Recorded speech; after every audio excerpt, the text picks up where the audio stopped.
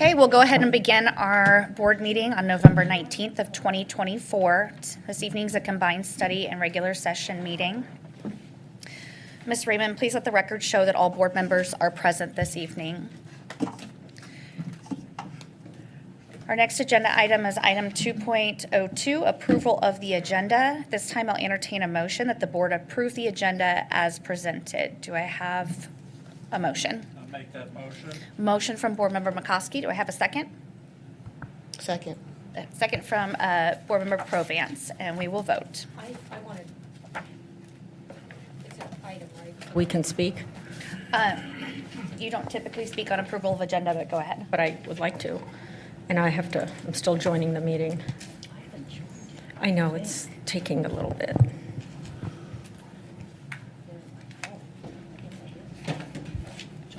Are you Is good? there an item you wanted Okay. to remove from the agenda? No, yes. So there's items that are under the new business, and I can't scroll because my screen is locked. I'm just going to vote so I can move down. So items 5.01, 5.02, and 5.03, I don't feel are appropriate as actionable items because they're listed under action in a combined meeting, because I don't feel that we had proper notice or an opportunity. It principally revolves around the adoption of the calendar, really more so 502 and 503. The clock's not running. Curriculum resource and Renaissance. So this is, what we use to teach students and how we test our students.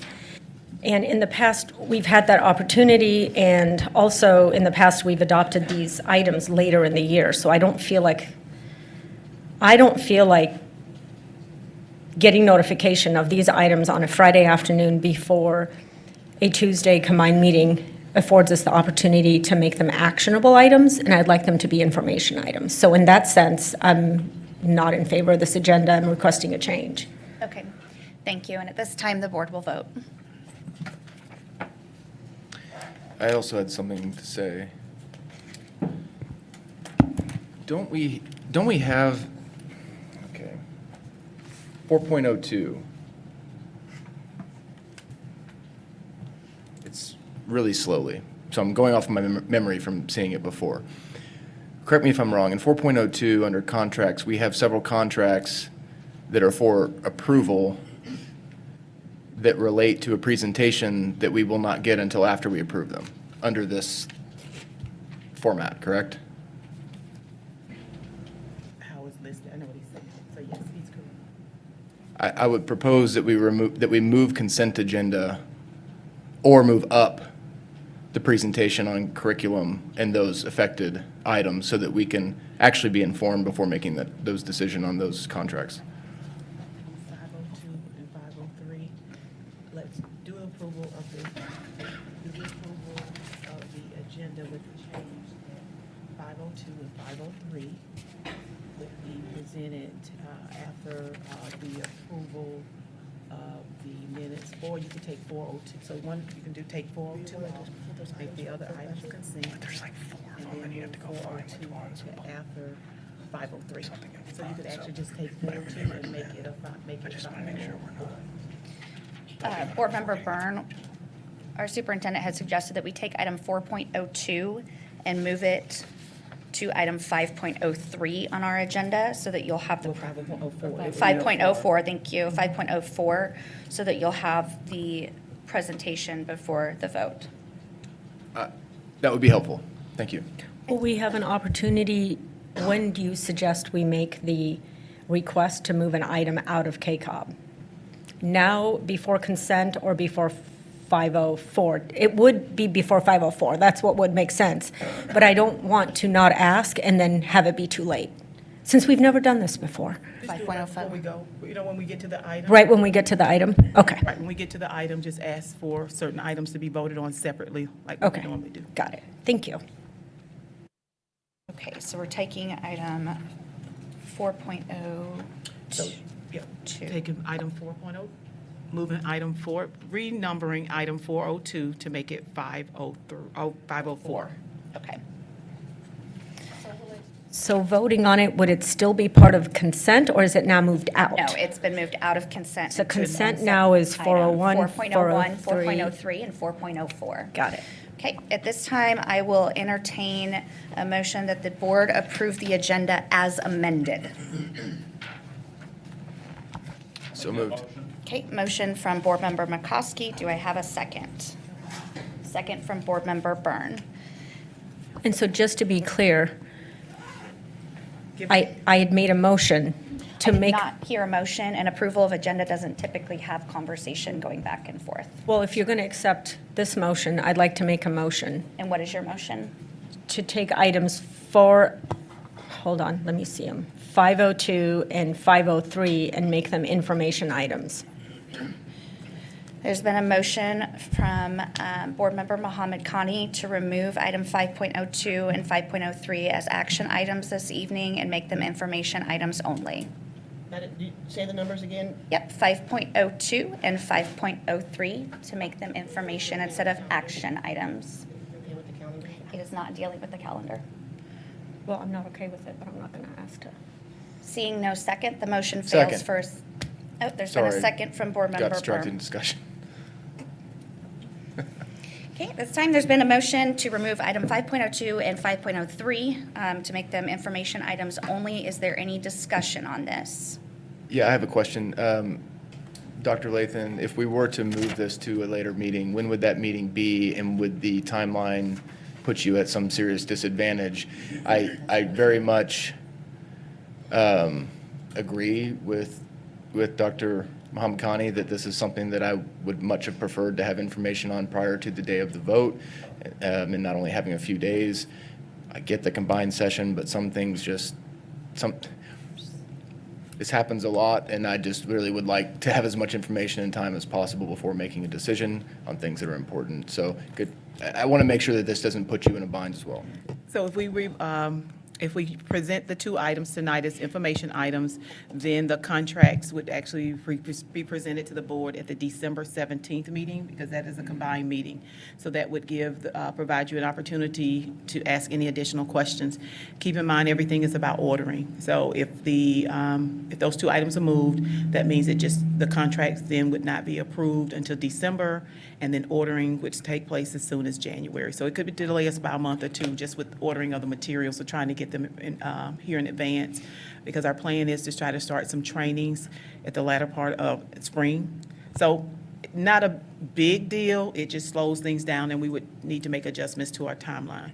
But if that's the pleasure of the board, like I said, we're ready to present either way and to discuss them tonight. Okay, if it doesn't put some undue encumbrance on the staff, I would much prefer have more time to It digest does these on our things. type A people, let me just say, and I'm one of them, but we will make it work. We're th- majors, I and- don't see majors. To Dr. Mohammed Khani's defense, this, particularly the curriculum resource adoption, is something that's been, she's been very passionate and very vocal about since she's been on the board. And I would like to afford her the opportunity to digest this more, as well as myself, and to do any research we need to do, talk to the public, whatever it is we need to do as individual board members, to afford us more than 2 business days to make this decision that's been discussed at length for 3.5 years. And to clarify, the information would still be presented this evening, is that correct? Yes. Yes, we're doing the presentations this evening. Okay, and last clarification, there's nothing, oh, sweet thing. There's nothing that would prevent this board from convening prior to the combined meeting with a 24-hour notice, posting, all that. So we could have both. We could satisfy the type A personalities and afford us the opportunity. Okay, is there any further discussion? What's the motion? So There's been a motion that our agenda items 5.02 and agenda item 5.03 being removed as an action item, so that we will not make a vote on 5.02 or 5.03 this evening. However, we still will receive the information. Due to a clerical error, if you will, the information was not given to board members until late in the week last week. So that is the reason for Board Member Mohammed Khani's motion. Okay, is there any further discussion at this time? Okay, and then the motion again is to change from an action item to an informational item, and I'll have to take a verbal vote on this. Do you mind if I start with you? Aye. So that would include the KCOB items, I guess? Aye. Just you're still going to vote on KCOB. We're still requesting you to vote on KCOB tonight, but just to pull, remember, we're going to pull those items off. But the rest of KCOB, we would move forward with, because the issue is only around the adoption materials, from my understanding. What am I missing? You can But still those pull, you can still adoption- pull out KCOB items later and vote on them separately. Yes, We're I not know, vote but on there's that. several items that are, Right, you would just tell us We're which just- ones you want to pull off. And we'll wait Oh, until. got it. Yep, yep. And so just to confirm, your vote is? yes. Okay. Yes. Can you give me those KCOBs so we can? And chair votes aye. That motion passes 7-0. Okay, that takes us back to our motion, but now we've changed it again. So I will entertain a new motion that we approve the agenda as amended, which is removing those items from actionable to informational and moving item 4.02 to item 5.04. Correct. Do I have a motion? I make that motion. Thank you, please. Board Member McCoskey. Do I have a second? Second. Second from Board Member Provance. This was my motion? Is that what's going on? So our motion is to approve the agenda as has been amended twice now. Okay. The two changes were 4.02 moves to 5.04 The and. problem is, Uh-huh. in order to clear my screen, Uh-huh. I already voted, so I need to retract that vote. We'll take a verbal vote on the approval of the Okay. agenda. How about that? I'll start over here with Board Member Provance. Can you retract that? Approve the agenda as amended. I'd already voted no, so I need to change it. My first was Board Member McCoskey, and my second was Board Member Provance.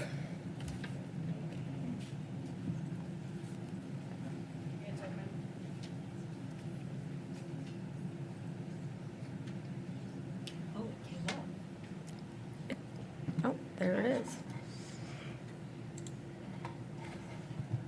Well, we never done that before.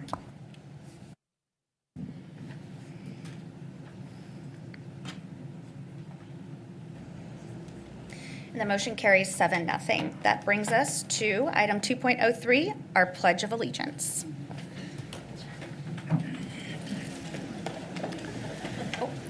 Good evening, board members. Tonight it is our honor to introduce an Eagle Scout from Hillcrest High School to lead the Pledge of Allegiance. Please welcome Mackenzie Jones, a freshman at Hillcrest.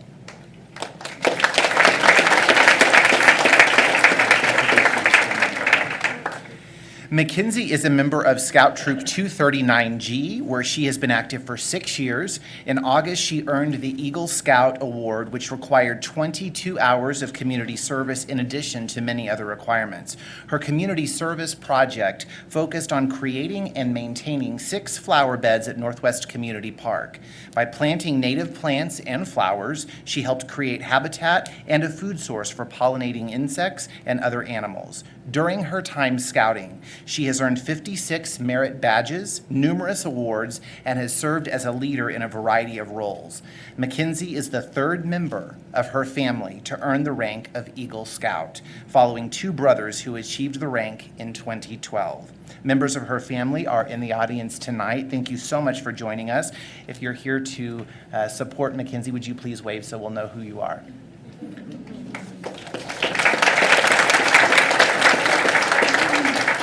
And now we invite you to join Mackenzie as she leads the Pledge of Allegiance. Thank you. Whenever you're ready. I pledge allegiance to the flag of the United States of America and to the republic for which it stands, one nation, under God, indivisible, with liberty and justice for all.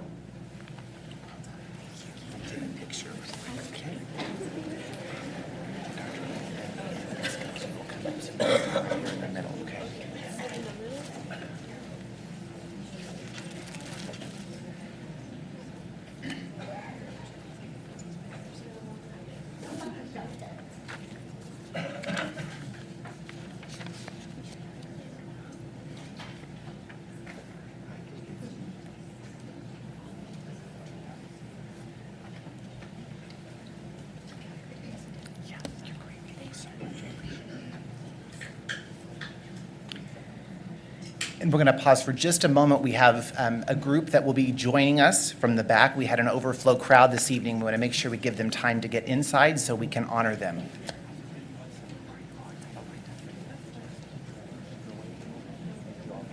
Where are you, Malin? Okay, good. Thank you all. Stay on that. Yeah. Thank you all for being patient. We appreciate it. No, you're very welcome. Okay.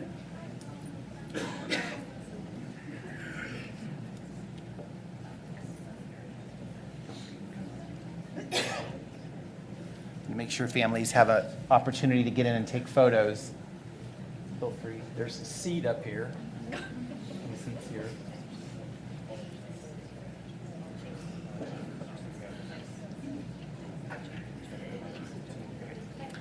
Awesome. All right, so we're going to continue with honoring excellence. This year, SPS is proud to honor 2 of our golf teams who excelled in competition at the state level. The Glendale and Central girls golf teams placed first and second in the Class 3 Missouri Girls Golf Championship. Let's give them a hand.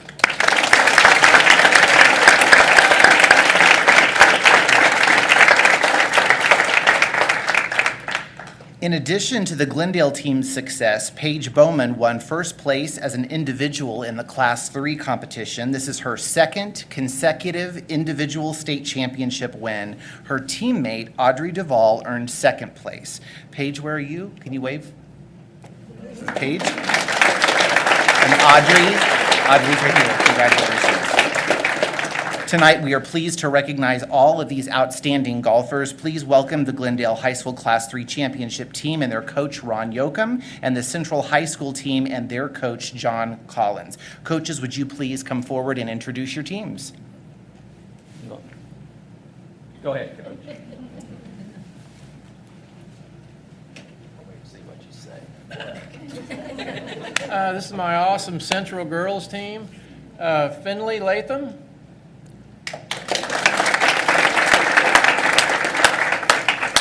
Phoebe Lynn. Hampton Richards.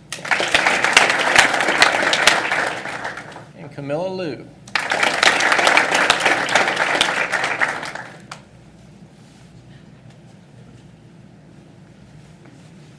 Thanks for having us.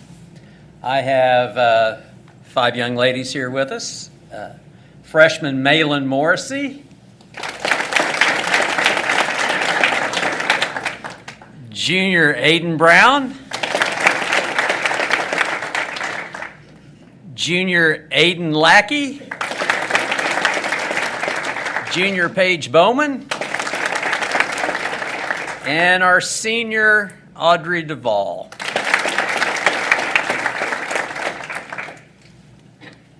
Congratulations, both teams. We're going to take a photo right here in the center. If you all can move right here in the center, Dr. Lathan and Ms. Kincaid will come forward and we'll take a team photo. Let's make a couple. Let's do that. Yeah. We'll take one. Yeah.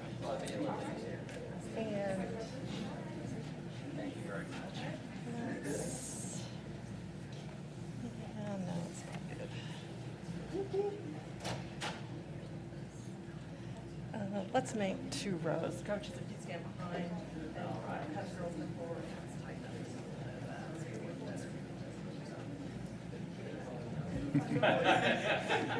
You don't have to slow down.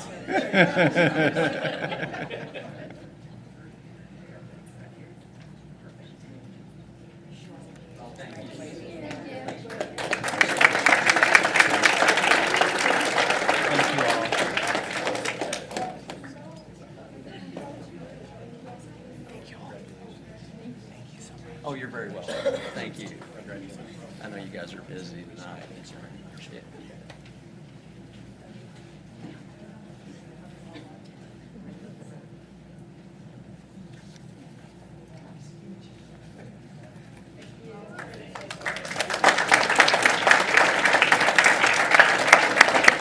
Congratulations again to Glendale and to Central. This year, SPS is proud to honor wrong page, get ahead of myself there. On Saturday, November 9th, SPS culinary arts students from all 5 of our SPS high schools competed in the SPS Culinary Classic. The half-day competition tested students' abilities to prepare and cook ingredients as individuals, as well as to create a cohesive dish as a team. The team from Hillcrest High School earned first place with a Mexican-style chicken elote sauté on a flatbread waffle. And I did have to practice that a couple of times before I said that. The team also received an award for best use of the secret ingredient, which was local honey. Central High School's team won best presentation for exceptional plating. Earlier this evening, you had the pleasure of tasting the winning recipe created by Hillcrest students, so that we would like to introduce them to you now. Members of the Hillcrest High School culinary team, please come forward as we introduce you. Isabel Steele.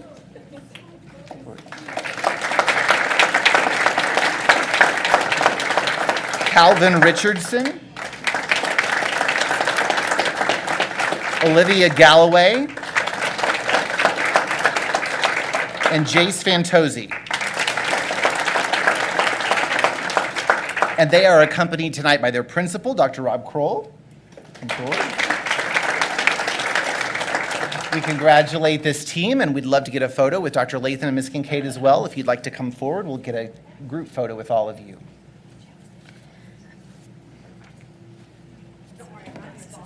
Give them a minute to go out and people that are here to support the survivors.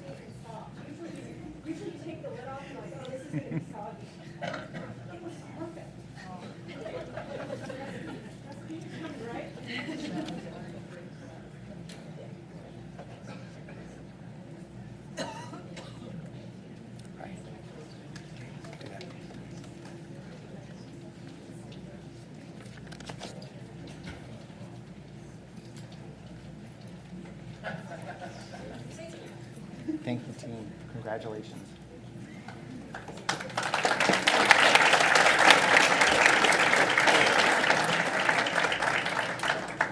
We'll now continue. We have several service anniversaries. We're just checking to make sure that everyone was able to get inside the back door, so we're going to check for just a moment before we continue.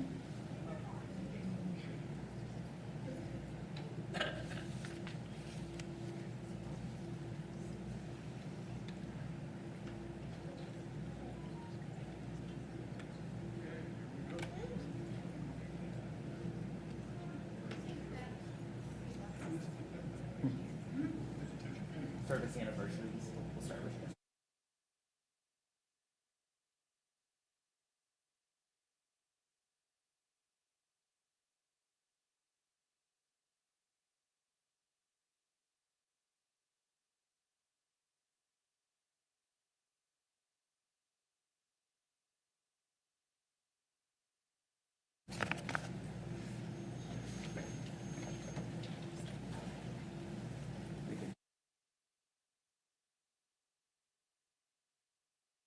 Staff members who are celebrating significant service anniversaries this school year. And this month, we honor one employee marking 30 years of service and 11 who are celebrating 25 years of service.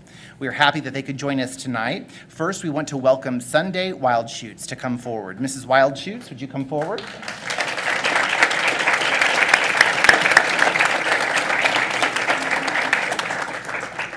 Mrs. Wildshoots has provided 30 years of dedicated service to our students. For the past 14 years, she has worked with our alternative programs and is currently a teacher at the Greene County Youth Academy. Please join us in congratulating her on her lengthy career with SPS, and we'll get a photo with Dr. Lathan.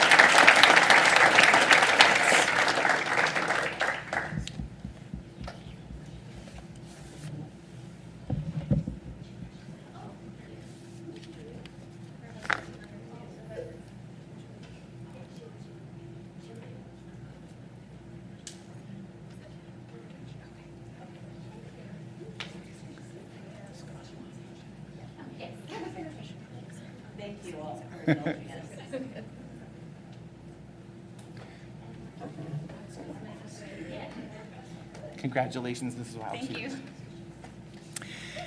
And now we'll introduce employees marking 25 years with SPS. We'll call all names if you all could come forward, and then we'll individually recognize you with a photo.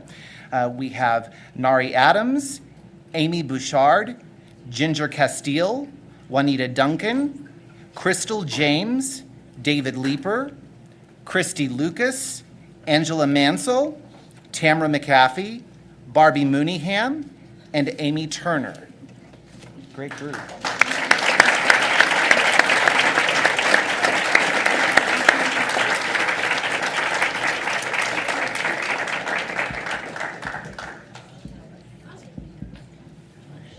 And I'll call you individually. We'll do that. Who do we have here? Do we have? Yeah. Okay. Call it alphabetically. Thanks for getting me in. David.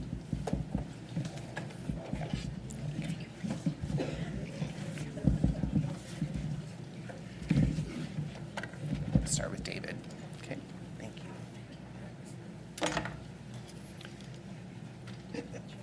Okay.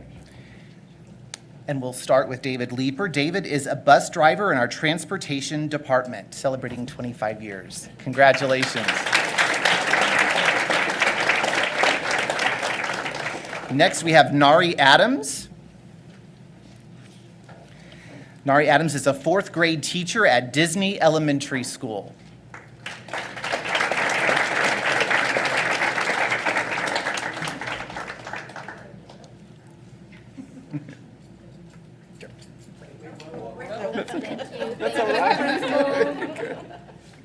Thank you.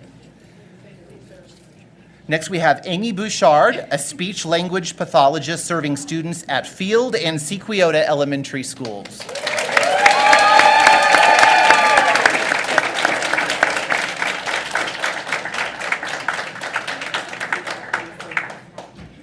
Next, we have Ginger Castile, a special education paraprofessional at Delaware Elementary School. Nope, Hickory Hills. Hickory She's Hills. at Hickory Hills. Hickory Hills. We put, You're at we Hickory saw Hills. Stephanie Young and we put Delaware because we haven't connected you. Hickory Hills. All right, Juanita Duncan is a speech language pathologist at Shady Dell Early Childhood Center.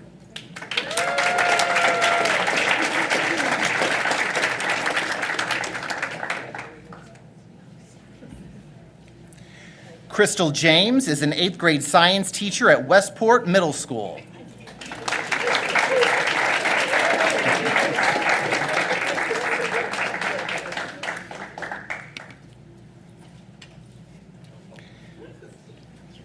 Gotcha.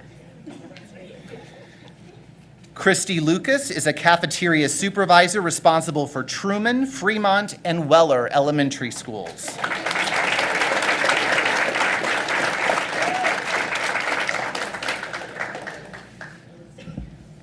Angela Mansell is an English language arts teacher at Cherokee Middle School.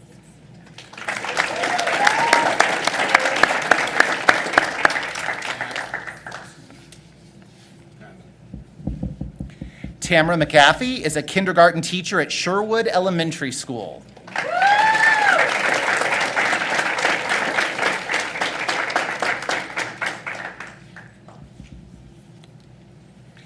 Barbie Mooneyham is a Title I coach at Reed Middle School.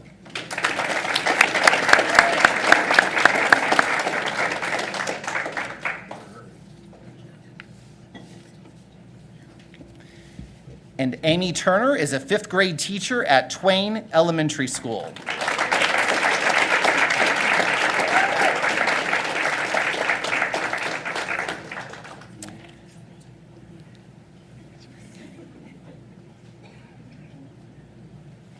And join us again in congratulating all these employees on 25 years of service.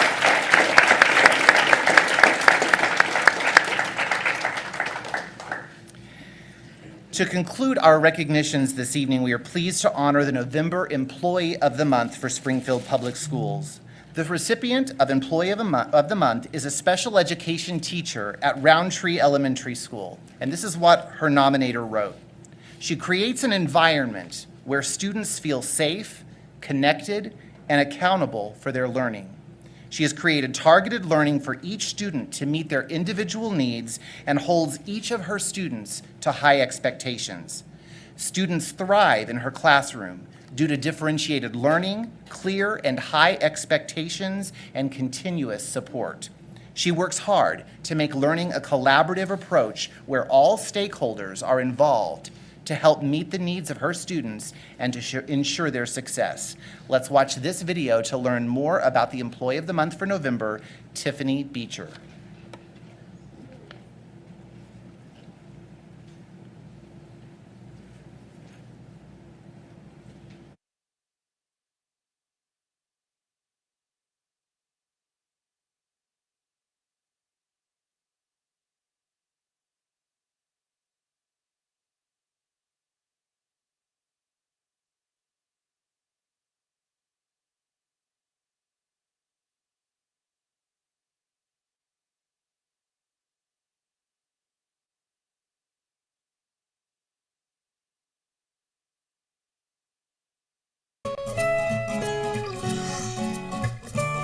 You know, I always like to root for the underdog, and a lot of my kids need the extra support, and I'm proud to be here to help them do that and help them gain the confidence in themselves. I don't want them to think that they can't do things. Any special education teacher is not just special, but exceptional. It's a special calling to work in that field, and I think Ms. Beecher goes above and beyond that. I have 4 kids, ranging in ages from 25 to 14. I was a stay-at-home mom for many years. I graduated in like 2010 from Drury with my environmental science degree. Again, non-traditional student. Never really did anything with that. Started working as a para. I did that for like 8 years, and then I completed Drury's alternative track to special education. And so I just really feel like this is where I was meant to be. I remember the first time driving here to interview, and there were like kids riding their bikes to school, parents walking their kids, and I was like, oh my gosh, it's so cute. And then here I am, so I just feel like it was meant to be. What makes her really special is her consistency and expectations for her kids. Her students that work with her know exactly what her expectations are, which oftentimes leads to great growth and just a bond between her and her students that's noticeable for everybody. I can tell you my favorite moments throughout the days is when there is a skill that a student has been working on, and then it's that aha moment where they get it and they look up and they're like, and they know it, and I'm just like, yes, you got it. That's literally the only reason I show up every day. I mean, I don't know why else I would, you know? Like, that's what I'm here to do, and I love doing it. I wish she saw herself the way I see her and the way that her students and her parents see her. She's an advocate for every single student in her classroom every single day and goes above and beyond, and those things don't go unnoticed. And so I just hope she realizes this is a great honor, and we are so grateful for her to be a teacher here at Roundtree. I don't see myself any other place. I just think I'll be right here.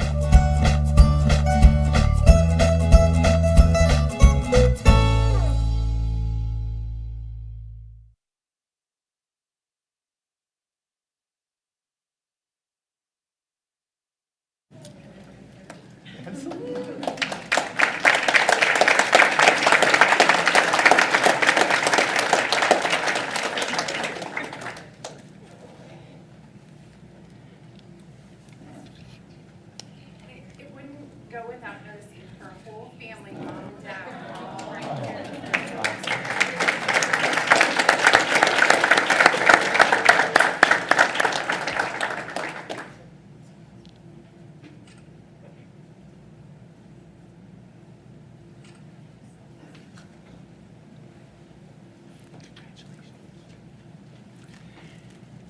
And that concludes Honoring Excellence for this evening. Thank you.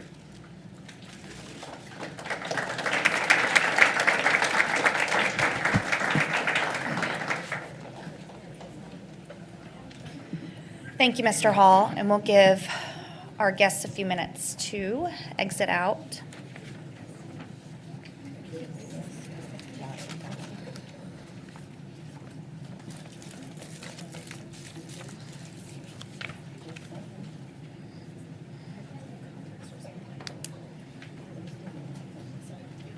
Big crowd tonight. Big crowd, a lot of people here.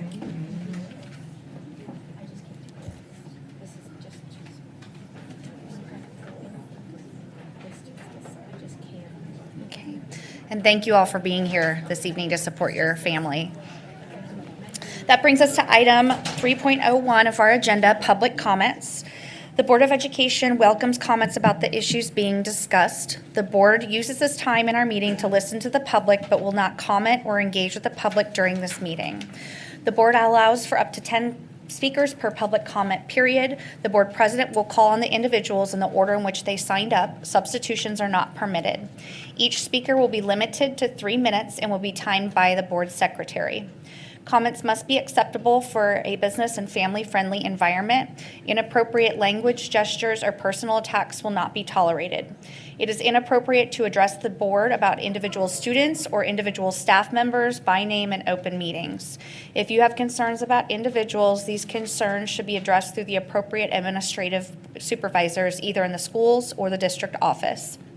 If you have materials that you would like to share, please place them in the tray on the podium and they'll be distributed to board members after the public comment portion of the meeting. This evening we have 10 public speakers. Our first public speaker this evening is Jennifer Counts. Okay.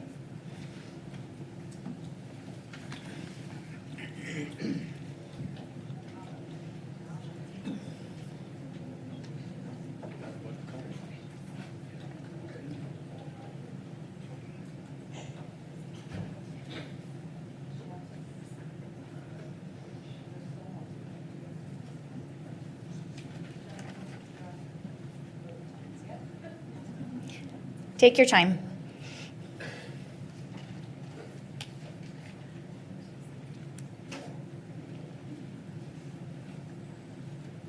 Got in, I think I'm up though. You are, but take your time whenever you're ready to proceed. Ladies and gentlemen of the board and to the rest of you listening, my name is Jennifer Counts and I am appealing to you today on behalf of all hourly employees of SPS who have lost annualized pay and those who may lose it in the future. Our city cannot afford the further loss of SPS employees. My position is that of Para 2 or special education paraprofessional, and I currently work with students who have behavioral challenges in an EBS classroom, that's emotional and behavioral support in SPS speak, in the Academic Behavioral Support Program, or ABS program. I was hired exactly 3 years ago in December, which means that when I was hired, I had annualized pay, and my first semester, my paychecks were tiny. However, I was passionate about my job and made dramatic changes in my personal life to accommodate that. I really wanted to work for SPS in the position that I had at the time. And part of the appeal was the total benefit package of working for public school, which included having a portion of my income withheld so that I had income in the summer, whether I took an extra summer job or not. The loss of annualized pay has created great financial instability for all hourly employees. Many of us have had to change our living arrangements by taking on roommates or moving in with others, and many have had to start taking government assistance just to get by. These are changes your dedicated employees have made in order to maintain their employment with SPS. In light of inflation and the struggling economy, the loss of annualized pay could not have come at a worse time for the most financially vulnerable employees of SPS. Paraprofessionals are the backbone of modern classrooms. We provide Springfield's children with academic instruction, behavioral support, and medical assistance. We also assist the district's teachers with a variety of tasks. Recent cuts to instructional positions make the roles of paraprofessionals even more crucial, yet we are given less job stability without annualized pay. This is why I'm appealing to you today on behalf of paraprofessionals and other hourly employees throughout the district. Please bring back annualized pay. In doing so, you will not only strengthen our community and our local economy by securing jobs for hundreds of residents, not only of Springfield, but numerous cities throughout Southwest Missouri, you will also further the mission of this organization by providing the highest quality education for our students, because you will be retaining experienced employees who know these children and are passionate about working with them. Because of this great potential, I am asking you to restore annualized pay for hourly employees. Thank you. Thank you, Jennifer. Our next speaker is Nicole Baker.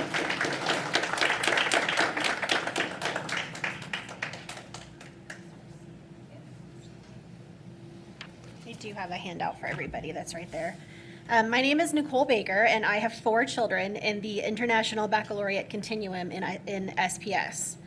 Priority 3 of the SPS strategic plan is to engage in proactive communications with all stakeholders to create a collaborative culture. So it is in the spirit of that collaborative culture and the spirit of the IB Learning Principle of Advocacy that I come to you this evening to implore you to please reconsider the elimination of these IB site coordinators. IB coordinators receive specific, focused training to provide classroom teachers with valuable resources and mentorship to ensure that they stay aligned with the rigorous requirements of the IB program. Removing these site-level dedicated coordinators would leave our teachers without the direct support they need to navigate the complexities of the IB teaching and learning environment. If we lose them, the foundation of our children's IB education will be compromised. Last night, we had a virtual town hall meeting, and a member of the upper SPS admin graciously joined us to share administrative insights into these cuts. During our conversation, she said that these decisions were made with the intention of not impacting students at the classroom level. To say that eliminating our coordinators won't affect the classroom level simply shows a misunderstanding of what the IB program is. But as I tell my kids, you don't know what you don't know. But that's why I'm here. IB parents, specifically field IB parents, are well versed in exactly what this program is, what it does, and what it creates. And that is wholly credited to our PYP coordinator. And if you look behind me, you will see that this program has created global citizens who have learned how to find their voice in this world and to advocate for the things that matter. Priority 2 of the SPS strategic plan states that our administration is committed to being responsible stewards of district resources.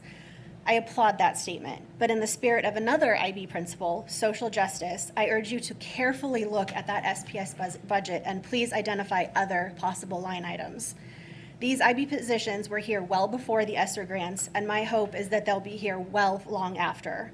In the spirit of proactive collaboration, I implore you to please reconsider eliminating or restructuring this vital role, and instead keep these individual site coordinators so they can preserve the integrity of this IB program, and we can continue to offer an education that prepares our children for a brighter, more compassionate future. Thank you, Nicole. Our next speaker is Nathaniel Jordan.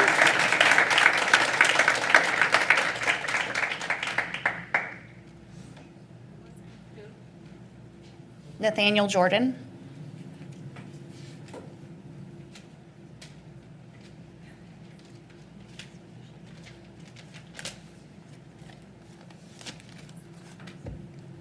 Howdy.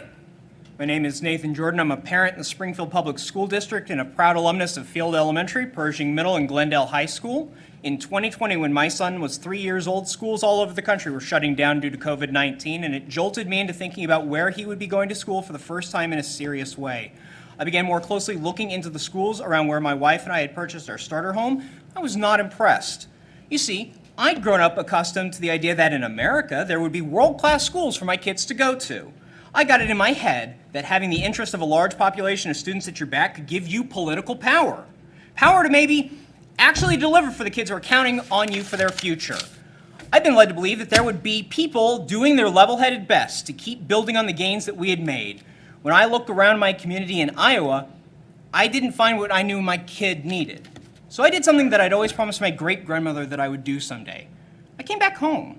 I came back in no small part because the school that had started my lifelong love of learning had become the world-class school I was dreaming of. Now, you can maybe better appreciate how totally unacceptable it is for me to hear you say that these programs are not deserving of their full funding, that my son should not get more than 2 years of a proper IB education, and that my daughter gets none. These are dedicated public servants that are being made to beg for their job, to be not twice as hard and for half as much money. It's shameful that you've made this decision. This is a plan to steal the labor of educators and the staff who support them, and we will not let the SPS board get away with it. And I find it unthinkable that the SPS school board is willing to trade the Queen City's crown jewel of the state's only K-12 IB program for what amounts to short-term cost-cutting measures. With no input from the schools impacted about how they would like to mitigate the shortfall, the SPS board itself is responsible for creating. The COVID funding doesn't matter. This has been going on for 11 years, this program, and all of a sudden you want to take it away? You're hiding the money in a shell game, and you've got our kids footing the bill. This Fly SPS boondoggle costs $15,000 per student and has a total of 20 kids over 2 years. When you look at it like this, it starts to stink of fraud. Your purchase of all this expensive and useless curriculum for IB schools to use when the positions you are trying to cut literally create the learning our students do, that's taxpayer waste. The district disrupts our PTA organizing just so they can use their crisis management techniques to tamp down enthusiasm for parents looking to fight back. That's an abuse of power. My name is Nathan Jordan. I have a degree in political science from Cornell. I'm running for the school board. Thank you, Nathan. Our next public speaker is Laura Mullins.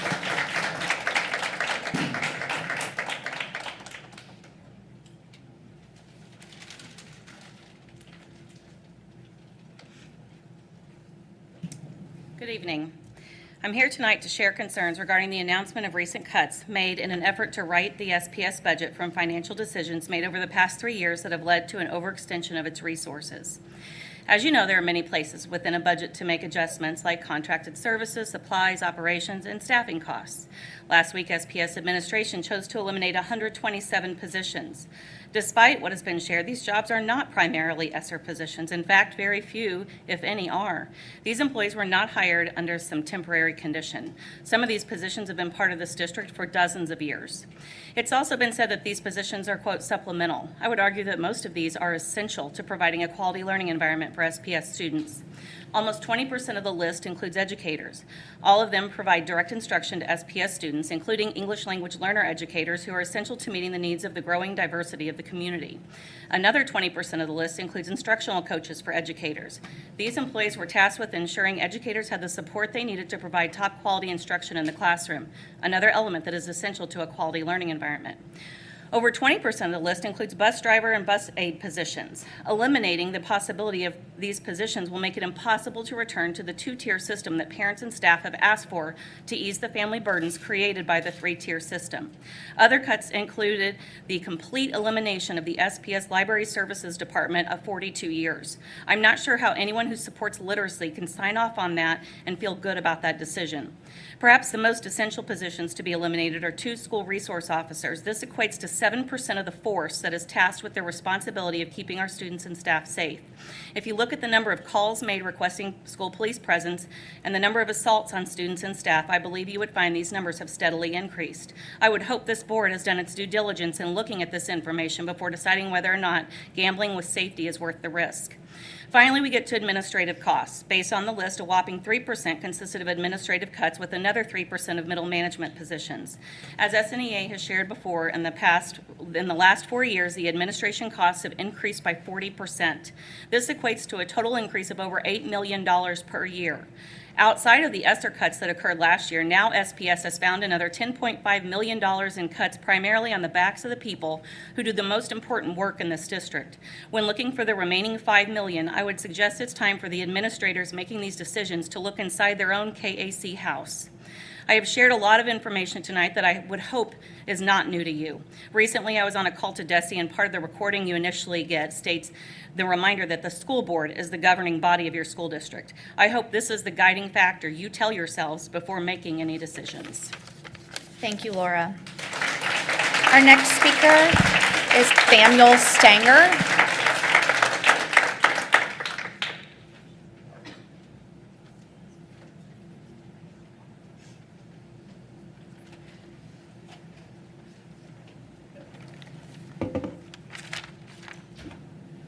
Hi, my name is Sam Stagner. I'm an alumni of Field Elementary and Central High School, and I'm here to advocate for the continuation of International Baccalaureate Coordinator positions. At the age of 3, I had the good fortune of moving into the Field Elementary School District. As an elementary student in the IB program, I developed a love of school, of reading, writing, science, and especially mathematics, which I now study at Drury University. Thanks to the influence and support of my teachers at Field, I was accepted into the Scholars Program for Gifted Students at Central High School and was later an IB grad in 2021 under Mrs. Bruner. While my experience with IB at Central was not perfect, I'm grateful for it for 2 reasons.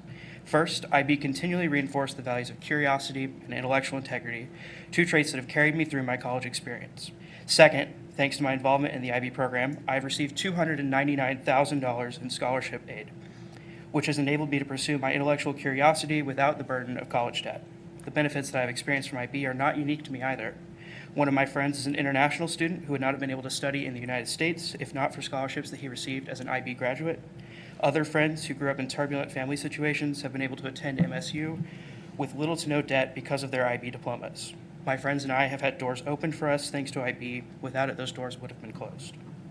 I also have the wonderful opportunity to work as a tutor at Mathnasium. Some of the highlights of my week are when I get to work with Field, Boyd, or Central students. Their IB curriculum has taught them to be inquisitive thinkers and clever problem solvers.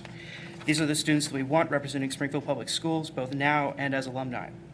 Also, my cousin recently moved from Texas to go to Central. His circumstances are such that my aunt, a single mother, will be unable to provide him with college funding. The Central IB program is his best chance for a debt-free bachelor's degree. I'm extremely grateful for my IB education at SPS. It opened doors for me and for my friends to be successful college students, responsible citizens, and good people. In light of Friday's changes, these doors could close for my cousin and my Mathnasium pupils, who all deserve the same opportunities. I'd like to talk about 2 things that seem to be at stake with these changes. The first is equitable access to the IB program. Part of the role of coordinators is to provide support to students who do not otherwise receive it at home. Coordinators help make the program financially and practically accessible to these kids. In doing so, they've enabled my friends and many other bright SPS kids to find success in college and in their careers. The second thing that is at stake is IB status for our SPS schools.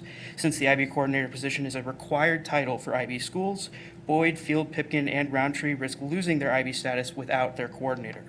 I'm really worried that shifting IB coordinators away from their current roles threatens each of the 5 IB programs. The future of student success is at stake, but these concerns can be alleviated by keeping the IB programs fully staffed and fully funded. Thank you. Thank you, Samuel. Our next speaker is Kelsey Thomas.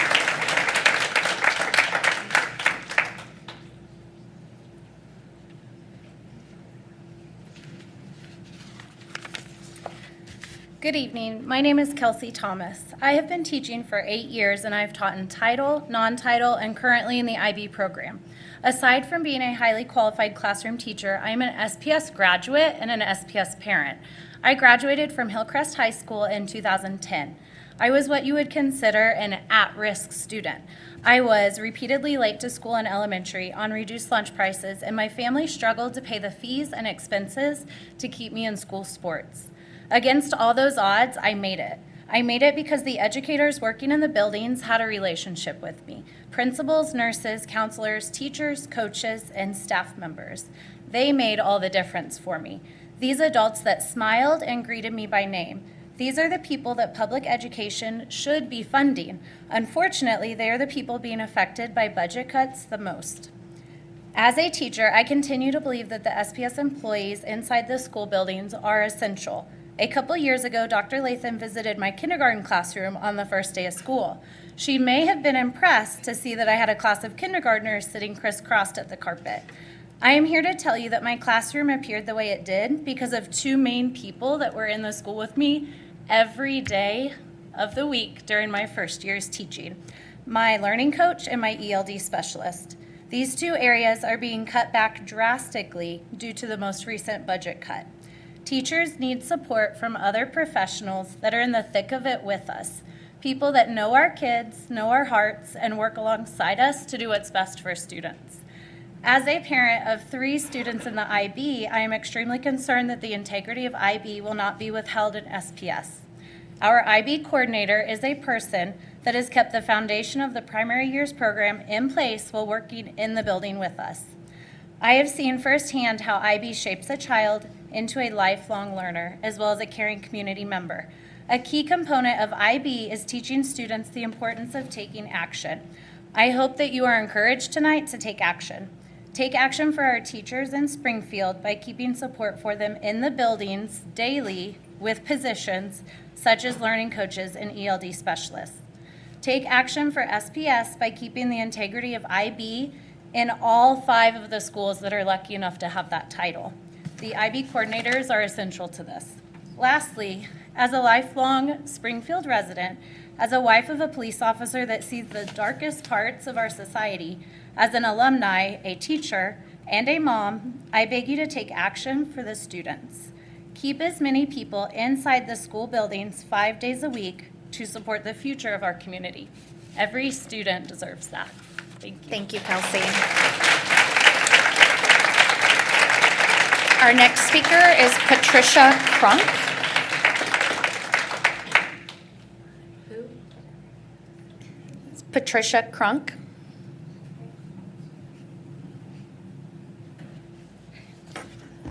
Madam President, members of the board, and Dr. Lathan, thank you for the opportunity to speak tonight. My husband and I have a 4th grader. He is adopted, which is why I have very white hair. I mean, not because of him, but... And he goes to Pleasant View, and we love that little school. We try and be as involved as old people can. We decorate the front of the building like once a month or every 6 weeks, and I tutor. I volunteered to tutor 8 elementary grade children, and I have 7. I was contacted by the borough counselor because she had a 6th grade boy who cannot read. And you know, I work with him. I contacted the Ozark Literacy Council, and they said his mom has to initiate things. She has. They will evaluate him for grade level and tutor once a week for free, an hour a week, but they do not screen for dyslexia. And he doesn't fall inside the criteria to be tested or screened. To do that privately for, it's $150 just to get an analysis, to get a diagnosis, it's $850. And we are talking North Springfield. That it might as well be $1 million.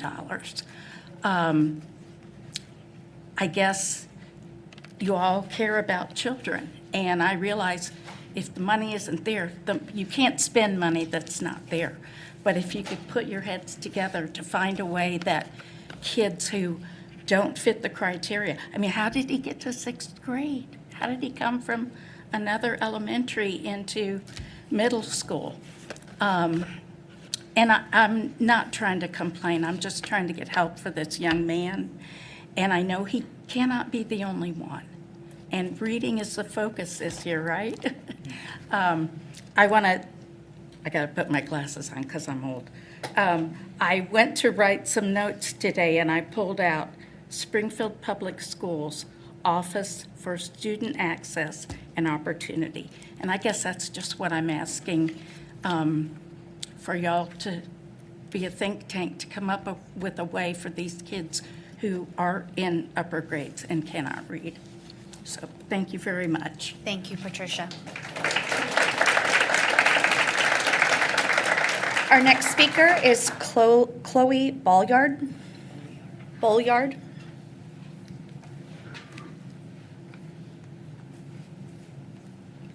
Good evening. My name is Chloe Bolyard, and I'm here as a Field Elementary parent to address the planned changes to International Baccalaureate IB coordinator positions for next school year. My family moved from Nixa to Field this year specifically for the IB Primary Years program because of its focus on inquiry-based learning and developing globally minded, compassionate students. However, the proposed plan to reduce full-time IB coordinators threatens the very qualities that drew us and many others to this community. Before continuing, I want to emphasize my respect for district leadership and the challenging decisions you face. I understand that school finance is complex and that these decisions are made with the best intentions. I deeply appreciate the care and effort leaders put into balancing resources and serving all students. Currently, Field has a full-time IB coordinator who ensures the integrity of and the success of the program, as has been mentioned already this evening. Under the proposed plan, one person would juggle 4 roles: IB coordinator for both Field and Roundtree, in addition to responsibilities tied to the new data-driven instructional specialist DDIS position at both sites. This is especially concerning as Field is scheduled to undergo an IB self-study in the next few years, a critical and intensive process. Without a full-time coordinator, meeting IB's high standards will be extraordinarily difficult. My request is simple, though not easy. Retain a full-time IB coordinator at each site to manage IB and the newly outlined DDIS tasks. If that's not possible, I urge the district to at least establish a half-time IB coordinator shared between Field and Roundtree without the added responsibilities of the DDIS role. Strategic Plan Priority 3 emphasizes a commitment to proactive communication and collaboration with all stakeholders.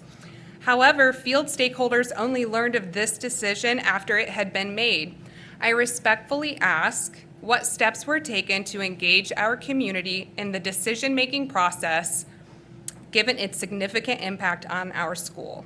In closing, I urge the board to reconsider the feasibility of one person managing the workload of coordinating IB programs at 2 schools part-time while also fulfilling the DDIS role. This workload risks stretching staff too thin, jeopardizing the quality of IB implementation and instructional support. IB is about preparing students for a complex, interconnected world.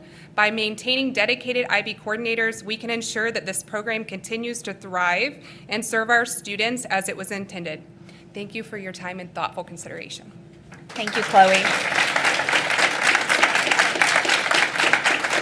Our next speaker is Dr. Kyler Sherman-Wilkins.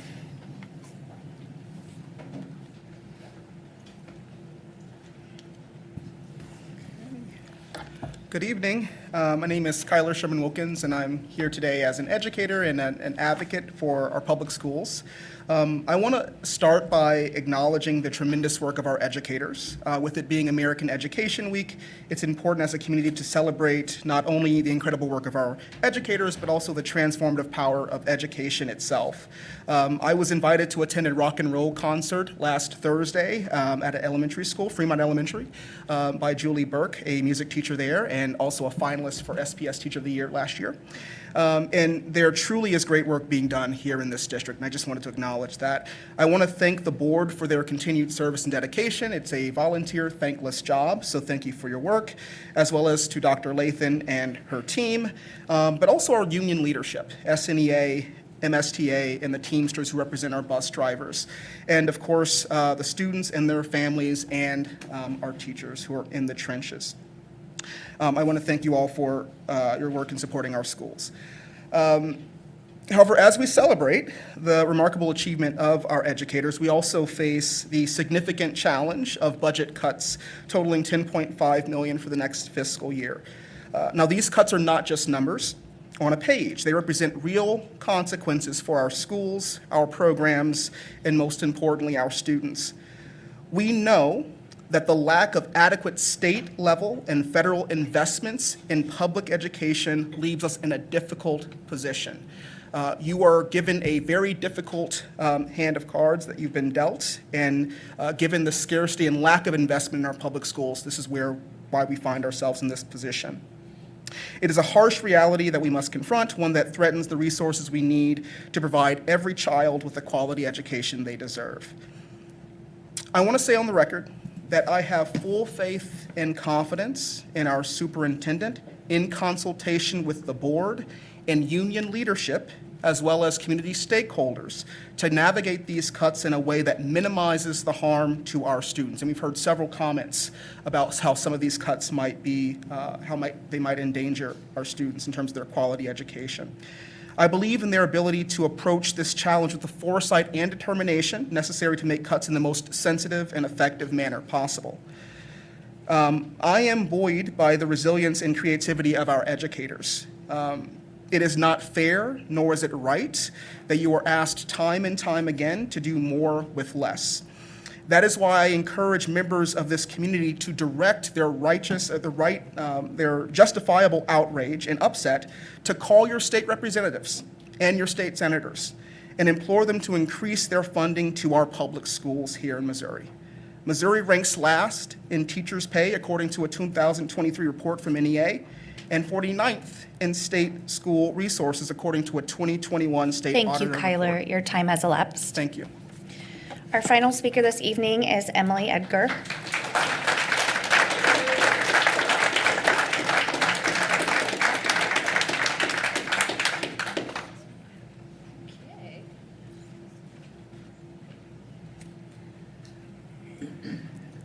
Good evening. Thank you guys for all of your service.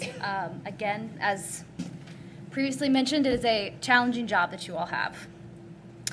I'm speaking to you tonight as a member of the community, a parent of the SPS school system. I see some of my previous teachers from SPS that have developed me throughout the years and really led me into a great place. I'm speaking to you as a concerned member of the community regarding the recently announced budget cuts and job reductions within the SPS school district.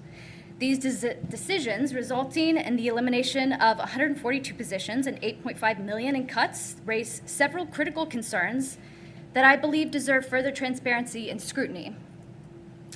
First, why do these cuts seem to have come out of nowhere? Many people have spoken tonight about the promise that the Board of Education has made to involve the community. These decisions seem to have come from, again, nowhere. There was no discussions or notifications to the public to prepare them for these abrupt changes. It's vital to know how this decision-making process unfolded and why the public was not adequately informed beforehand. We understand that none of this goes through until June of next year, but this is a big change that should have been made with plenty of advance notice that it was being thought about to the community. Additionally, it's unclear how the expiration of COVID-related funding has impacted these decisions. Weren't many of these positions already in place prior to the pandemic? If COVID funding was used to temporarily expand these roles, there should be detailed receipts and documentations to demonstrate how those funds were spent and why the positions can no longer be supported. Another major concern is the decision to remove funding for the IB program coordinators in the schools. This program has provided students with invaluable opportunities for higher level learning, yet it's now being cut without clear justification. This program is in desperate need of its coordinators in each respective school. I'm deeply concerned about the misalignment of priorities with the Board of Education and their priority to support the schools and the students, and especially the staff and teachers that desperately need the support. Thank you for your time and attention to the matter. I look forward to you guys taking some additional time to really reflect and think about what these cuts might do and what the cost is really worth. Thank you. Thank you, Emily.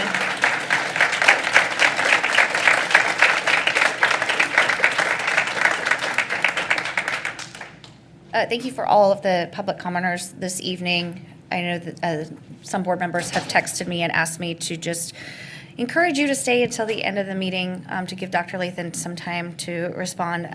This has been at the top of our radar as well. I can assure you that the IB program is not going anywhere. But if you'll just hang on with us as we get to board comments and superintendent update, I think that you'll have some of your questions answered.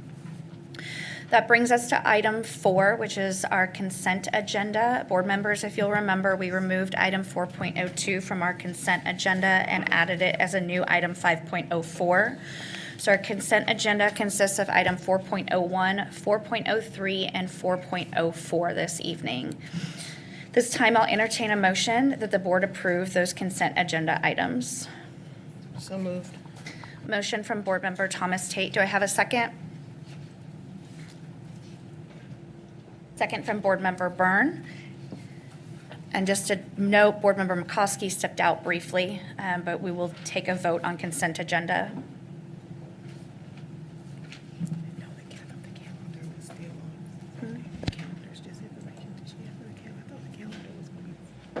The calendar will. Yeah.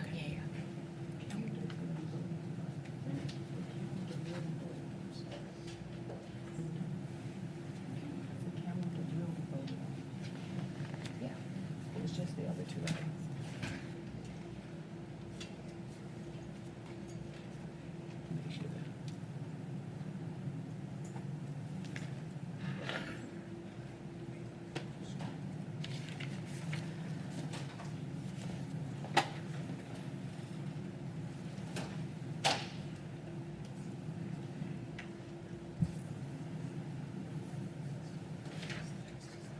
Just voted on the consent agenda if you want to participate.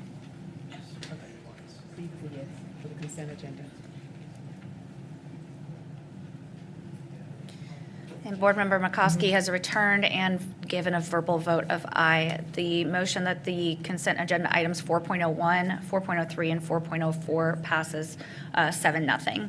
That moves us to item 5.01, the proposed calendar for 2025-2026. Good evening, board members, Dr. Lathan. So I am here to present the proposed 2005-2026 school calendar. The calendar is, in and of itself, the structure of it's very similar to the calendar that we have this year. That being said, the primary change is feedback that we received from lots and lots of people to not start school on a Monday. So the proposed calendar starts on Tuesday, August the 19th, 2025 instead of a Monday, so it's a Tuesday start date. Similar to this year, students are not in session on both election days in November and in April. Feedback about the school calendar primarily comes from the calendar committee, and additionally, we received lots of feedback from the thought exchange that we sent out at the beginning of the year. That's where this kind of Monday conversation really came up. Additionally, employees provided feedback directly to the superintendent through Superintendent Solutions that she hosted this fall about various issues with the school calendar. Again, that Monday, starting on Monday was the big one. As a reminder, the PYP calendar only applies to Field, Boyd, and Roundtree elementary schools, so those 3 schools. The hours and days for both calendars, so kind of the calendar math, is loaded into board docs. It's in there for your review. And then finally, we also loaded in there the DESE guidelines and Missouri statutes that guide the calendar creation. Those are noted in the board packet too. So that being said, I will answer any questions you might have. Thank you, Dr. Range. Are there any questions at this time from board members?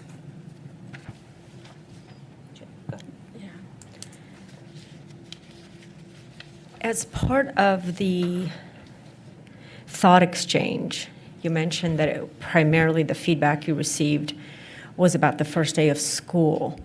Was there any feedback with regard to the breaks, like the holiday breaks, Christmas, Thanksgiving? I do not recall that coming up. Did we seek information on first day of school, or was that self-prompted by the individuals, Thought exchange was just, if I remember, it was just kind of open-ended. Open-ended. Okay. That having 5 days is a long first week of school. That's what people just intrinsically came up with. Okay. So we didn't actively seek out feedback or input. No, ma'am.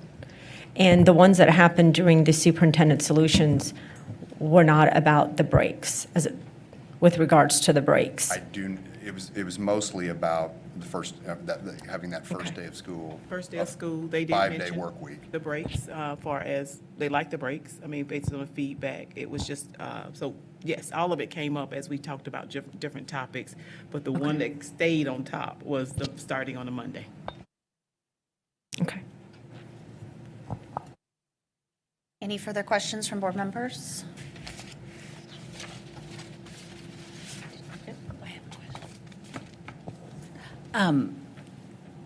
How broad is the group that came together to make the final decision here? I mean, how many people? On the calendar committee, there's On the 24 calendar people. committee. So there's teachers, there's administrators on there. We have OTC on there, Missouri State's on there, Drury representatives were there. So it's a combination of administrators, teachers, and then really outside agencies that are impacted by our school calendar. And we try to align our calendar for sure with OTC because we have students taking classes over there. And also Missouri State partners with us and likes to see what we're going to do too. Other board member questions or comments? If there's nobody, I want to go for a second round. Okay, go ahead. Okay, I had another question and then a comment. The committee was made up of 24 members, and it convened in the fall of 2023. And then Ms. Bruner asked about, this committee. Did the committee reconvene, or, the MSG, OTC, the partners, all the ones you listed, was that from 2023, or was there a more recent? Good question. So the committee that met last fall made these two calendars. So they made the calendar that we're currently in. Well, they provided input on it, and then we created the calendar based on the input. So they made the calendar for the year that we're currently in, and this proposed calendar. So no, the calendar did not convene again. We will reconvene that calendar committee next fall to make 2 more calendars for the subsequent years coming up.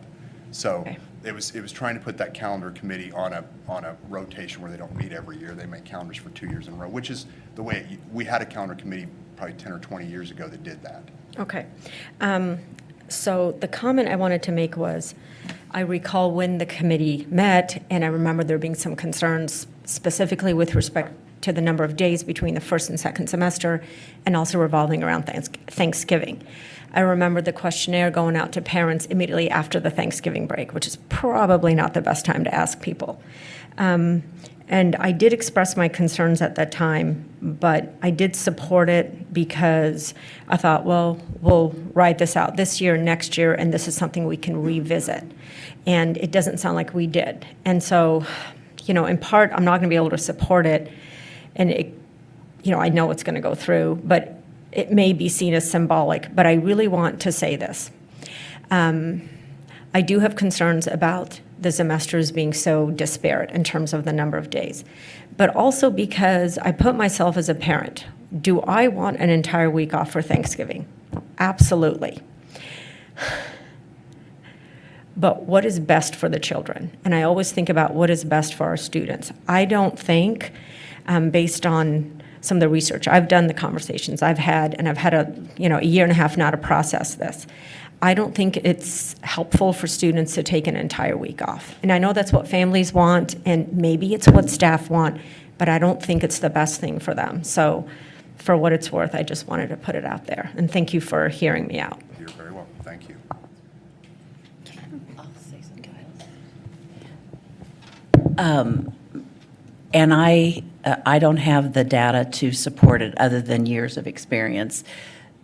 It used to be we went Monday, Tuesday, Wednesday, and then we changed it to go a half a day on Wednesday to let people travel. Then nobody came on Wednesday, and we suffered financial loss because we had low attendance.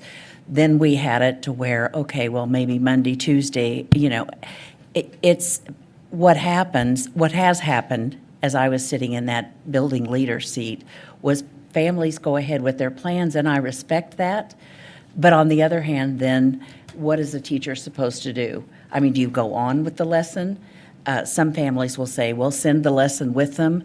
They can do it while we're on vacation or visiting family. That doesn't work very well for all families to do. So sometimes decisions are made like this, and I don't know if that was part of the discussion or not, but just because we have such low attendance during that week.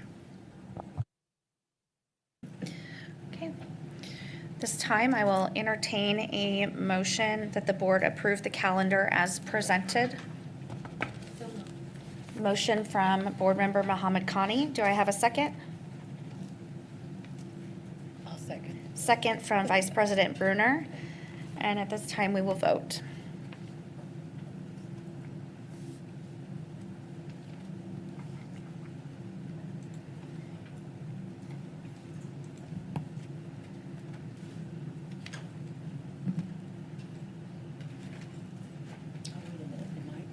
I thought I already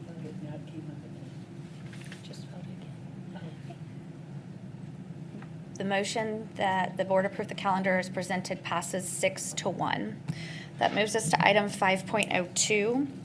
Board members, if you will recall, earlier this evening, we moved this from an action item to an informational item. So this evening, we will hear from Dr. Crystal Majors about item 5.02.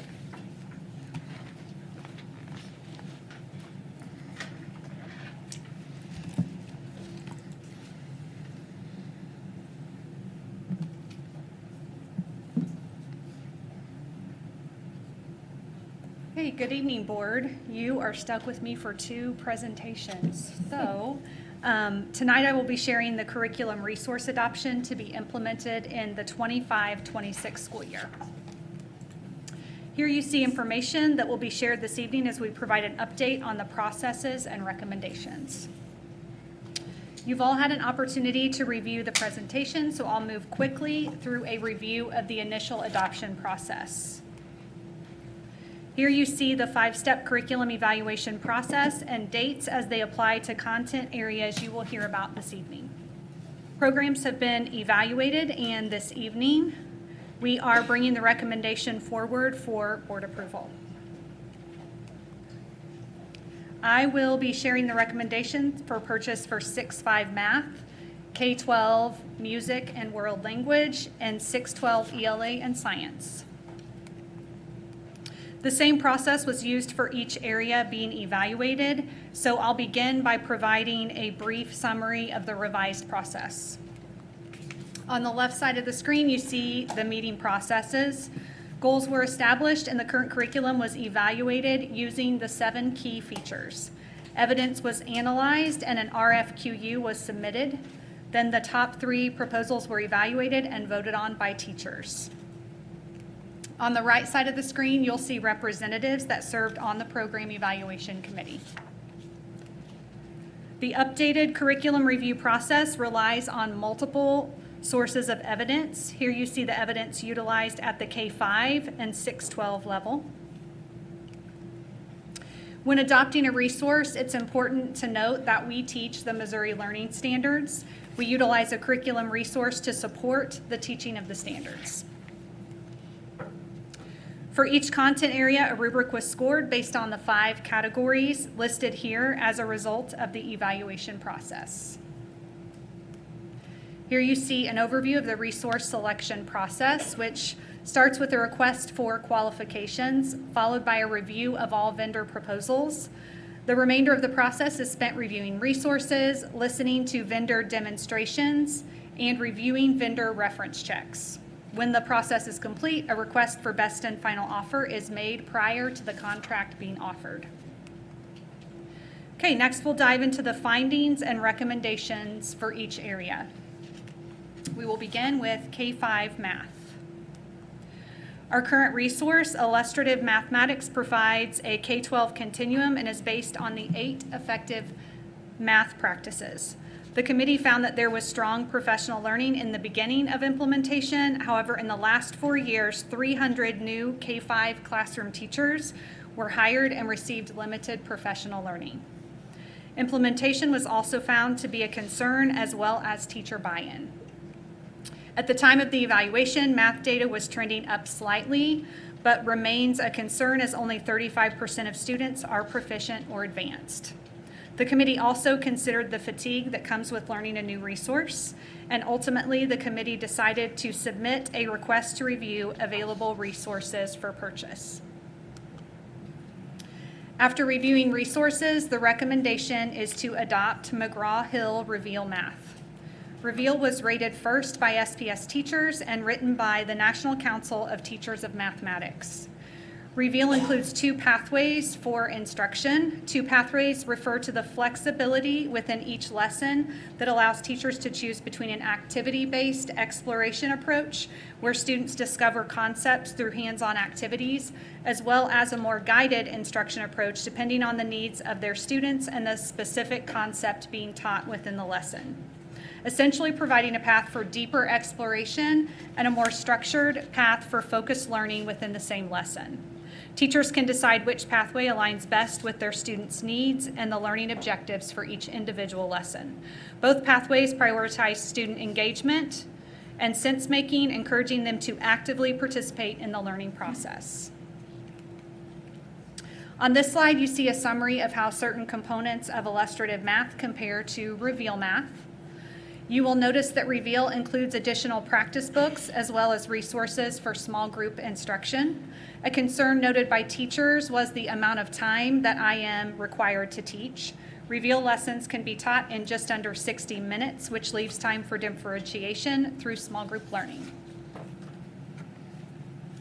Okay, for K-12 music and world language, when evaluating the K-12 music program, the committee found that adding instruments and music literature was necessary to maintain or expand learning opportunities for students. Maintaining Quaver and sight reading fluency while updating the curriculum guides would ensure gaps are covered. In addition, an updated method book for 512 orchestra was a need that surfaced among the committee. Here you see the recommendation of the committee, which aligns with the findings just shared. The recommendation is to adopt sound innovations and purchase physical resources. And in the 2026 school year, renew Sight Reading Factory and Quaver Music.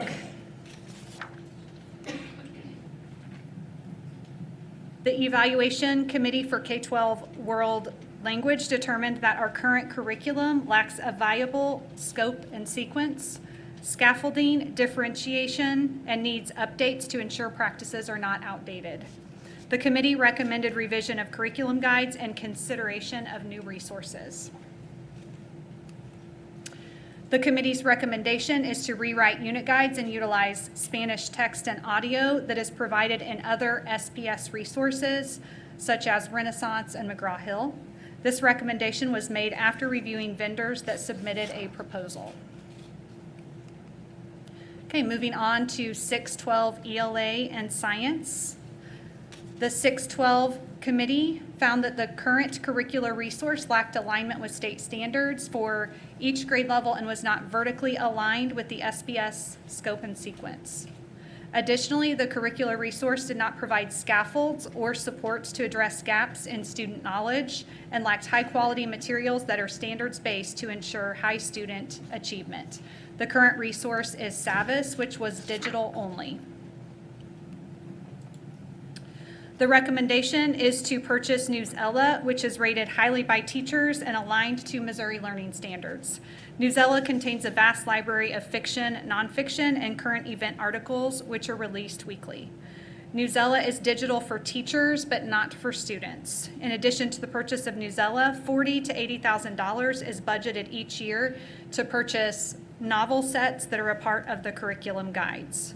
So another thing I want to note in regards to Newsella, the teachers will filter what students can see. The open search feature will not be available to students.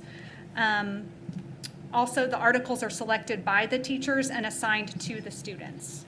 And those articles are selected by teachers but approved by the curriculum coordinator. Okay, we also evaluated 612 science, and when evaluating science, the committee noted that in the previous adoption, print textbooks were not purchased. Vertical progressions and spiraling were not embedded in the curriculum, and lab experiences connected to learning standards were lacking. The recommendation for purchase is McGraw-Hill Inspire Science, which is rated highly by teachers, includes consumable print resources, and a class set of textbook for our high school students.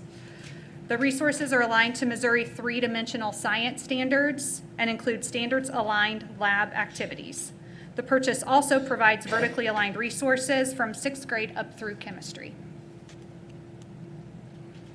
The recommendations for AP Biology and AP Chemistry is Savvis, which is highly recommended by teachers, approved by College Board for use in AP classes, and also aligned to Missouri three-dimensional science standards. And finally, the recommended purchase for AP Environmental Science and AP Physics 1 and 2 is Bedford, Freeman, and Worth. You'll notice that these resources are being recommended based on the same criteria as the other science resources you have seen this evening. Okay, I will conclude this evening with a summary of recommendations and next steps. Here you see recommended next steps by content areas, having completed the evaluation process.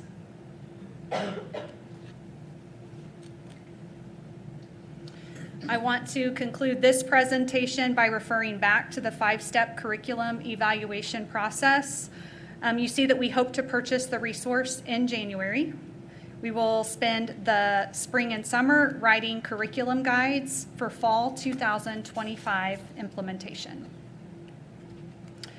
As well as writing curriculum guides, we will also be developing an implementation plan.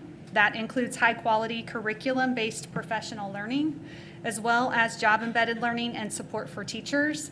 And finally, a plan for monitoring high levels of implementation and the use of formative assessment to monitor student learning and adjust as needed. Thank you for taking time to review the recommended resources and the work of our program evaluation committees. Thank you. Are there any questions or comments from the board at this time?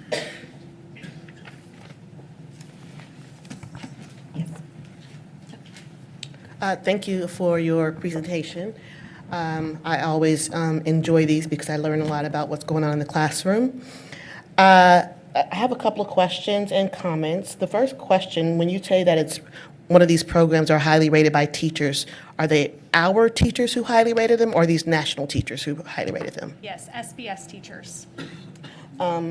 With regards to the math curriculum, I remember when we first adopted illustrative math, and there was a lot of pushback from teachers with regards to the initial implementation. However, after about a year or so, having talked to some of the teachers and having some of the teachers come to present their data to us here at the board, many of them found it to be particularly helpful. Did we not, and also with regards to the comment you made about fatigue, curriculum change fatigue. And it's a concern that I've always had too, that we keep changing the curriculum, which doesn't give time for the educators to really dig into them and get familiar with them so that they can implement them with fidelity. Before we switch again, did we consider that we might want to improve on the training that's available to our new teachers instead of moving to McGraw? And in addition to that, what's the training requirement for McGraw? So if we're not doing training well for IM, how are we going to change that for McGraw? Is there still a lot of upfront training that's required? Yes, so IM was implemented in 2021 to 2025. So when that was implemented, that was during COVID. And so a lot of the training had to be virtual because that's where we were. We could not come together for professional learning, and that was considered. I think that is definitely part of the professional learning side of the house. The poor professional learning was just because of COVID. So the committee was very divided. It is just really close to 50% would be happy if we kept Reveal, and 50%, actually above 50% voted for, if we kept IM, and a higher percentage voted to adopt Reveal. So I think either way that we went, some people were not going to approve the direction. One thing that we considered is the levels of implementation that we're seeing on campuses. So one thing we learned with Benchmark Advance, you guys have seen the revision of the curriculum adoption process from square one. And so one thing that we've done is we have revised how we implement curriculum. And so with the adoption of Reveal, we have a chance to start over and reset. What we're seeing right now with Benchmark, which was adopted in the fall of this year, we are at 75% implementation rates right now. And I believe part of that is due to implementation. So a part of that is readiness. So we spent time last spring preparing teachers, giving them the background behind Benchmark, the research behind why it was effective. And so really teachers were ready to implement Benchmark, which was very different with the implementation of IM. So we're excited about the opportunity to reset with Reveal. Reveal also addresses some of the concerns that our current teachers have expressed with IM regarding that flexible path to learning. There are really 2 different paths that teachers can choose for instruction based on the needs of the students that are in front of them. And so that was really another reason why we decided to move forward with Reveal. Did I answer all of your questions? I think so. And just my last comment, since I have about a minute left, that I do appreciate that the world language curriculum is going to utilize Spanish text and audio from other SPS platforms. I think that's a good use of our resources that are probably underutilized, and so having the opportunity to use them across the curriculum, I think is helpful. Thank you.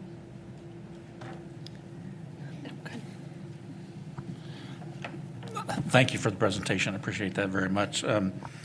A little bit off of what Board Member Thomas Tate had indicated about fatigue.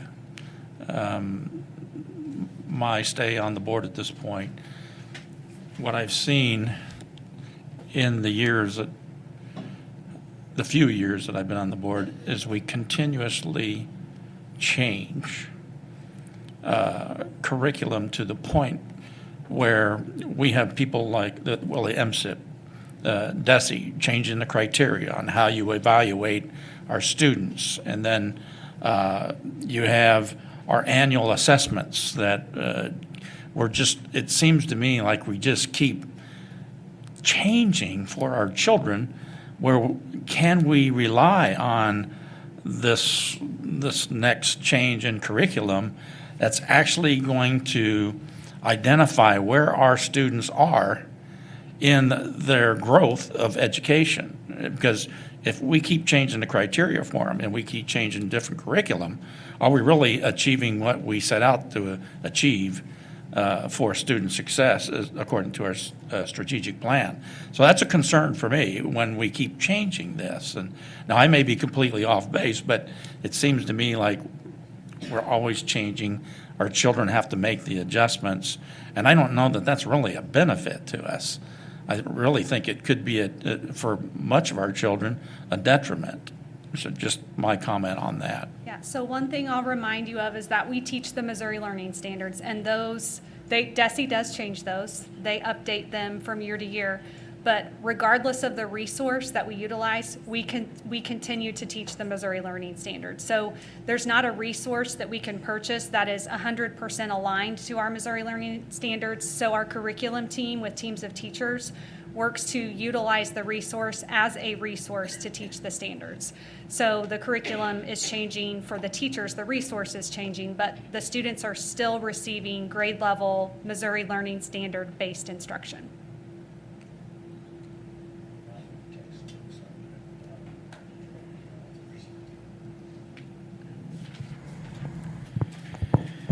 Thank you, Dr. Majors. I have some things to say, and I only have 5 minutes to do it, so I'm sorry if it's hard to go through a lot of questions and then hear your answers and do that in 5 minutes. So, I'm very excited that we're changing IM, or from IM, personally, as a father and someone who's helped their children with schoolwork. This is something that I relate to.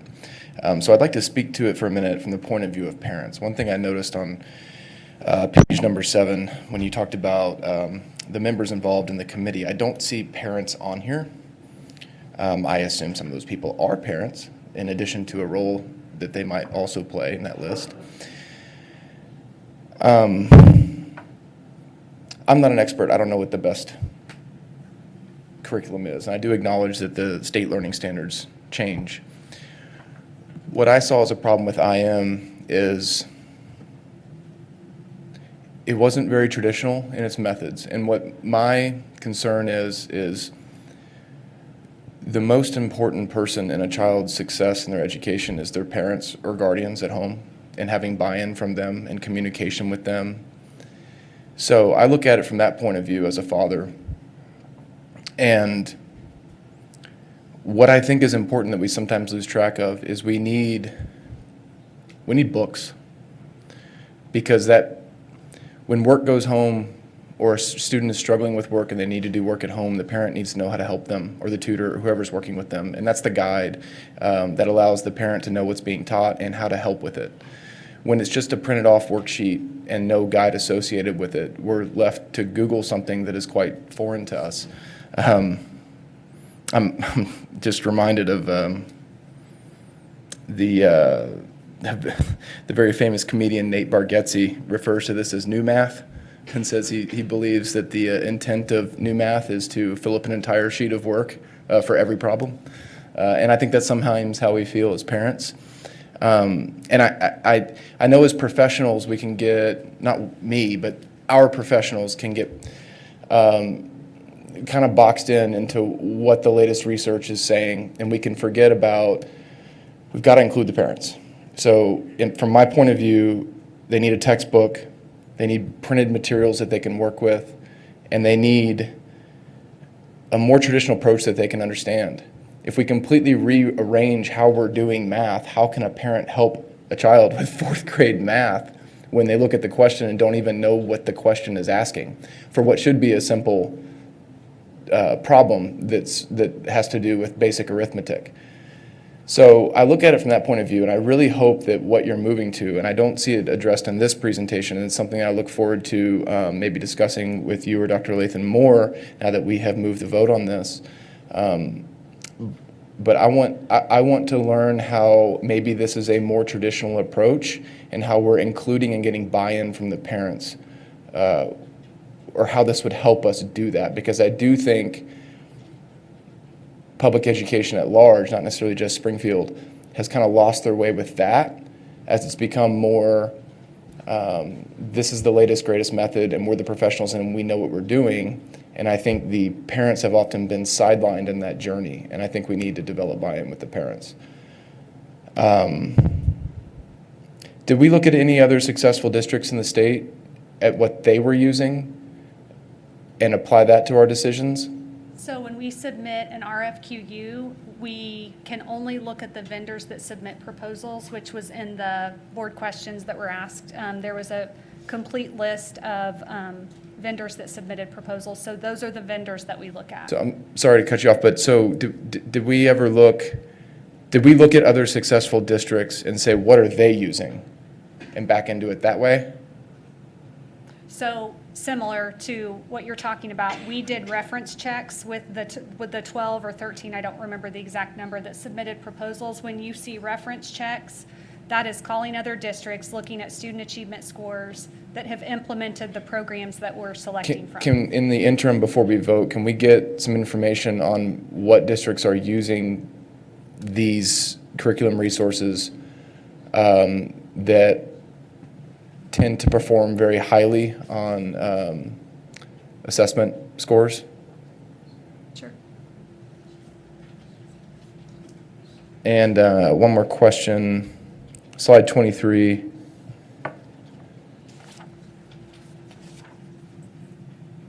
Okay, quick question. You had referenced 300 teachers through K-5 had turned over in what time frame? That wasn't actually in the slide, but you had mentioned it, so I was curious what you had said there. That was the past. Since we adopted IM, we've hired 300 new elementary teachers. In K-5? Yes. That's since 2021. Yes, since 2021. So since 2021. And then last question, slide 23, what's scaffolds? So scaffolds are a scaffold approach for a student who might be struggling. So it's kind of aligns with Tier 1 instruction, and then scaffolds are something that's provided into the curriculum for a teacher to utilize to scaffold learning for students who might be struggling. Keep using scaffold in the definition, but So to take the grade level standard and basically walk it back to what's expected of that standard in a prior grade level to scaffold learning to get the student to grade level standards. Does that make sense? I think so. Okay. Thank you. Other questions or comments from board members? And of course, we will not be voting on this evening, so we will have time to ask additional questions and get additional information. Do you have anything? I do. Go ahead. Usually I try to go last because my questions get answered. This time I have more questions, so I'm going to just really go through it quick, and I'll probably take a second round of 5. So you said 300 new teachers out of roughly how many? We have...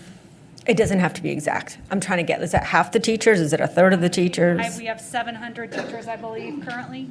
Okay, so roughly half. I also would like to see all the information he's asking for. So like, for example, did we request Singapore or some of those homeschooler curriculums off the top of your head? So the way that we submit proposals is through the RFQ Got it. process. Okay. So, and I'm sorry to cut you off just That's because okay. I got a timer there. Inquiry-based, which is what IM did, it really works with students that are on par, on grade, or above grade level, or are high IQ. So I do like the idea of direct instruction. So when you said that there's an opportunity for guided or focused approach for those teachers, is that direct instruction, traditional teach, demonstrate, practice, and then the student chose? Is that like the traditional? When you said there's two pathways? Not exactly, but similar, yes. Okay, so it's not, so there's inquiry and then there's guided, and guided is direct instruction.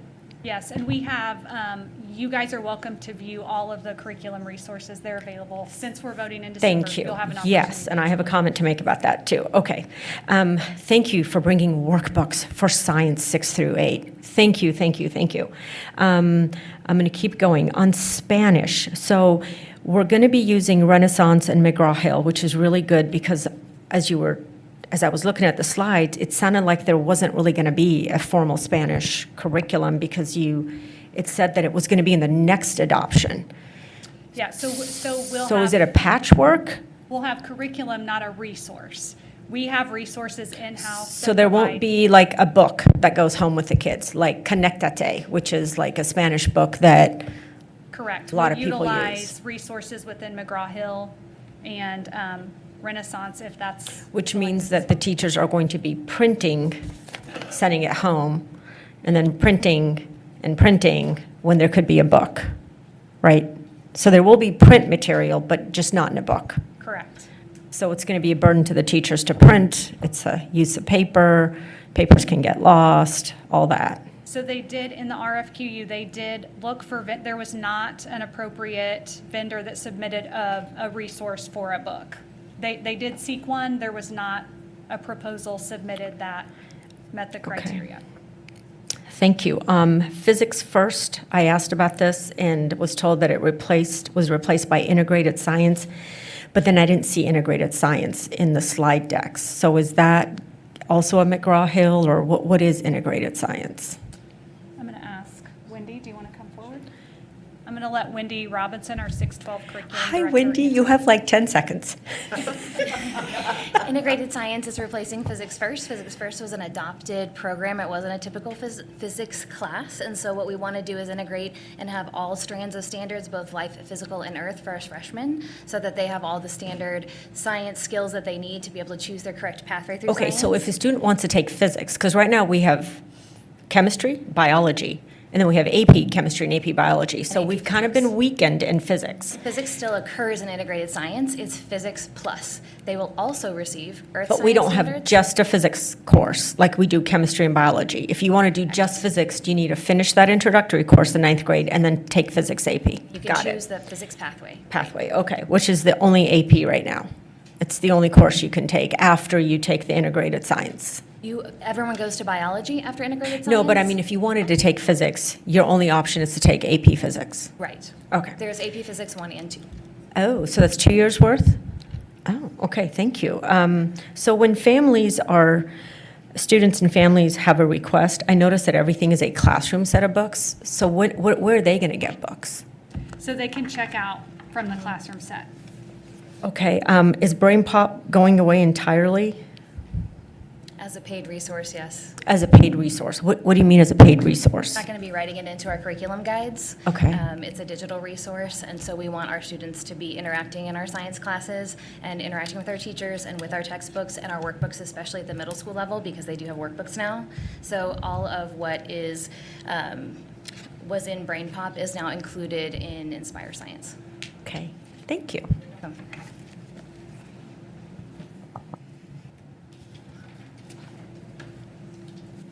Are there other board member questions or comments?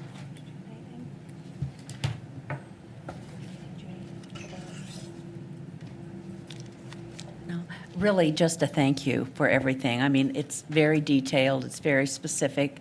I did not disagree with the decision to put some things, in delay for a month or sooner if we call a board meeting. But I do really appreciate all the work that everyone did to do this or to make the presentations and to make the recommendations.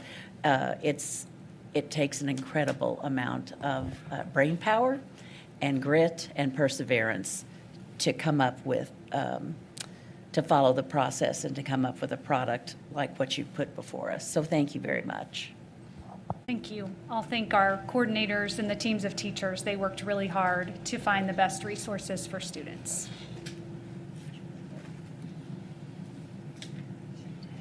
Did you have anything else?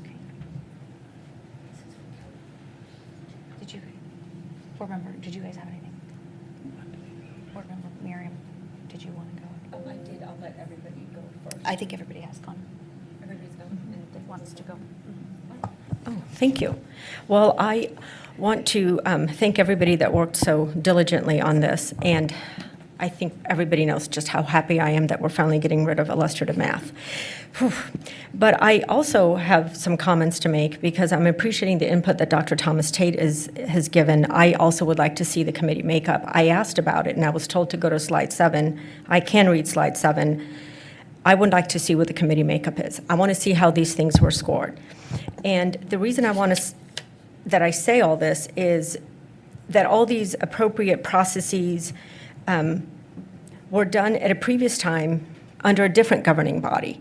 And it led to the adoption of IM, which, by your own admission is back then it was touted as the next amazing curriculum in March of 2021. And now we see that it is problematic. And I understand that it's, not over the 50% mark. But I also see that, the science curriculum does not reflect state standards. It's lacked a vertical scope. It does not provide scaffolds, does not contain high-quality materials. And that the teachers want to move away from digital-only resources. So with that, I sort of want to actually address the board. This has nothing to do with administration. So I just want to talk to my board members, my colleagues. The last 2 adoption cycles that I've been a part of, which would have been last year and the year before, that were presented to us, we had a lot of notice, we had a lot of information, and the board came alongside it. And I felt like this round came with essentially like a complete vacuum for me. And I feel that I've been very vocal about it. I didn't ask any less. Maybe I didn't put it in writing, but I think it was pretty apparent by, I feel like we went from 10 minutes to 5 minutes because I complained so much about IM. So it really caught me off guard when we had a Friday afternoon, essentially data dump. And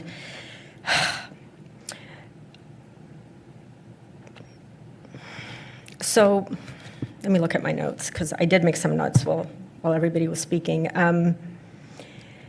It's not that the boards that came before us were a bad board. Everybody does the best that they can, but I want us to be a better board. And for us to be a better board, I feel that we have to be more engaged. And this is actually a very uncomfortable conversation I'm having, but I think it's really necessary. It's out of my comfort zone. What I'm really concerned about is, and what I'm truly criticizing is this body, because I feel that we have shown so little interest as a governing board that we have run the risk of essentially becoming irrelevant. I mean, we've had these really short, sweet meetings, and I love them too, but I don't feel like the board has come along in terms of communication. And I almost feel like we have lulled the district, and I'm looking at you just because you're standing in front of me, I'm not really talking to you, per se.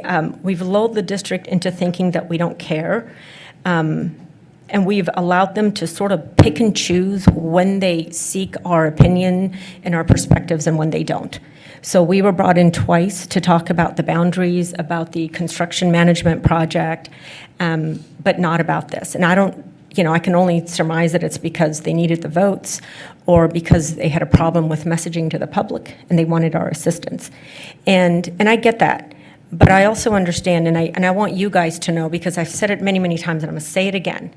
To me, as one board member, the most important thing, not that every vote isn't important, not that our buildings aren't important, but the thing that is the most important to me is who stands in front of our kids, what they teach and how they teach it, what the resources are, what their supports are, and how the parent feeds into that equation. So that, I just want to put that out there.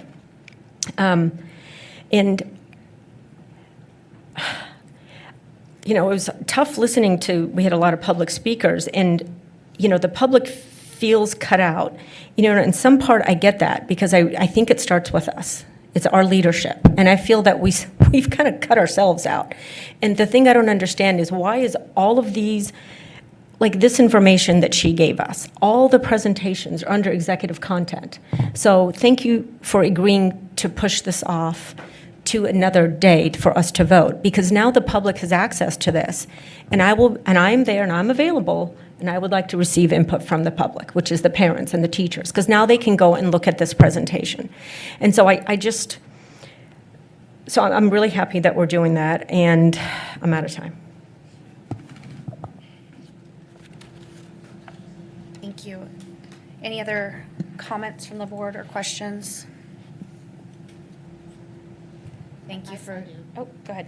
I just want to say that as a board member, I take to heart these presentations and the effort and work that's gone into them. And I value the input of the educators who are in the classroom working day to day with the kids. And I evaluate this information based on the historical information that has been provided and the current information that's been provided to us. And we've had opportunity to hear from classroom teachers with regards to IM, and I personally don't think it has been a whole failure. Having talked to teachers after time, they have learned that it is valuable process that students are gaining from learning this background information, this deeper knowledge of math. I'm not suggesting that there could be not other ways, but I do think that there is value in that. My concern has been, and we have changed it to some degree, is the amount of time that we maintain these curriculum before changing them. And we have expanded our process of adopting new curriculum. But I still have concerns about the frequency with which we switch our curriculum resources. And I also just want to ask you to reiterate the difference between curriculum resources and curriculum, because I think that's been getting a little confused. Yeah, so the resource, so first of all, for science, it has been seven years since we adopted a curriculum. So the process that was followed when we adopted our current science resources is not anywhere close to the process that we follow now. So we have curriculum guides that we write in-house. So we purchase a resource and then we write a curriculum guide that aligns the resource to a standard. So, I mean, we look at tons of information as far as when a standard should be taught within a certain month of the school year, based on what students are assessed on to show mastery of grade level standards. And so all of that is put into a scope and sequence, and then we start with the Missouri Learning Standards. Then we plug in the resource, the pieces of the resource that support the teaching of the standards. Yeah.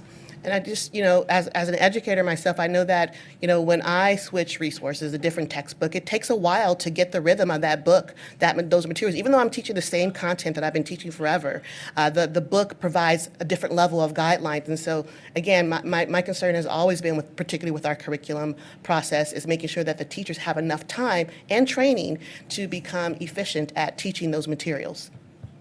Yes. I'm excited about our new process. We started it with the implementation of benchmark, and it is going well. I mean, we are seeing benchmark implemented again at 75%, which is very different than what you heard me presenting at this podium last year and the year before that. But I think that is weighted on the fact that we started that curriculum during COVID, and only a handful of teachers got the training virtually, and then all of the new teachers did not. So I don't think we're comparing apples to apples with regards to how it's being implemented, and the IM was implemented and how benchmark is being implemented. Yeah, and this curriculum adoption will be for 4 years. So this resource would be maintained for 4 years. Thank you.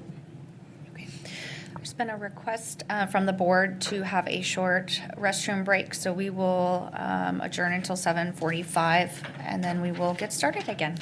Thank you.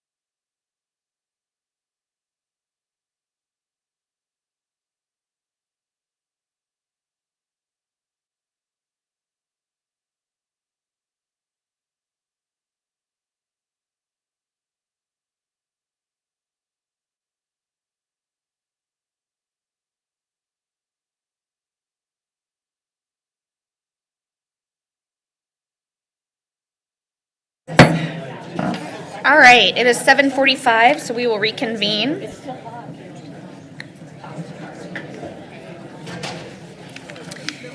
And that brings us to item 5.03, and Dr. Majors will remain with us. Okay, hello again. I will provide an overview of the Renaissance Comprehensive Assessment System that is recommended to replace Galileo for the 25-26 school year. Here you see the agenda for this presentation. We'll begin with sharing the rationale and requirements of SB 681, which I know we've already presented, so we'll just do a quick review of what those are. Then we'll take a deep dive into the components of the Renaissance Universal Screener and adaptive software. Okay, we'll begin with a review of SB 681, the requirements as they align to Renaissance. So as a reminder, the Department of Elementary and Secondary Education requires the use of a state-approved K-3 reading assessment. We purchased Galileo prior to this requirement. For the last 2 years, we received a waiver to continue using Galileo. That would take us through our 3-year contract, which is ending at the close of this school year. When Galileo was adopted, Renaissance was our second choice for adoption. Since we adopted Galileo, Renaissance has acquired DNA, which was a gap that prevented Renaissance from being adopted 3 years ago. And you'll hear more about what DNA is in just a minute. Here you see an overview of the requirements of SB 681 and the components of Renaissance that meet these requirements. I'll note that when you see secondary screening, that's not secondary like high school. That is just a secondary screening when students are indicated to be at risk. As you know, DESE requires students in 1st through 3rd grade to be tested within the first 30 days of the school year, as well as within the last 30 days of the school year. This also applies to students who are within their first 30 days of enrolling. So if a student enrolls in the district and it's not within that first 30 days, we're still required to test them within their first 30 days within the district.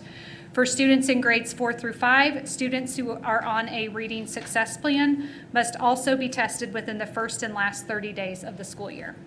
Kindergarten testing is required no later than November 15th.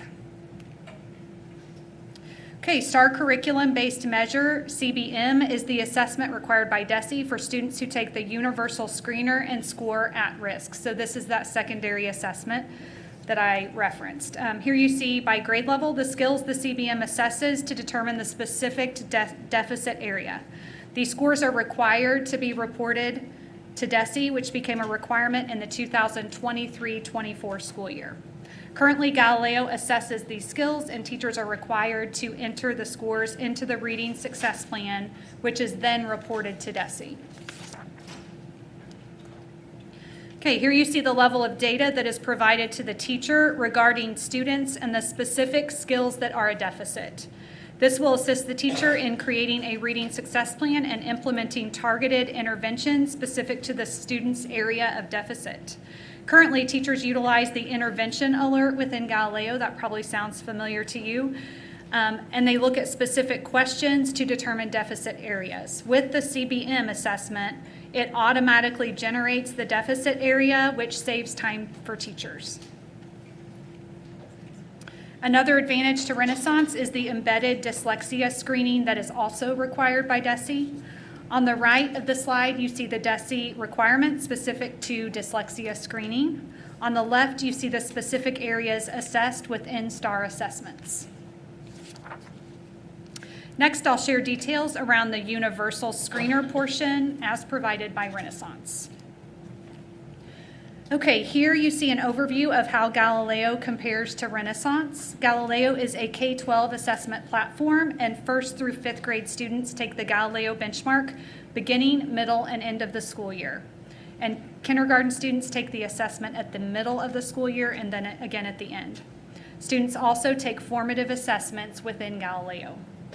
Renaissance is also a K-12 assessment platform, and the assessment suite is STAR Assessment, which is similar to the Galileo benchmark. Renaissance DNA provides the formative assessments for students. Currently, the adaptive software utilized by students during learning stations is Imagine Language and Literacy and Imagine Math and Math Facts. Within Renaissance, Leo, and Freckle are the adaptive software programs students will utilize when practicing skills independently. I want to note the 4 items at the bottom of this slide. Reading A to Z is a current platform outside of Galileo that's utilized to provide access to fiction and nonfiction books. You see it on this slide because this is actually a cost savings with the purchase of Renaissance due to the Myon digital platform that provides online access to fiction and nonfiction books. Scholastic News is a resource previously utilized by teachers, and Renaissance will provide access to Myon News, which is similar to Scholastic News. When thinking about the Renaissance platform as a whole and how it aligns with current curriculum and resources, you'll notice that Benchmark Advance, which is aligned to letters, really teaches the how to provide Tier 1 instruction for students. Star Phonics provides data for teachers specific to what skills students know and don't know, which informs teaching. Leo and Freckle provide independent practice on skills students are lacking, and then Myon provides access to authentic reading engagement. While Renaissance offers many resources, this slide really shows how the components work together to inform and drive instruction. STAR assessments provide accurate assessment to inform instruction. The adaptive software provides purposeful practice for students while the teacher is working with small groups of students. Renaissance communicates with EduClimber, which is a current platform that we currently utilize to provide actionable insight and data analysis. The STAR assessments are administered online and are adaptive. Galileo currently assesses only grade level standards, while STAR assessments adapt to students' ability while continuing alignment to grade level state standards. Our previous platform prior to Galileo was iReady. That was also adaptive, and feedback from teachers indicated a desire for an adaptive platform, especially for K2. On this slide, you see the format of the STAR Early Literacy Assessment taken by students in K through 3rd grade. When comparing this assessment to the current Galileo benchmark, the assessment takes approximately 10 minutes, while the Galileo benchmark takes up to 45 minutes per assessment. The STAR Reading Assessment can be administered to students in grades K through 12 and provides a reading lexile, which is also a requirement of SB 681. Our current Galileo benchmark does not provide a lexile for kindergarten and 1st grade students. STAR CBM, or curriculum-based measure, is the assessment provided to students who score at risk on the STAR reading assessment, which is the universal screener. As previously mentioned, EduClimber is owned by Renaissance, and the data will automatically populate within EduClimber. So what you see here is just a snapshot of a student's profile that provides all of the assessment data for the students within one platform. This saves teachers the step of reviewing the Galileo report to determine which skills are deficits and then entering them into the reading success plans. They'll automatically populate with this platform. Teachers are already comfortable utilizing EduClimber as we have been using it for the last 3 years. Here you see a screenshot of a Renaissance report provided for teachers, which will support Tier 1, 2, and 3 instruction. You might notice that these reports look very, very similar to the reports teachers currently utilize within Galileo. Renaissance also provides district and school reports that allow us to look at data across each grade level to quickly identify gaps and inform district-wide professional learning. Okay, next we will dive into the adaptive software provided through Renaissance. So once students have taken the universal screeners that you see on the left of the screen, the data informs the independent practice provided through the adaptive software programs. This means that while teachers are working with small groups of students, Each student will spend approximately 15 minutes a day on targeted independent practice with specific areas of deficit. Laleo is the K2 adaptive software, which provides learning and instruction across all components of literacy. You'll see the specific skills listed here on the slide.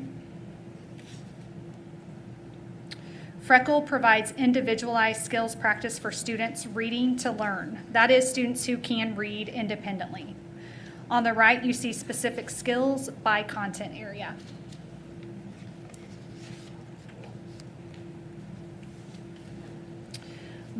The Myon digital reading platform provides students with access to thousands of fiction and nonfiction books and news articles in English, Spanish, and additional language that are age appropriate and enrich content area classes and bring more opportunities for reading into the school day. These could be used in small group instruction as well as for enrichment. Okay, to summarize, on the first line of the table, you see the cost comparison of Galileo and Renaissance, which are both 3-year contracts. One difference you will note is that DESE did not provide reimbursement for Galileo due to not being an approved vendor. DESE will reimburse the district $7.25 for every student in kindergarten through 3rd grade. Based on current enrollment, the reimbursement should be close to $77,000. In addition, there will be a cost savings of $379,000 due to the non-renewal of A to Z, which will be replaced with Myon, which is included in the Renaissance proposal. Based on that information, there will be a cost savings of approximately $300,000. Both Galileo and Renaissance offer a universal screener, adaptive software, as well as formative assessment capabilities. Renaissance does sync with EduClimber, while Galileo does not. Thank you for your time this evening. Thank you. Are there questions or comments from the board? Can I go first? Sure. Okay. I know you can, I don't mean to put you on the spot, but I know you can handle this. The most clear thing I heard you say was $300,000 of cost savings. I understood about half of the rest of that, and I've been on this board for 3 years. I mean, there was a lot of Lexile and adaptive whatever, and universal screener, and Galileo, and Freckle, and Renaissance, and Myon. Can you take the rest of my time and provide like a dumbed down to the public executive summary of what change we're making and why? Okay, so we are no longer utilizing Galileo, we'll be utilizing Renaissance. The main reason is because it is required by the state of Missouri. So there are 3 approved vendors. They removed one of those vendors this year. So we can choose between iReady or we can choose between Renaissance. We've already had teachers pilot Renaissance. It was in the top 2 when we adopted Galileo. So we are required to assess students per the state of Missouri and submit deficit skills that they represent in their assessment. So that's new. That started last year. That was a requirement. So we're required to have a universal screener. We had a universal screener before it was required, which was Galileo. And so really what Renaissance does is it provides assessment for teachers at the beginning of the year to let them know where their students score on skills. It's adaptive, so if your child was taking the screener, instead of only seeing grade level questions, it will adapt based on the responses that the student provides. So that's a difference between Galileo and this screener. I think the best use of adaptive software is when it will take a student's assessment scores and then adapt the learning that is provided based on those deficit areas, which is what the adaptive software, Laleo is K2, Freckle is 3.5. They're both adaptive software. So when a student is out of station, while the teacher is meeting with a small group of students, the student has 15 minutes to do the adaptive software. The advantage to that is that the learning that they're getting is specific to the deficit areas that the assessment showed existed because they connect. That's a difference between Renaissance. Do you believe that this type of universal screener will be more useful as a tool to a parent to understand how their child is doing compared to Galileo? I think they'll be similar. I wouldn't say that it's more useful. I think it's equally as useful. They're very similar.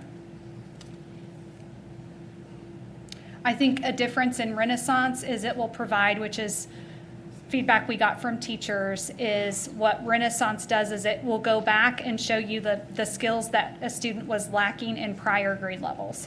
So with Galileo, students only are assessed on grade level standards. So if you are 2 grade levels below, I might not know where between, if I'm a 3rd grader, I may not know where in 2nd, 1st, or kindergarten, where those gaps started. So I understood Galileo would basically provide feedback on how your student was doing to the standards, which I always found problematic because if you're getting that information at the beginning of year, middle of year, and it didn't look too good, then all a teacher could really say, or the information that we would even get district-wide was, well, they're really not supposed to learn that yet. They're supposed to have it learned by the end of the year because it's a state learning standard that we're supposed to learn by the end of the year.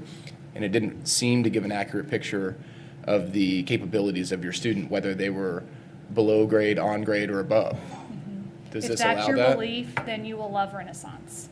Because what Renaissance does is it walks the standard back. So beginning of the year, it really provides a level set, Galileo currently does for teachers, of where the students are in relation to grade level standards. The middle of the year data is more useful because really what teachers are doing is they're diving in and looking at the standards that they've taught to see how students performed. So if a student were given the MAP assessment in the middle of the school year, this is how they would score. That's the information that you're given. The difference between Renaissance is it shows actually this student is in 3rd grade, but they're really scoring at a 2nd grade level. Okay. I appreciate that. This Galileo was a big endeavor. We had a lot of meetings with teachers. I think the teachers were sold, were pitched on this, and we needed buy-in from them. And I think the board was sold and pitched and needed buy-in from. And we spent most of my time on this board talking about that and had some very frustrating conversations in the beginning. So this is happening kind of, I feel like a little bit suddenly from my point of view. So are we going to have the same learning curve? What are we doing to make sure that we have teacher buy-in to implement this? Because I feel like we spent 3 years trying to catch up on Galileo to get buy-in, and now we're changing it again. That's a good point. As we look at it, number one is I want to make sure you're clear on what Crystal said. And to this board and even the previous boards, we were ahead of everyone in the state by implementing a universal screener district-wide.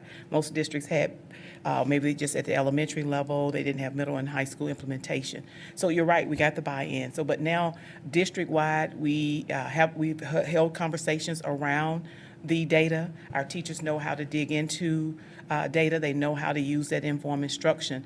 Now, the plan is, pending approval of the contract, we have a training plan for that starts next spring of introducing, first starting with our administrators and then moving into our teachers. Also opportunities like we did 3 years ago where our teachers can get a jump start if they desire to do it in the summertime and then throughout the school year. So there's a whole entire learning plan centered around understanding this new tool. So once again, the process is not new because they've been doing it for 3 years. And so you're right, we will spend time starting next school year hearing from teachers and principals again how it's going as it relates to this particular tool. So you believe that the last 3 years of effort with Galileo built a foundation that we'll be able to piggyback off of moving forward, but sorry, we have to learn a new operating system on how to manage doing essentially the same thing. Yes, I agree. I mean, I definitely agree with you that it has been, it's laid the foundation. People are ready. As I said, it will be changing, having to change and learn a new platform. But because they, like she said, if you see some of those reports, they are similar, but it's just learning the language of this particular tool. But like I said, we also have lessons learned from a district-wide implementation from 3 years ago. So things that we know we'd like to do differently. as we move forward. And that goes back to even as we, and we'll talk about this a little bit later, looking at the whole budget reduction process and positions that we want to retain. And that's the reason of being able to retain positions, those data-driven instructional specialist positions, is so that they can be trained and then they can provide that support that they would need district-wide. I agree. Galileo set us up for success with Renaissance. And I mean, the fact that Renaissance speaks to EduClimber, they're owned, that's huge because it looks familiar. It will look familiar to teachers because we're already using EduClimber. So that's a huge plus. Thank you. Are there other board member questions or comments? I have a question and then a comment. Can you elaborate a little bit on what you mean by authentic reading access to authentic reading assessment? What slide are you on? Well, I don't know. A minute here. I should have done that while I... Is it an authentic reading assessment or the authentic reading through Myon? Where is it? Slide 25. Thank you.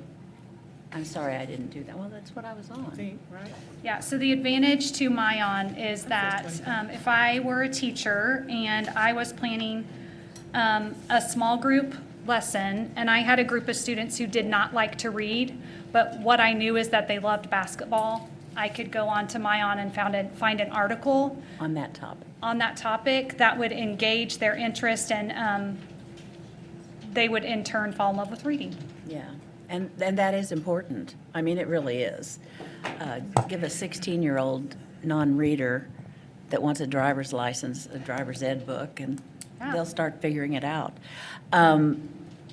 I'm really impressed with this whole idea of adaptive testing and how that works. I mean, what a great tool. I mean, you'd have to learn it, but wow. And it strikes me, too, that if it really does have that capability, it's going to significantly reduce putting students in a position where we're expecting them to read something at their frustration level, which you might as well not ask them to read at all. I mean, it's like reading German, quite frankly, if you don't speak German. That's how hard it is once it reaches that frustration level. So if this tool does that, am I understanding that correctly? Is that what you're telling us? You are, yes. It will take the level where the students were assessed and it will provide learning specific to the skills that are deficits. That's incredible. I think that one of the big benefits to Renaissance is the ability for it to go back and look at students' performance in previous grades. As we've shared DESE data on MAP scores on student performance in reading, we've seen that for some kids, they're more than one grade level behind. And when you're talking about them meeting the state standards at that grade level, they can't do that when there are significant holes, particularly in reading. Reading has some foundational knowledge that has to happen, and when kids are missing some of those things from previous grades, it's like Swiss cheese. It just doesn't work for them. And so one of the benefits to Renaissance is its ability to go back and give you data on their performance on those earlier state standards so that teachers and other support staff at Tier 2 instructional levels or whatever can provide them with those particular supports. Yeah, for our students who have an individualized education plan and are 2 or 3 grade levels below, teachers will be very excited to have access to this adaptive assessment. That's one thing they loved about iReady.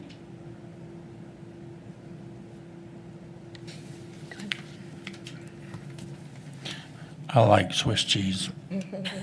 But on the serious note, I really was sold on Galileo with all of the educators coming up and basically sold us on it. However, I think the opportunity here was you had an opportunity to select Renaissance, right? We did. And then we're looking at utilizing EduClimber and the advantage that we have now that it is a requirement that made us look to this alternative. So, and Renaissance, actually, we're going to get some money back. I like that. It's always a plus. And it will meet the state requirements. And I think that educators, just an assumption on my part, that because of EduClimber and Renaissance, being able to adapt with one another, that we could have an upper hand here and do relatively well for the students. Yes. So I just want to make that comment, so. Yeah, so Renaissance has improved over the last 3 years. You guys have heard about formative assessments through Galileo for 3 years now. And Renaissance previously could not do that, but now we can build formative assessments within Renaissance through DNA. That's the program that was added. Did you have anything? Okay. I think I missed it briefly. What does DNA stand for again? That's a good question. Okay, maybe I didn't miss it. Just to echo what some of my other board members have said, I know that, yes, we were all sold on Galileo, and I felt like I finally understood what a formative assessment was, and so it made me a little nervous, but then when I saw the graph that looked nearly identical to the graph that you get with Galileo about the class and school, that makes me a lot more comfortable. And even more exciting on slide 18, so we've got Marcus here, and if I'm Marcus's teacher, I can just go on, and instead of having to plug in all of Marcus's information, which we've been asking our educators to do, I can just say, how is Marcus doing and how is he doing in the previous years? Is that correct? Yeah, so we can do a portion of this now. The big difference is for the reading success plans, which is a fairly new requirement by DESE, what teachers were having to do is go to the Galileo benchmark, and the curriculum team provided a resource that shows which questions are aligned to the deficit skills, but they weren't an exact match. So as a teacher, I would pull the intervention alert, and I would have to look at specific questions and then determine for the reading success plan what areas of deficit the student had. So I may have 6 students in my class who are required by DESE to have a reading success plan. So I'm having to do that for each student. With CBM, curriculum-based management assessment within Renaissance, it automatically does that for them. So all a teacher will have to do is go into EduClimber and see exactly what areas of deficit the student possesses, and then that will determine if they need a reading success plan and which deficits will be identified within the reading success plan. That's awesome. The other question I had, it says cost savings of approximately $300,000. Does that include the reimbursement from DESE? It does include the reimbursement from DESE. Yes. And is that reimbursement just on the first year of the 3-year contract, or is it spread out over 3 years? That's a good question. As far as I know, it's all 3 years, but I'll check and confirm. Like spread out over all 3 years? I think that it would be reimbursed every year, is my understanding. The 77, okay. Annual. Got it, got it. Thank you. Hi. So it sounds like I'm understanding why the state picked Renaissance and iReady. So I'm going to rapid fire a whole bunch of questions. Okay. So Galileo, we didn't pick Galileo 3 years ago because it didn't have DNA. It didn't have the formative assessment piece, right? Correct. But it sounds like it had other pieces that were also very good. And I just want to make sure I understand it. So Galileo has adaptive software, but just not adaptive screening. Correct. iReady had adaptive screening, and that's why it was kind of difficult for some of our teachers. But now we're going back to give them that ability. Okay. Correct. I really like the fact that we spend so much time testing our students, and it's such a burden. I really like the component where there's reduced testing time. So SB 681, when does it have to be implemented? What was the official start date? SB 681 For was... 2 years ago, right? It was, yes. I believe it started in January. We had to produce a district plan. That was my first year, so Okay. last year was the Last first year, year it was okay. required. So, okay. The EduClimber component, I guess I didn't really understand it. I always thought we had an interface, so it was kind of a shocker to me to realize that we were entering it So for all the stuff that you said. So wow, what a burden to be yeah, unloaded. So you're not wrong. We can download the Galileo data and then upload it into EduClimber. So Okay. the assessment scores are there. What is not there is the reading deficits for the reading. Got it. Okay, and then this is just automatic. And yes, it's automatic. So the $300,000 savings is part of it is the 77,000 per year that we get, but it also, you said it's because we don't have to subscribe to reading A to Z. Correct. So that, is that, and then you didn't mention Scholastic, though, so it sounds like we're not going to have Scholastic. I see that we have Scholastic on KCOP, but that's for something different. Different, yes. So this Scholastic, is that also part of the 300,000? So all that boils, So Scholastic News was in a previous adoption. Okay. Teachers liked the resources. We now have Social Studies Weekly, which is similar, which you guys saw. Okay. Not last year, the previous year, or maybe last year. And so, but that would replace that. Myon provides the same content for teachers. so we haven't had Scholastic in a year. Is that what you're saying? I'm trying to figure out, like, where the money's cost saving is. We're getting reimbursed. We don't have reading A to Z, and is part of it also because we don't have to pay for Scholastic? No, so Scholastic A to Z was not a cost savings. It was really teachers will have access to what they used to have access to through Scholastic News. They'll have access to that through Myon. A to Z is separate. Okay, got that. So A to Z is a cost saving. Okay, let me re-ask this. Will we have Scholastic, or is that gone? We will not. So we Okay. have our summer reading program. Right. Which is what you see on KCOB. But other than that, we will not have Scholastic. Correct. Okay, thank you. So that is a cost saving, okay.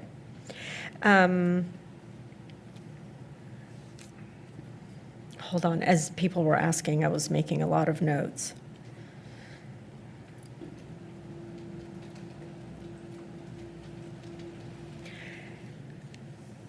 So all the other districts will either be using iReady or Renaissance, right? Nobody really has any other choices.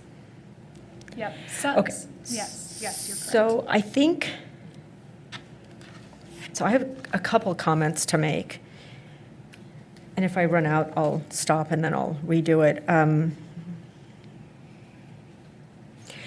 So at first, when I was looking at the explanation with that before you came up, I felt like it felt inadequate to me, the idea that it's a state statute and therefore we're making the change. But I really feel, again, this is kind of piggybacks to the comment I made earlier. I feel like it's really just been a communication breakdown, because it sounds great, it is great, but where did it come from? Again, this was Friday afternoon, we get it in a note to the board, and then at the same time, it's on our agenda. So last I heard, we'd gotten a pass.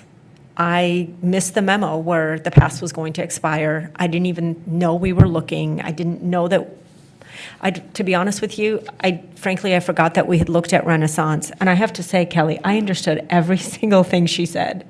So hang in there, it'll come. So we didn't have to do I'll stop, and then if nobody wants to say anything, I just have another minute. We'll pick it up again. Okay, so we didn't Out of time. utilize the normal adoption process because DESE submitted an RFQU. So because they submitted the RFQU, we weren't required to go through that process for Renaissance. They did that for us. I'll wait till I get my second round. Okay. Did you have anything else? Okay. Judy, do you have anything else? Okay. Sharita, did you have anything else? No? All right, Miriam, you get your next 5 minutes. So tell me, so the state submitted it on our behalf? For the state of Missouri, they submitted it as they were Fantastic. selecting Okay. the Missouri-approved vendors. So does that mean we get like a good price because half of Missouri is presumably going to use it? They did give districts a discount. So that's maybe one of the reasons it's less expensive than, well, actually, it's more expensive. I'm looking at it now. The 3-year contract is 2.2 and Galileo is 2.1. Yeah, they're very But then- similar with the reimbursement. With the they're reimbursement, okay. So that includes the deal that the state got for us. Okay. Yes. Again, if I may ask, so when did this conversation happen? When did all this come about? So there have been lots of conversations. There are lots of districts who are implementing, who chose NWEA, and then it was just removed from the list. So superintendents have been discussing waivers if we're going to be approved, and DESE waits until the very last minute often to let us know if we will be able to utilize the waiver. Well, our goal was to utilize it through the end of our contract so that we weren't having to pay for two systems at Which is once. this year, right? Which is this year, So when did yes. we find out that we're not going to be able to get the waiver? That's a good question. Summer, probably, this summer.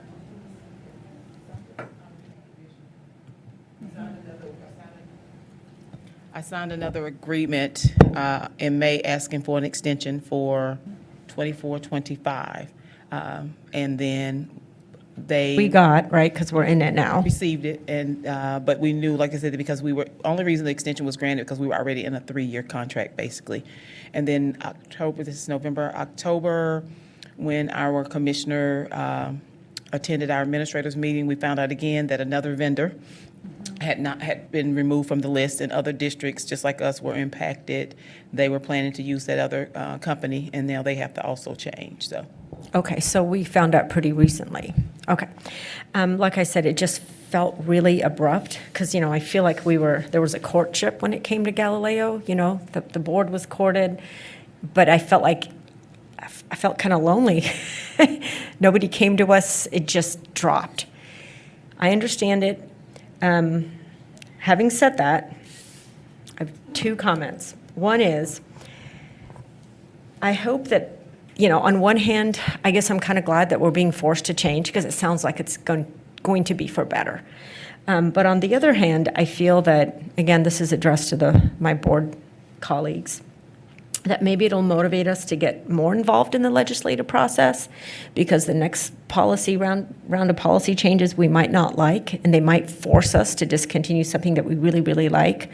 So I think that, it would be to our benefit to get involved as the biggest district. I think we can carry some weight and flex our muscles in that regard. Okay, having said that, I did not understand before today, again, we had very limited notice, what this was, where it came from, what were the benefits, and you did an excellent, succinct presentation that made a lot of sense, probably because it's my 4th year and we've heard Galileo and it's set me up for success in being able to understand it, and I hope that I'm not going to make anybody mad, but I'd like to make a motion to adopt Renaissance. Well, I didn't know before.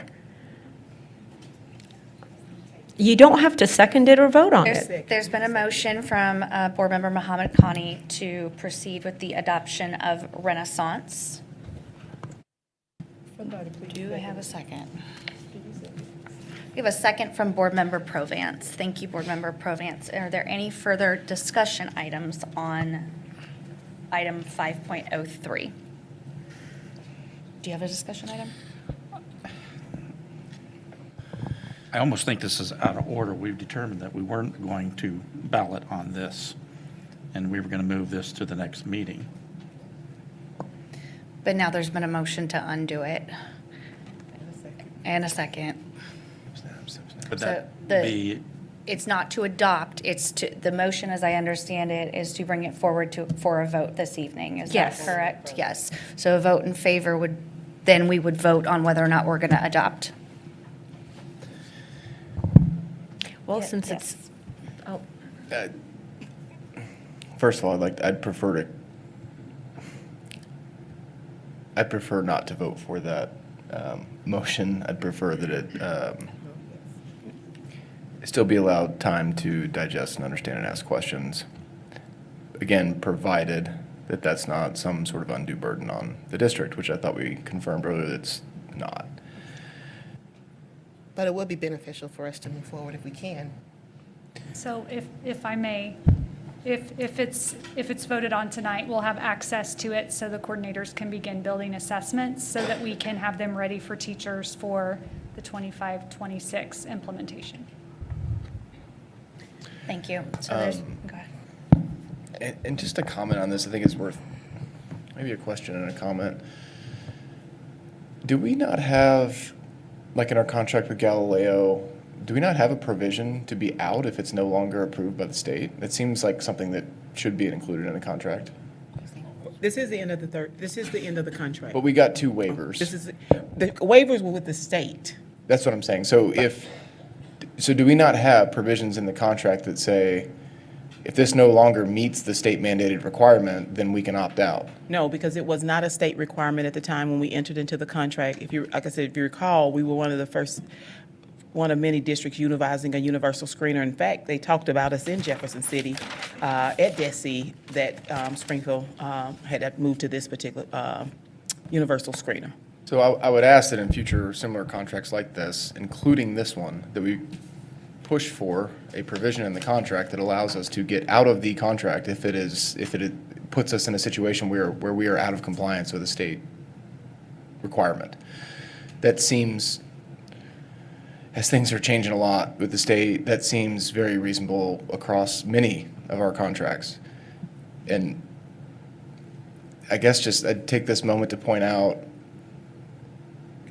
I've certainly learned in the 3 years on the board, there's a lot of limitations of what we can and can't do, and things are constantly changing that come down from the state through legislation or DESE. And man, I mean, what a sweetheart deal if you're Renaissance and a state mandates that you have to do something, and by the way, there's only 2 approved vendors.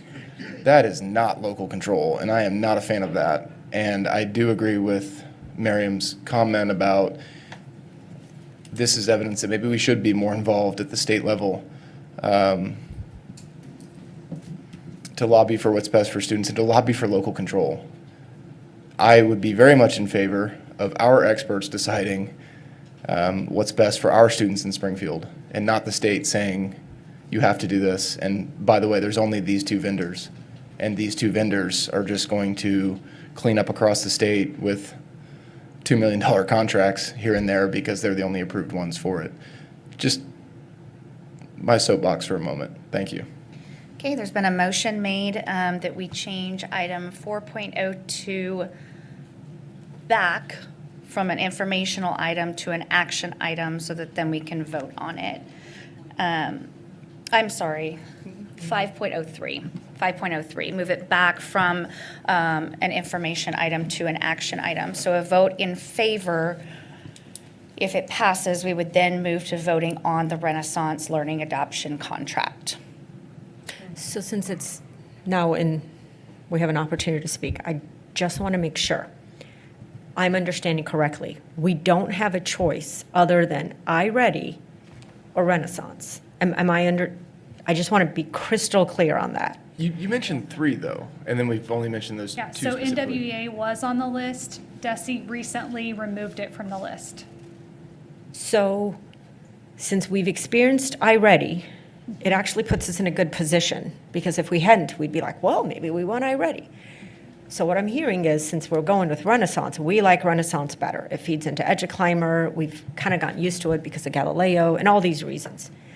But I feel really strongly that we added into our contract that if the state decides tomorrow, well, maybe we won't do this, I still think Renaissance is probably a good choice, but I'd like that to be in the contract, that we should have the opportunity to pick what we think is best for our students, our staff.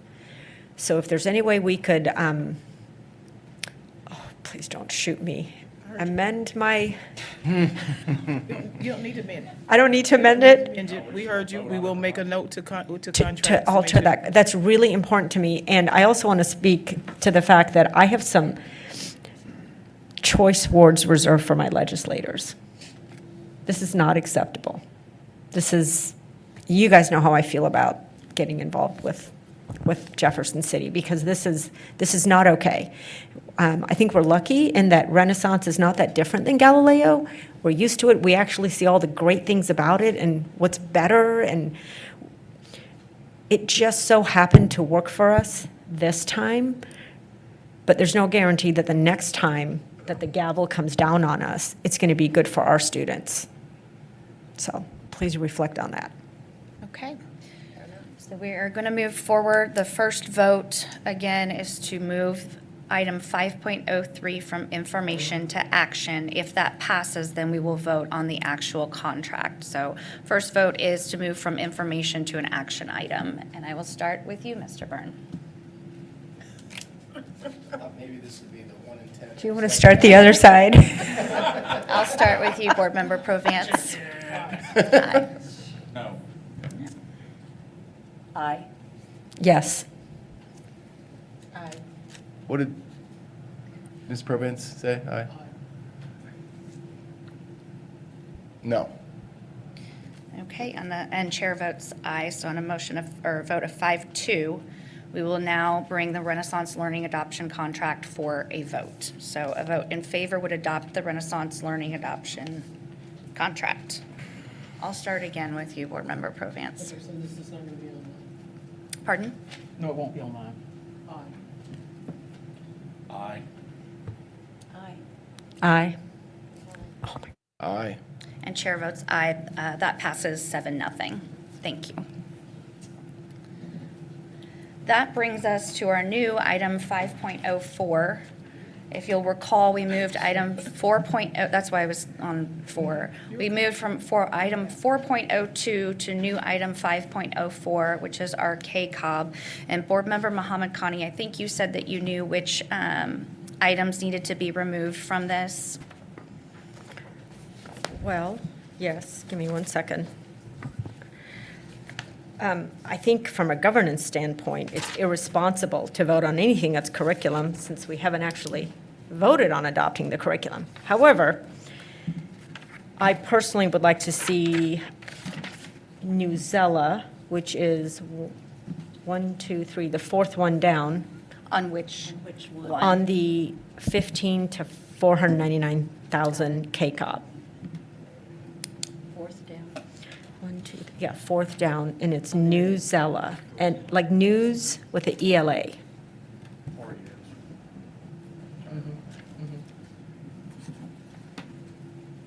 I do want to point out that there's 5 other curriculum items. Oh, no, 4 other that are related to adoption.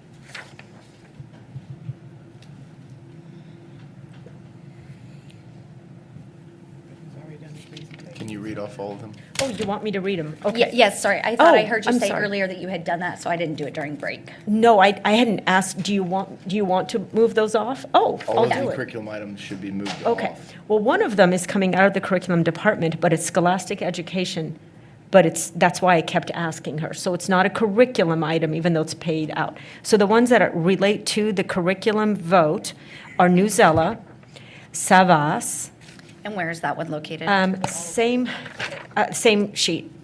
Let me- Page of it, fourth one down. Yeah, second page, third one down. Can you give her? You know what? Would that help? Yeah, sorry. There you go. Okay, so we're on KCOB. 15,000 to 499.99 cents. So we're removing Savas. We're removing the Bedford Freeman and Worth Publishing Group. We're removing McGraw-Hill Education. We're removing the second Bedford Freeman Worth and Publishing Group. And we're removing New Zella. How many is that total? 1, 2, 3, 4, 5. To be brought back in December. Right. Yes, they'll be brought back Or sooner. or sooner. Are there any other KCOB items that you wanted removed? No. Okay. I do have a question. Okay. So I would like to have a conversation about New Zella now and not in 1 week or 2 weeks or a month down the road for when we vote. So can I talk about that? When is the appropriate time to address that? I would say within the next few weeks before we have our next board meeting, because we will not be voting on the New Zella contract But I this would evening. really like to talk with my colleagues about it. I think there's a motion.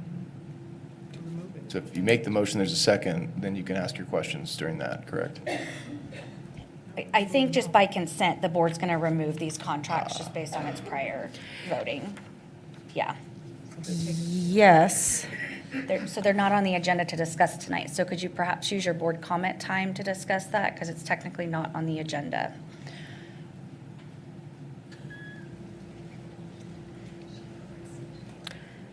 I don't know if it's going to work. All right, I'll give you 5 minutes. unless the board views otherwise. Yeah, I think that the appropriate time, since it's not on the agenda, that the appropriate time to have that discussion would be when it's on the agenda at our next meeting, when we put it to a vote. And then we open it up for a motion, and a discussion happens then. I'm inclined to agree. I think the intent of this is to create it more like a study session, informational period, and then a vote. And for that reason, I would be happy to allow her 5 minutes to ask a question that may be important to ask in the public now, and then have interim for a vote. I'm not opposed to 5 minutes. I don't see what that would harm. But I understand the board needs to agree on that. I'm inclined as board president to move forward unless I hear from majority of the board that you would use your board comment time to make comments about something that's no longer on the agenda in the interest of proceeding forward with this meeting. Hearing no further majority, I'm going to move forward with voting on the item 4.02, which has become item 5.04, contracts, agreements, change orders, and bids, minus the 5 contracts that the board has agreed to pull from there because it relates to curriculum, which we haven't voted on. So moved. Okay. Second that. Okay. And at this time, we will vote.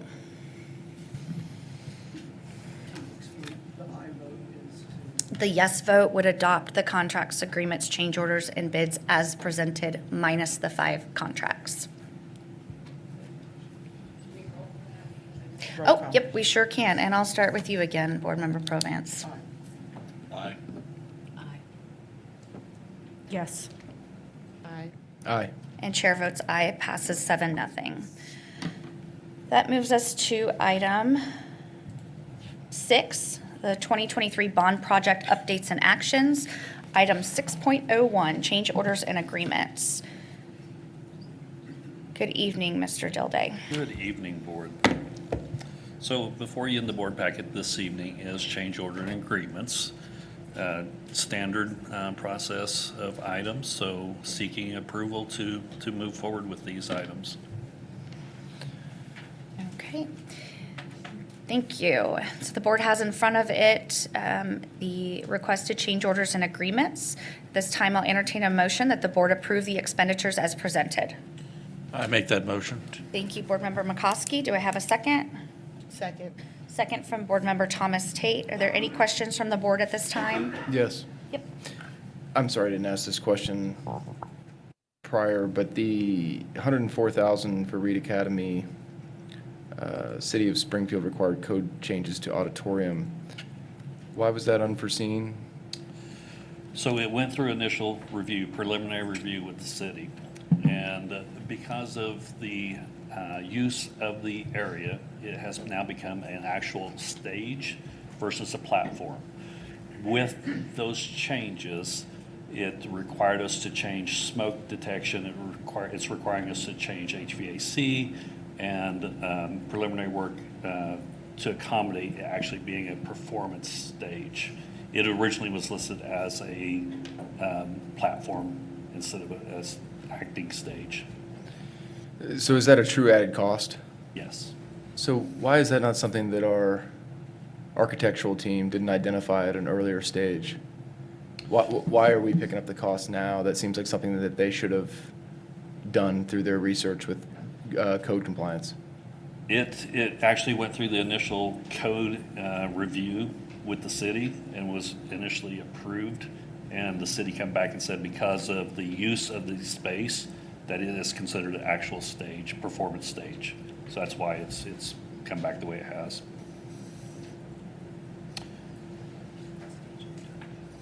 And actually, Nick with Navigate is here. If you have any questions, Nick, do you have any clarification on any of that? It was not included in the 5% document. Yeah. It was not included, meaning, it sounds to me like an error by the architects. I can't comment on that. I don't know. I think there was a permit issued based upon the documents that they had. The permit was already issued? The permit issued as a platform, not as a performance stage. After the permit was issued, the city came back and Yes. And we have experienced those type of things smaller in previous projects.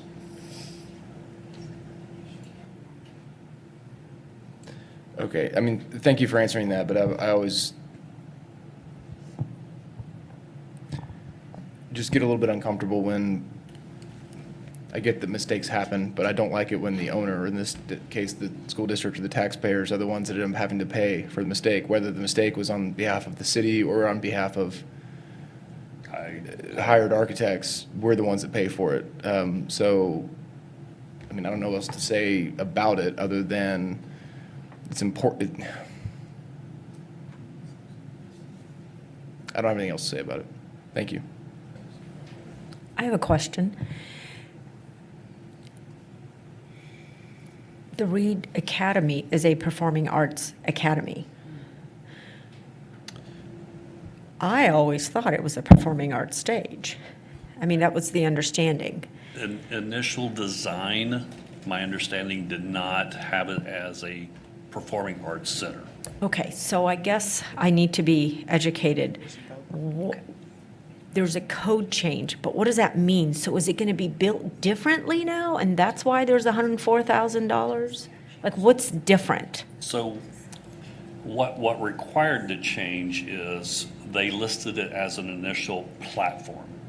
No, I get that. But what's the actual cost? Is it just go to the city because that's the cost of getting a permit, or is it going to literally be structured differently? So it's changing structure. It's changing changing structure. HVAC, it's adding smoke detection, it's adding items to be in compliant with what the city code is requiring us to. Even though it's the maximum number of people in it is still going to be the same? Yes. Same, because that's really what all those things are for. Correct. So Just even changing- though it was going to be an auditorium, it changed the stage itself from a platform to an auditorium performance arts center. Original drawings, the initial drawings, had it designed as a platform only. And as it was developed, it became they reviewed it under the city code as a performing center or performance center. Which means it And needs architectural more, firms have. so it now needs more bells and whistles compared to a platform at one of our gymnasiums. Yes, because we've added curtains, we've added backdrops, we've added significant amount from what it originally was designed as, the initial drawings. And our design team went back and pushed back, and this is what we ended up with.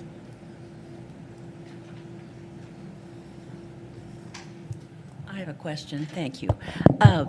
So is it still a platform that they're now calling a stage, or did we go in and change from a platform to something that looks different now and it's a stage?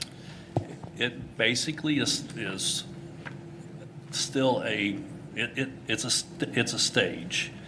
It's a performance stage where we've actually added in additional curtaining, additional backdrops, which required you to have smoke detection, fire protection, had to change the HVAC, upgrade it because of the flammable materials. So those things all grouped together has made the code change.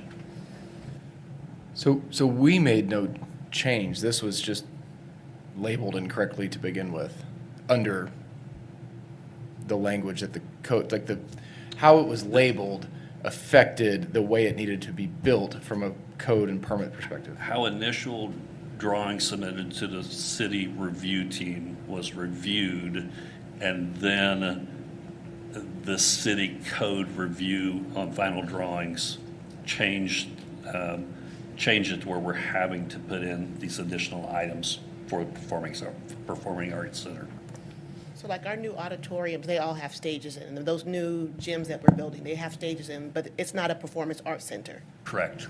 But They're more of a platform. They're more of a platform, but they're about the same height. They look like a stage, but they don't have some of the bells and whistles that you're talking about with the extra stuff. And the use of the room is not going to be for performances on a regular basis like the We one use at those Reed. as classrooms. Because they're also classrooms. So that is the difference, that the code changed because of how we're planning to use it, not just how it's structured, because it's still a platform or stage. It's still elevated surface. Yeah. Yes. So, do I understand this to be an oversight on part of the city? I'm sorry, I didn't. Do I understand this to be an oversight on part of the city? So the city caught it and they decided to change based on their code, and it charged us additional dollars. Originally, were the plans still the same that the city That would be- originally had? Is that correct? Yes, I believe that. So would why don't be- we have the city pay for the $104,000? I would love. I mean, to it's be- their error, it's their mistake. I would love to be able to charge the city, but unfortunately, I don't have the authority to do so. I know you don't. Yeah. The point, I want it on record that the city ought to pay for that. It was their oversight, and we built, or we're building to what the code originally was established and our design, but they want to go ahead back and change it because they decided that they're going to classify it from a platform to a stage. They should have caught that from the very beginning. Now we're paying for it. And we want to pay for teachers. I agree. Okay. Any further board member comments or questions at this time? Okay, seeing none, we do have a motion and a second on the floor, so we will go ahead and take our vote on item 6.01. Why does it say 7.01?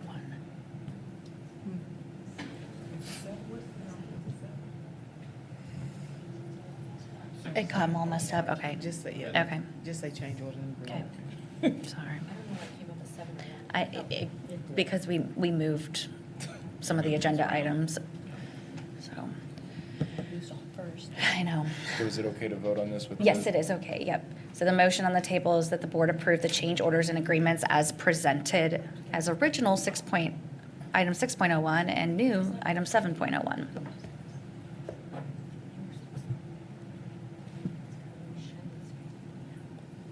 The motion passes 7-0. That moves us to our next item, which is the Pipkin site plan and budget.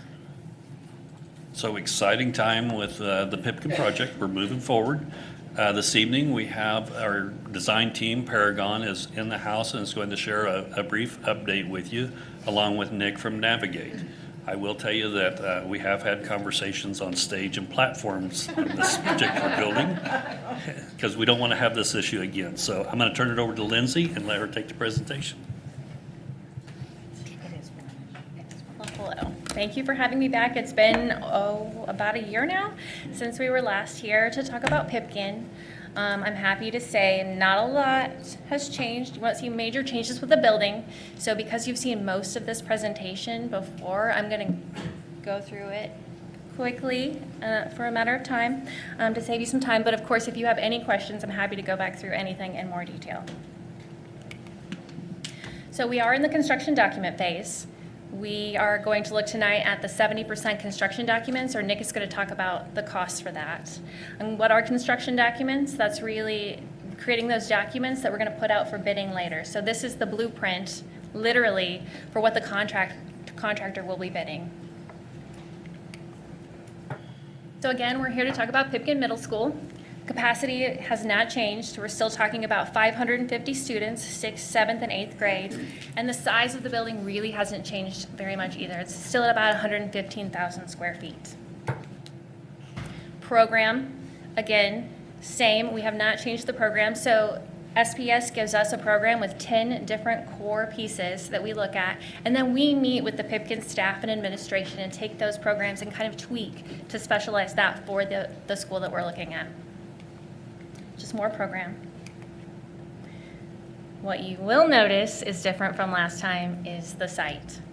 So previously we're on about a 10-acre site. Now we're looking at about an 8.5-acre site in the middle of town in the heart of Springfield. So really very close to your existing site. You can see the building is oriented on the south side of the site along Lynn Street. The building is still oriented east to west. So we didn't have to make major changes to the way the windows were laid out. We didn't have to make major changes to the entries. The main entry to the front office is located off of Lynn. And then our activities entrance, so we'll look at that here in a little bit, is located to the north near the parking area. You'll see the track and field to the north, right off of the corner of Division and Campbell. We have so much more parking than you have at your existing site. I think you have about 52 spaces, and we have room for 167 vehicles on this site. We also are required by the city to have queuing for 55 cars off of the street, and we have room for 67 in a single lane.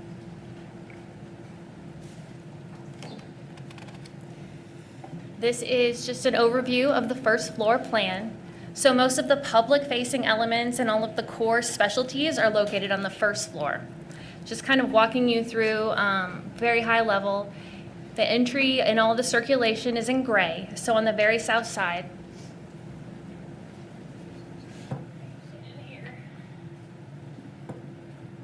I really like to use my hands, so you guys are, I'm frustrated not getting up at the board. And then we work counterclockwise around the building, so we have our admin spaces. That includes our counseling suite, our nurses suite, and then moving back around, you see that dark red color, that's the Performing Arts Center, and that's where we have our safe room is located. Moving to kind of the orange color is food services, so that's our cafetorium, back of house, kitchen, and serving area.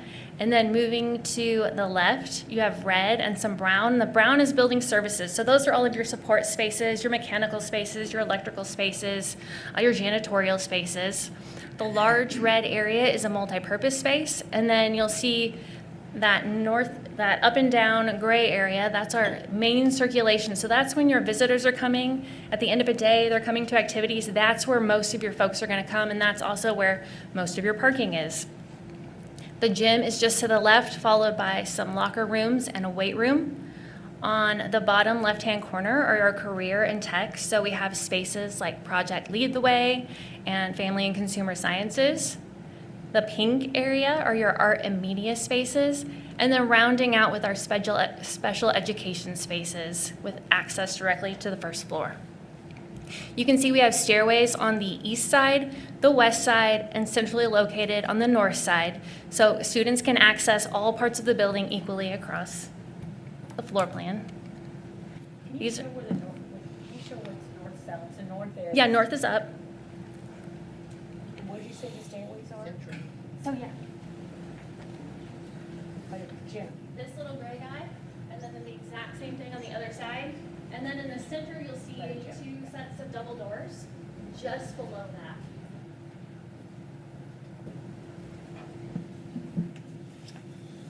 These are just detailed floor plans. This is the east side of the first floor, or excuse me, the west side of the first floor. And the east side, just a detail of the admin. Then looking at the second floor, this is laid out for kind of pods of or groups of students. So we have a 6th grade pod, a 7th grade pod, and an 8th grade pod. And those spaces that you see in the center are those flex classrooms. So those are things like speech, English language learning. All of those support spaces are equally available to our 6th graders, 7th graders, and 8th graders. Also have, like we said earlier, the stairs have access to all of those spaces so they can easily go up and down the steps. There is an elevator centrally located as well. Each of the pods has a science classroom and laboratory, restrooms, and then we have 2 collaboration spaces that are located centrally. So if you have a class that's bigger, maybe your 6th grade class is extra large, you can kind of flex into some of the neighboring spaces. Can you show where that large space is, the collaboration? Yeah. And I'll just note the collaboration spaces are designed so if we have extra large classrooms, they can or extra large classes, they can accommodate a classroom space as well. Do you see where it is? Is it that one? No, I mean, she's pointing it to it. Just directly up there? Yeah, the darker blue. I mean, I think you're. Is it the 8th grade where the little dot goes, says 8th grade? Is that big room? That is a laboratory, so that's a science lab. Oh, I guess I don't know where the collaboration space is. Okay. Collaboration space is right next to the restrooms. So located interior to the restrooms. And each of the pods has a restroom as well.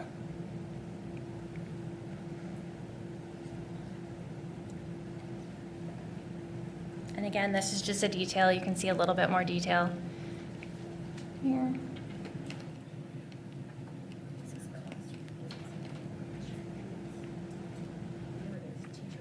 And then here we have a rendering of the interior of the gymnasium. This is a view from where the bleachers extend out. You can't see the bleachers, they're behind you. You're looking out towards the parking lot.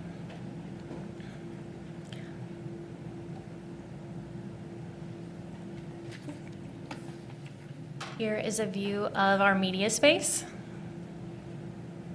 our library for the older folks here, me.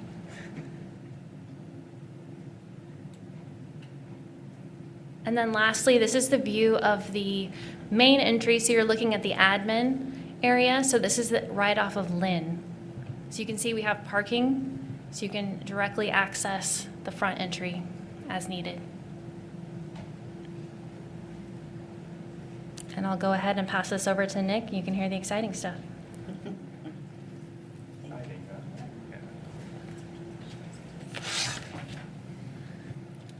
Thank you all again. Nick Feeler, Navigate Building Solutions. Been here before, so it's the same format and setup. We're going to talk about kind of the budget management process where we are today, do a high-level overview of the construction estimate based upon the construction documents that Paragon has submitted, and discuss next steps. I think most have seen this. So where we are currently is in that item number 6. So we're in that construction documents phase. So we did a detailed construction grade estimate on the 70% design documents. Item number 1, everyone mostly probably recalls, we sat here and we updated, we did a schematic design estimate as well as a design development estimate previously. So we have some kind of benchmarks to base the construction documents estimate on. We have the 70% Pipkin estimate, construction estimate at roughly $40.3 million. I do want to point out that does not include the site demolition costs. That is a separate package that is being finalized now, but those costs are included in the total project budget. But that is not included within the $40.3 million. Does include all building costs, all site development costs, which would include the earthwork, potential soils remediation, which the geotech report that we received pointed out is going to be likely. Does include on-site storm detention and any infrastructure, including parking lots, utilities, fire lanes, drive access, and there is a retaining wall. There is quite a bit of topography on this new site, higher from the north and then going lower. So the track and field is currently, I'd say, 50 to 30% of it from the southern end of it is on a retaining wall to put it down to grade where the building sits below. We do have some off-site improvement allowances. Your civil engineer Olson is currently working through those with the city. We have some allowances for improvements on Division Street as well as Campbell, and then that would be primarily it. Everything else would be included in the 40.3 mil. We're anticipating this project bidding in the 1st of March. We're hitting in a good market right now. Escalation is minimal. We are carrying 1% just for some protection. If there would be anything that would change in the next few months, do not currently anticipate that though. Like I mentioned, this is construction costs only. We are tracking the project soft costs, which takes a part of the total project budget. We're working with Sean and his team and tracking that accordingly.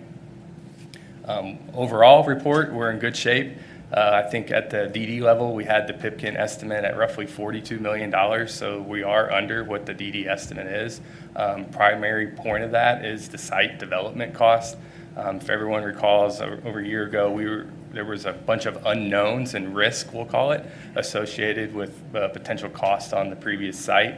Now we have those quantified, and it's a lot less site risk, and mainly regarding the infrastructure for the site. So it's all good news.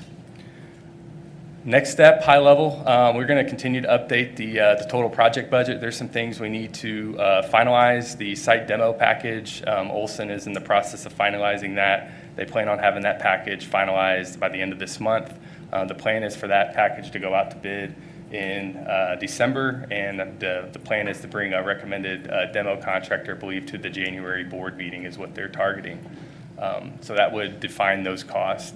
Also, we're in the process, the district's IT group has been looking at drawings that we're identifying and quantifying the owner furnished items, which would be your IT equipment. As well, we're getting to a point where we can engage furniture vendors to start getting finalized cost on furniture. Site construction logistics planning, that should be pretty straightforward, this site. Once the demo package is completed, it's going to be a pretty wide open site for a contractor to stage materials, et cetera, set up shop to properly build the building inside out. So one of the big milestones, next milestone specific to the project, mid-December, I think around December 15th, Paragon will be submitting to Navigate in the district what we're calling a constructability review set of documents. Navigate will take that, do a full constructability review similar to what we did at Reed, and we'll issue those comments back to the design team for incorporation into the 100% construction documents, which we are targeting to be completed by the end of January.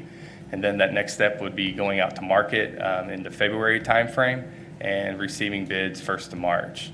So a lot of fun things. It's really up into Paragon's hands now to just further define the construction documents, but the scope of work is well defined right now, and overall, happy to report, I believe the budget is in a very good shape for the district. So with that, we'll kind of turn it over to any questions there may be. Okay, all right, thank you. Does the board have any questions for Paragon or Navigate at this time? Yeah. Thank you for the presentation. So to start off, I'd like to compliment the design. I do think that in looking at it, it's from a construction or constructability standpoint, it's very efficient, but I don't think we're compromising on something to be proud of. I think it looks great. It looks like it's effective in what we need. I don't see any funny angles or crazy design elements. So I do appreciate that. You mentioned stormwater. Are we having to do stormwater on site? Is that under the football field? It is not. So currently Olson is planning on site detention on the southwest, it'll be underground on the southwest corner of the site. Will be underground? It will be. Under what? I believe it's currently planned for parking. Yeah, so there's actually two ways we're holding water. So because the field is field, right, we can just drain straight to that and tie into the city's system. And we actually get a credit because there was so much paving there before. That's what I was wondering. Yeah, so we do get a credit for some of that, and we're fully utilizing that. But then on the southwest corner, in that very bottom parking lot, there was the larger parking lot that was like kind of a box, and then the smaller parking lot just to the south. That is where we're locating ours. So that'll be impervious? It'll be similar to Boyd. I believe so. Yeah. Oh, you worked at it as well.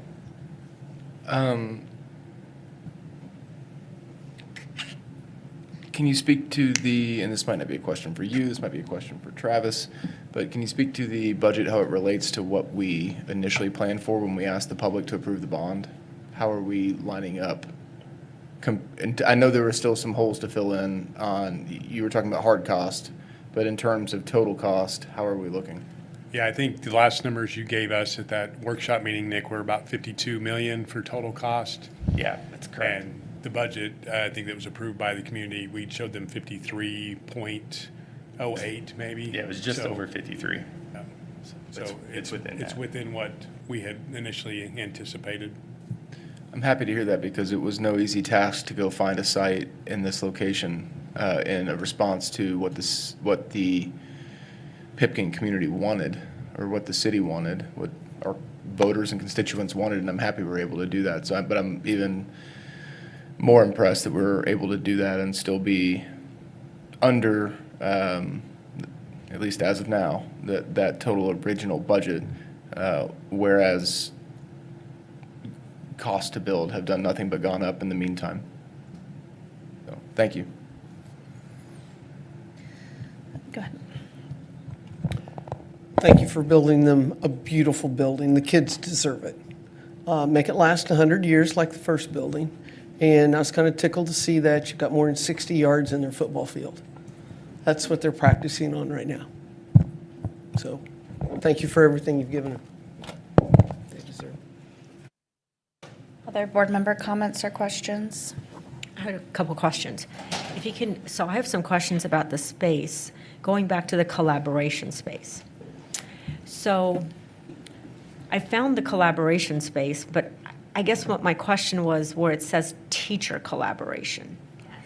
So is that like the professional development? Because there's a conference room on the first floor. Is this like a second floor conference room for teachers? So Is that what you were talking about when you said collaboration we have space? two types of collaboration spaces. So we have two student collaboration spaces, and those are located in that main east-west corridor next to. On the second floor? Yeah, on the But there's second- also one going Yes, north-south there on the is. second floor. Yes. And so in the original building program that we have for middle schools, there's a request for teacher spaces in Okay. each of the pods.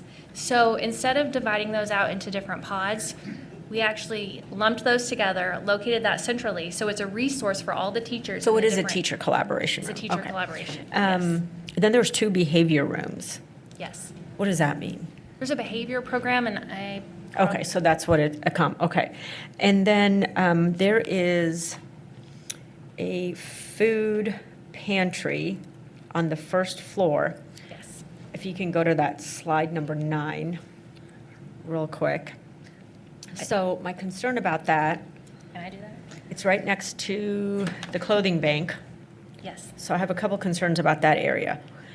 So the clothing, I don't see a space for a washer dryer. I see a shower space. Actually, right next to the shower space, there is room for a stackable washer dryer. So it's going to be a stackable washer dryer? Yes. And so Okay. we actually have washer and dryers located kind of throughout the facility. Oh, so that's not the only place? That's not the only Okay. place. Yeah. Is it where the gym is? Is that where the other? There are others in the gym and locker area, and then there's another in the sped area as well. Okay, got it. So there's two dedicated areas and potentially a stackable in this area by the food bank, by the clothing bank. And some in janitorial spaces as well. Is that normal to have this many washer dryers in a new build? Maybe not. Is it just special for Pipkin? Well, it's typical to have one in sped. Yes. It's typical to have one near the nurse or front office. Mhm. And this is located near the nurse, but not in the nurse. And then it's typical to have them in the locker rooms. And then we do typically have them for special equipment for janitorial. So yes. Okay. And then the food bank, there's a door that goes into that hallway. It'd be nice if it just went into the food bank so that there's access to the food bank and then you don't have access to the rest of the school. But here it goes, if you're coming in to get into the food bank, you have access to the offices and all that. Is that at all a concern, or is that just how it's supposed to be?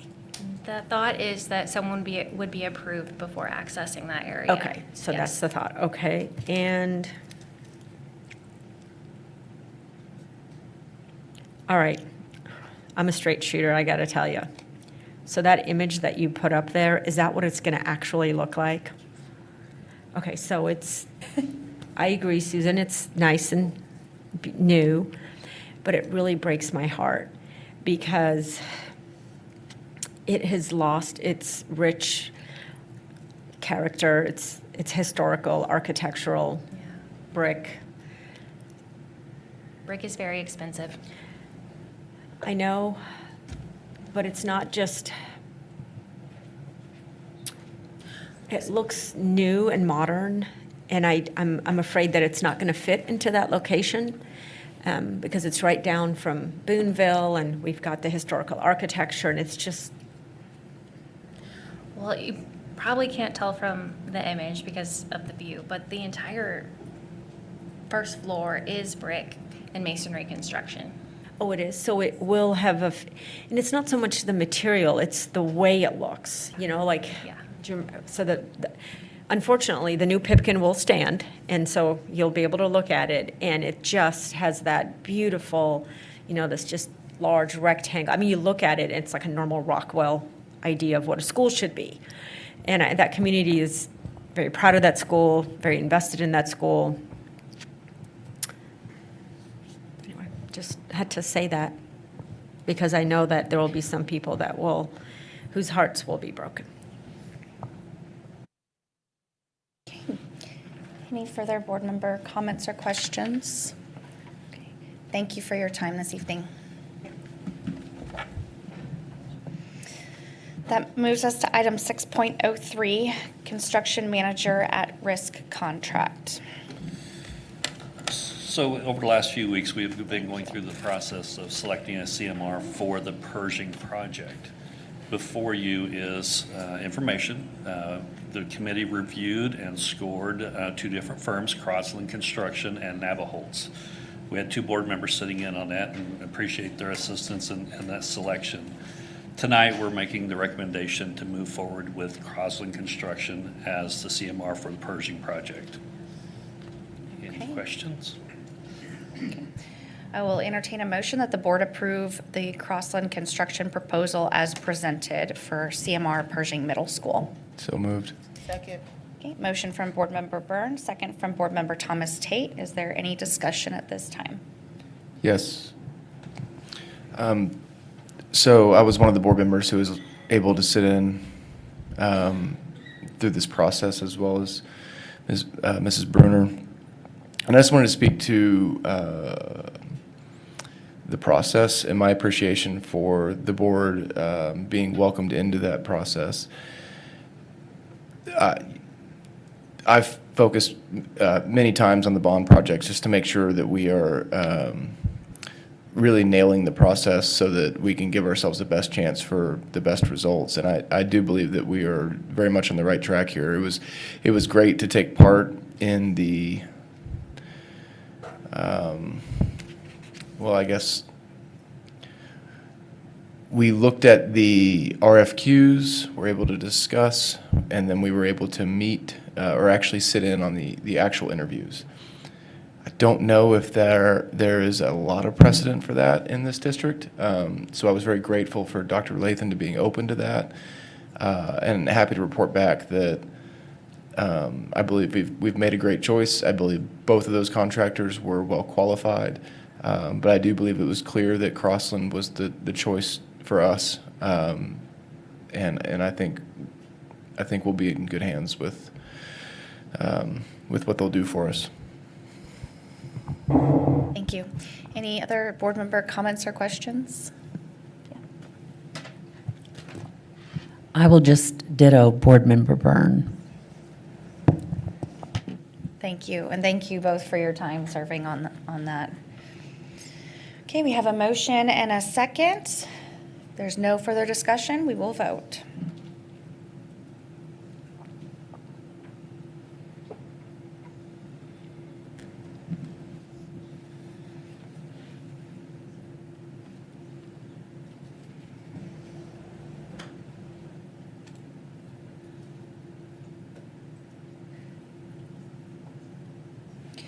And the motion that the board approve the Crossland construction proposal as presented passes 7-0. That takes us to our next item, our quarterly bond update.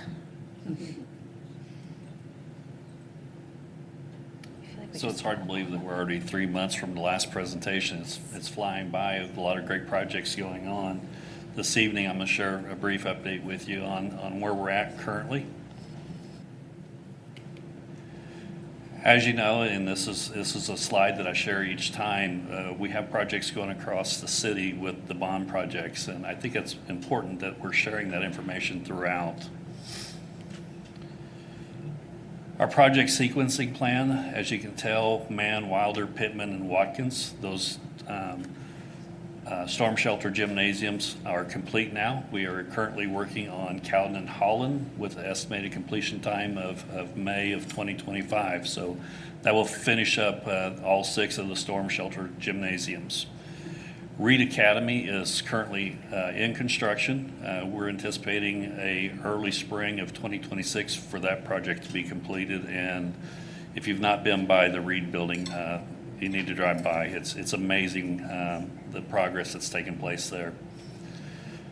Pipkin Middle School, we just get a quick update on that one, and the Paragon team and all the team that's working on that is doing a great job and moving that project forward. Pershing Middle School, as you're aware, we just accepted the CMR, and we get the boots on the ground just as soon as possible to start working on that building and the opportunities that are out there for us for that project. The 4 classroom additions at Field and Wilder, as you know, Pershing Middle School and Elementary, the elementary classes will be moving and will be relocated to Field and Wilder. Both of those projects, we're anticipating completion early spring, around May of 2025. So we're ahead of schedule on both those projects. Our safety and security, as you aware, glass film is complete. Door sensors, we're working on that. Currently, access control and doors are out to bid, with bids due back next month. Roof sensors is ongoing along with the camera systems. This slide really represents all of the projects that is across the city, and I think it's important to note, one thing that I studied on this is each high school attendance area, we've got projects going on in. So this shows and represents all those projects and where they're taking place at. Quick update on Cowden Storm Shelter, just exterior picture. That project's moving along well. DeWitt's on that project and excited to get it complete for the kids to move into it. Wilder Storm Shelter Gymnasium. This project is complete, but I really put this slide in here for you to see. If you look over on the top left, that is the location for the 4-classroom addition as we're moving forward with that project. Reed Academy. I go by Reed and at Reed frequently, and it just amazes me how fast and the scope of the work that's taking place and how that building is really impacting that community, and it's going to be a beautiful building. Our financials on our bond projects, we're stable, we're in good shape. We've been very respectful of the taxpayers' money and continue to do so. Progress is promised. This is always my favorite part, to share where we're at on the video. So I'll let Tammy get this started for you.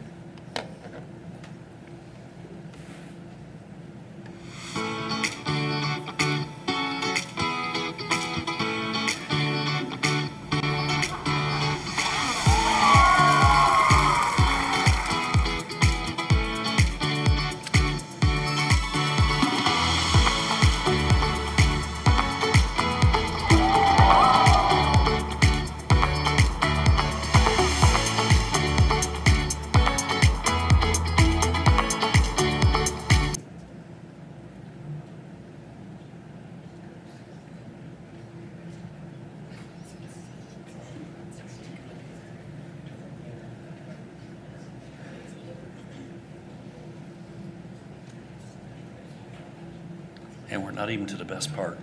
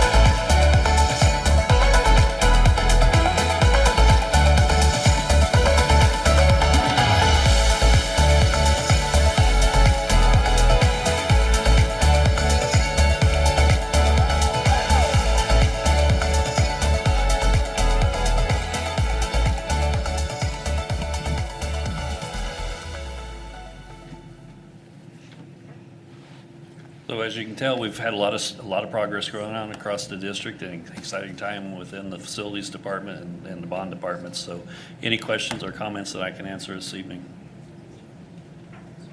I was just also thinking that I can't believe another quarter has passed. I know. We've had a slew of ribbon cuttings for some beautiful new gyms, which also are serving as storm shelters for members of our community. So thank you again to the voters for passing that bond.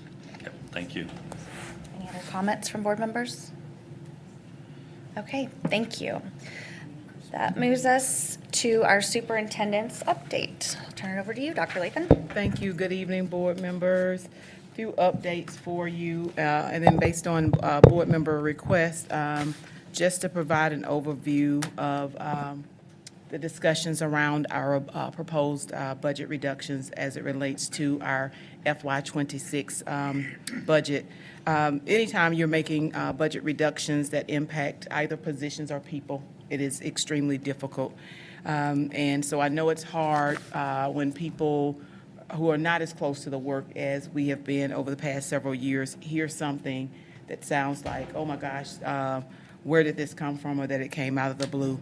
And I would like to just kind of give a little historical data just to bring everyone up to speed of where we are. And like I said, it is extremely difficult as we work to make these positions, address these positions. But back in August of 2021, when we presented and held our tax levy hearing, we at that time actually started the conversation about our budget and our budget over the next 5 years. And as we plan budgets, we're planning 5 years out. That information is shared with our board on a yearly basis when they actually come in for their budget meetings. But at that time, in August of 2021, we talked about the Franklin County Court decision. And it was a court decision that actually impacted over 140 school districts across the state of Missouri. So not just Springfield Public Schools, but 140 school districts. And as a result of that particular litigation, it set an amount that a district cannot exceed its levy above what voters have approved.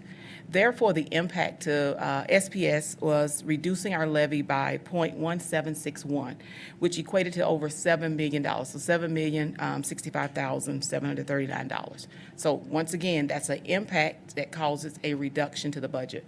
So board members, I know some of you were not here, some of you were, 2, I think 3, were here when we first started talking about it. And so at the same time, remember, we were in the middle of a pandemic and an infusion of federal dollars. As a result, August of 2021, we talked about the tax levy and that Franklin County would impact us in the long run and forever until something else happened as it relates to revenues. Then in September of 21, we started talking about and presenting to our board information on ESSER. And that ESSER discussion was around those infusion of ESSER dollars with input that was actually across the district and also stakeholder engagement. And people probably don't remember, we sent out a survey, asked how should we spend the dollars, but we heard overwhelmingly that campuses wanted the support and there were district-wide supports that needed to be created in reference to positions. And so campuses decided on those positions. We also announced, and we announced from 21 all the way up, actually to this moment again, that once those dollars exited, we would have to plan accordingly and adjust our budget. We've experienced, as a result of that infusion of federal dollars, a healthy fund balance. And so kind of think of it as that you receive a bonus or something of that nature. And so that money helped us build up our reserves. And I'm trying to make sure people understand it. And if I go too fast, please slow me down, because I'm trying to recall everything from this past 4 years. So that healthy fund balance of those federal dollars, we utilize those federal dollars to help us address and pay for those positions. We also added other programming that broke my heart that we had to close, and I'll give you an example of our SHINE program. If you recall, we added the SHINE program that provided before and after school care.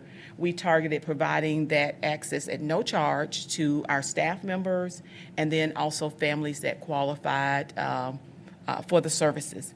And so we were able to provide Shine for 3 years. Once again, that was that pot of federal dollars. Same time, we also had social workers that, through a partnership with Community Partnerships of the Ozarks, and we had a number of services that we were providing. And every time we presented our budget, and so and I'm so glad that people are actually engaged in the conversation, especially as based on Marion, what you said about us holding our elected officials accountable and being more active in Jefferson City. So March to June every year, we provide public presentations to the board on our budgets, and we break it down actually in small chunks. And so there's a section of our budget that we discuss with our board. Also on our district website, the public is able to view our budget book. Our budget book is posted, and you can see in our budget book, and I just want to go back to, let's even look at our current budget book for 24-25. We call out ESSER positions, the elimination of those positions going away. And if you were to take a look at our budget book, you'll see page, and I went to look at it because I wanted to make sure it was accessible on the site. Page 5 talked about the ESSER reduction of the $30 million, what we had to address over the past several years. Page 8 of our budget book for this year talked about the 60 positions, and let me slow down, I'm getting ahead of myself. We added 182 positions using ESSER funding. Last year, we reduced and eliminated all of those positions except for 60. ESSER went away, so those positions had to move to our general fund, so basically our district operating funds. As a result of maintaining those 60 positions and some other identified positions that we saw as important to what was going on that we needed to address across the district, focus room staff, impact classrooms at 5 of our campuses, monies that we wanted to put into positive behavior intervention support.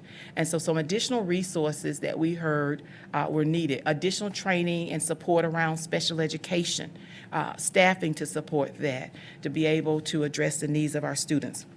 So those were things that we added in this year's 24-25 budget. When we presented to the board in May and June and asked the board to approve our budget, and like I said, we share a lot of information with our board, but we wanted to make sure we were on the record clearly articulating that this season, this round, another set of reductions would be made and recommended for the next year's budget. Last November, we went through the same entire process. And it doesn't start a month ago. This process, once again, starts a year before going through that process. All department heads are asked to review their budgets and to look at ways that we could reduce as many positions that we can reduce through attrition, meaning people leaving the district. We take those responsibilities, we shift them to another position, or we divide them or disperse them out. And so that's the process that we've utilized over the past several months. We shared a list that has the identified positions. And if you look at the column around attrition, and I want to point out a few because I know, board members, you've received questions, I've received questions and comments around when we create a budget, every position that's on the books, whether it's filled or not, we take that money out of our budget. So we say if a position is going to cost X amount, that's already backed out. So we project it, this is our budget, this is the amount. Where you see or heard that we were eliminating vacant positions, whether they're positions around transportation, positions around police services, those are positions that were vacant and have been vacant that we built into our budget. As you build like a cushion to say, okay, if we need this, we've already asked the board to approve these positions. When we were looking at making reductions, we started going to those positions. As it relates to safety and security, we are covered. We know what we have. Thankful that appreciate the board. In the last several years, you approved the support for us to have patrol to support our elementary campuses. That support will continue as we move forward. We have provided to the board, and I can even think about, I want to say it was even this time last year, and I know it came up, I want to say in late spring, around the tier system, because you hear a lot, and even I think we discussed it last month when we asked the board to approve the changes in our mileage around our tier system. We have presented information. We will continue to operate on a 3-tier bus system. And the conversation came up, can we shift the start times, the 7:20, 8:10, and 9 o'clock? Yes, we can shift that, but that last 3rd tier that starts at 9 o'clock, we would have to shift that time also. And we've talked about that on a number of occasions. So, and we have shared, and I know for a fact, our Director of Transportation shared at the board meeting in October, the number of drivers we need to make it work, even with increasing the number of students that will now be eligible for transportation in 25-26, which is over 1,000 students that we're able to make that work. And so that's something. As we also plan and build our budget, Senate Bill 727 was passed this past spring, but there are a lot of unknowns with Senate Bill 727. So you hear all these things that they're saying that we are being mandated, so we call them unfunded mandates, to be required to place and support, but there are no appropriations assigned to all of those mandates. You heard us tonight, prime example of this board approved, now going into 4 years ago, a universal screener. We chose our own company. Our district staff have done an excellent job with implementation. But you heard, we now have to change that. But here's the blessing. We already had the money because we had been using a particular contract. Those are examples. And so until we see the money, we are in the show me state, we have to plan and not build that in. And so we do plan and do it from a conservative approach. Annually, and like I said, I can only speak for the last several years, and I know before that, we want to provide increases to our staff. And so when we think about salaries and benefits, this board, with the support of this board, they've been very supportive of the recommendation to improve salary increases for our staff. That's about $12 million on an annual basis. And so that has to also be built into our budget. Several other things to point out. As we looked at, after all of the department heads looked at positions around attritions, positions that could be consolidated, duties that could be examined and be able to still continue to implement our educational programs, we also developed a plan for those consolidations. One of the things that came up was around how our library services department will look. We will still have librarians, library specialists across our entire district. Our elementary and secondary leads will provide the supervision and support. We have a structure in place now where our building principals are supervising and evaluating our specialist teachers. The same thing would happen as it relates to library services. Our librarians now, or library specialists, they do their ordering. They have their own budgets now. That will continue.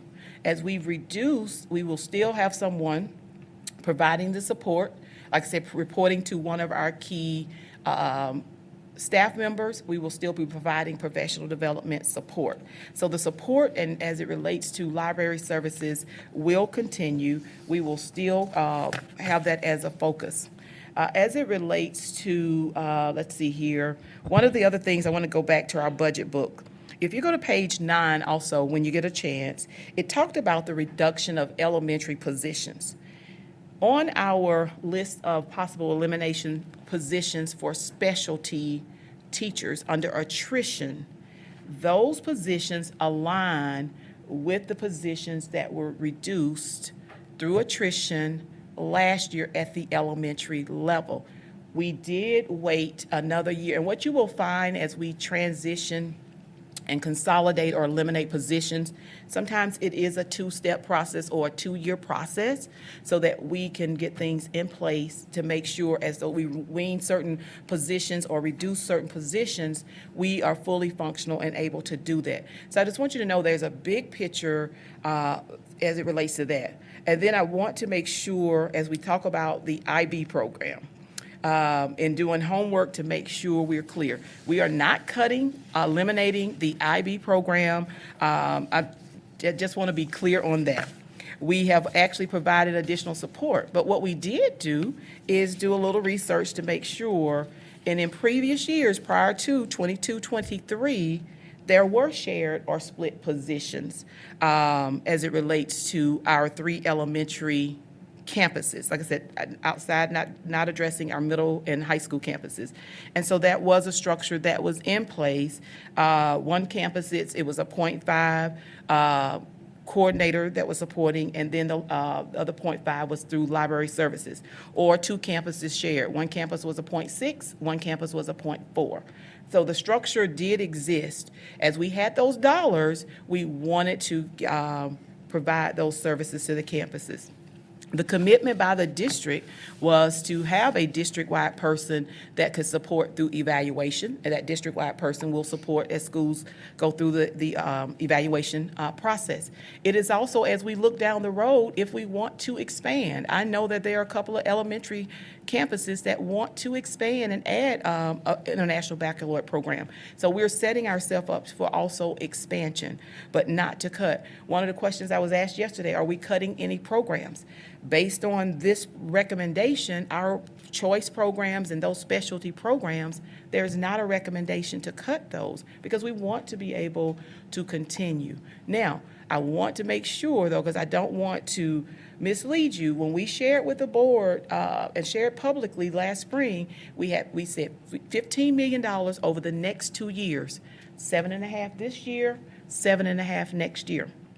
The proposed budget reductions right now are $10.5 million, which means that we are much closer than what we had projected for this particular year, which will help us this time next year. We will be going through this again next year, and actually we start looking at opportunities. And I will tell you, as people leave our organization or move to other positions, we will evaluate throughout the course of this year moving into if we can go ahead and close that position or not fill that position and reassign those responsibilities as it relates to the central office type positions. Also, one of the things, and board members, I thank you again, this is the second year you approved the $1,500 resignation or retirement incentive if people notify us by November 30th. So thank you again. We asked you to do that last year. The same reason we asked last year, we were going through the budget reduction process. That's so we will know how many positions are available in the district, and that people who are exiting some of these positions in which they are certified and qualified for can move into those positions. That way, if they want to stay in the organization, they have an opportunity to do that. That's why we are trying to do things outside of business. I know some businesses wait till the end of the year, around May and June, to make those decisions. We want to be able to provide people ample opportunity to, like I said, apply for positions in the district or if they're looking outside of the district. One of the other ones that came up is around our district, our instructional coaches. And we shared, once again, as you think about positions, there's a reduction of 20 positions, but we're keeping 41 positions where those roles are changing. You heard me say earlier tonight, as we looked ahead, knowing we had to implement a new tool to meet state requirements, the focus that we needed not only on instruction but also data, that we looked at those positions. Those 20 staff members, so if it's 61 people in the position now, 20 staff members will have an opportunity. If they're tenured in our organization, they will have an opportunity to go to a classroom position, or they might choose to go to a different position in the district. But if they're tenured, they are guaranteed a position in our district if they choose to remain with our district. But like I said, we have looked at it. We've tried to make sure We've shared that information to the impacted staff. We've had a rollout plan, similar rollout plan. And all I ask is, as we have in the future, as we continue these conversations, that we allow those impacted staff to be notified so that then they have the information and then we're able to address that. I know I took more than 5 minutes, and I apologize up front, but I thought it was important to make sure. And I want to make sure, and like I said, I made a few notes tonight, 15. We did mention, like I said, the 15 million reduction on page 9. We talked about that. We talked about library services. We talked about that.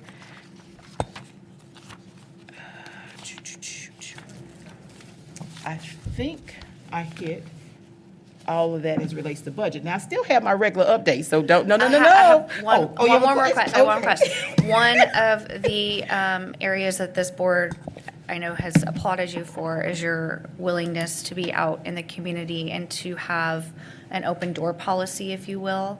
What, if people still have questions, what are some opportunities that they can come and talk to you or other individuals about? We have, I think it's December 3rd, help me. We have, Let's Talk, so I'll have a meeting, December 3rd, and for the parents, community, stakeholders, and then that same week, gather with Grenita for staff.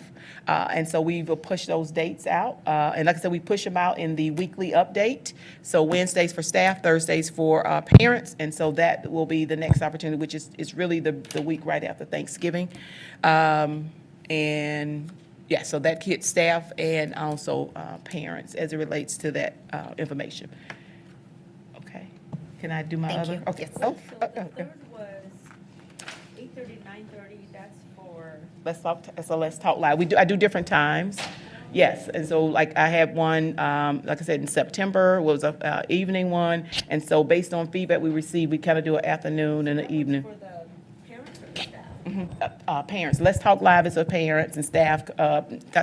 It's anyone that's a stakeholder. The fourth, it should be a Gather with Grenita. That's for staff, and so that's virtually. Although the Gather with Grenita is a staff. Yes, that's why it's not on your schedule, because it's a staff one. Yes, and any staff member can get on, and we do that one at different times too. Like if I have a late start, they'll do first. If it's an early start, we do the afternoon. Where is your event on the 3rd? I think it's here. The 3rd, is it here? It's here? Yes, it's here at KAC. Thank you. Also, as we continue, like I said, this ongoing conversation throughout the year, our other conversations with our staff and parents through Superintendent Solutions. We will have another one for teachers right after the holiday in January. Parents will be in February. Like I said, these are ongoing conversations. This was just the start in the beginning of the process. Dr. Lathan, I misspoke on that. Sorry, on December 3rd, it's at PVLC. Oh, sorry, okay. Yes. Professional Learning, Professional Virtual Learning Center, the launch building. That's the easy. Okay, where's the, okay. So do they have to sign up for that, or do they just show up? They show up. Where's the bus? Just want to make sure we are piloting that this fall with 4 of our campuses, which impacts about 1,000 students. After the holidays in the new year, we will roll that out district-wide. Where's the Bus provides an opportunity for parents in real time to know where their students are once they enter onto our buses. So really excited. Tickets are on sale for our annual 40th annual Bass Pro Tournament of Champions. It will be held January 16th through the 18th at Great Southern Bank Arena. I encourage you to get those tickets and come out and see some great basketball from some top athletes from across the country. Board members, that concludes my update. Thank you so much for allowing me extra time today. Thank you, Dr. Lathan. That brings us to our board comments section of our meeting this evening. Are there any board member comments this evening? If I may. Sure. I know this might be a subject that in people's eyes is a little sore, but I want to put this on the horizon. I see that Jennifer Counts came and talked tonight about the annualized pay. This thing has stuck in my craw ever since we moved away from annualized pay for our hourly workers. And so I don't want a discussion tonight or anything of that nature, but I want to put it on your horizon, that I do believe that I want to pick this discussion back up. We've had multiple emails throughout the last couple of years, and people coming up and talking to the board in comments, and it's just not going away. And so I think it's something that it may be something difficult to talk about and decide, but I think that I want to be able to put that on your horizon, and then if we bring this up at a later date, that we'll talk about that before, especially before the next year that it comes about. But I just want to give that courtesy, a warning. I want to bring it up. Do we have any other board member comments? Thank you for those comments, Steve. As we continue to hear more on that, I'm certainly open to the conversation to see where that goes out. But thank you for mentioning that, to see where that goes. So thank you for mentioning that. I wanted to speak to the people that came out in support of Field tonight in the IB program. I appreciate Dr. Lathan clarifying that the IB program is not going away. I had some parents reach out to me about this issue, so I had asked Dr. Lathan, and she assured me that the IB program is not going away. I think this is something that SPS is very proud of, so rest assured this is just something the district is very proud of and is certainly protecting and will not go away. But I do really appreciate everyone coming out and supporting their schools. It's nice to see when a community is very involved with their local school and is willing to come and speak to us about something they're concerned with. I'd also mention, I won't mention her by name because we don't make a practice of doing that, but the lady that spoke about potential changes around dyslexia and our practices surrounding that. It was good to hear from her and someone that spends so much time committing to her local school at the local level, really impacting students through volunteering, and to show up tonight and to advocate for students and people in her community up there at Pleasant View meant a lot. So on this topic of budget cuts, I wanted to say a few things that are just my point of view as one board member. That I believe teachers are our most important resource in the district, and I think that that's reflected through the amount of budget allocation that teachers receive. It's in the range of 80% of our budget. It goes to salaries and benefits. Cuts are tough, and it's a hard thing. It's a hard thing to navigate. It's one thing, this board has voted for teacher raises in the time, I think every year that I've been on this board for 3 years. We've all supported that, and it is one thing to support that, but we can't just do that without being hawkish and protecting the entire budget, because we have to pay for it. So I've certainly had some votes over the years, and I think when you hear something like this is why. I mean, when we knew that there were budgeted deficit spending, budgeted cuts that needed to take place, I've taken some heat for not supporting expansion of a few choice programs. This is why. If we're going to do what's best for the students, and I really do believe that the teachers are the most important resource we have in terms of affecting academic achievement, to pay them, to keep them, we have to go above and beyond and protect the budget in every other way and make sure that we aren't expanding special programs when the timing isn't right.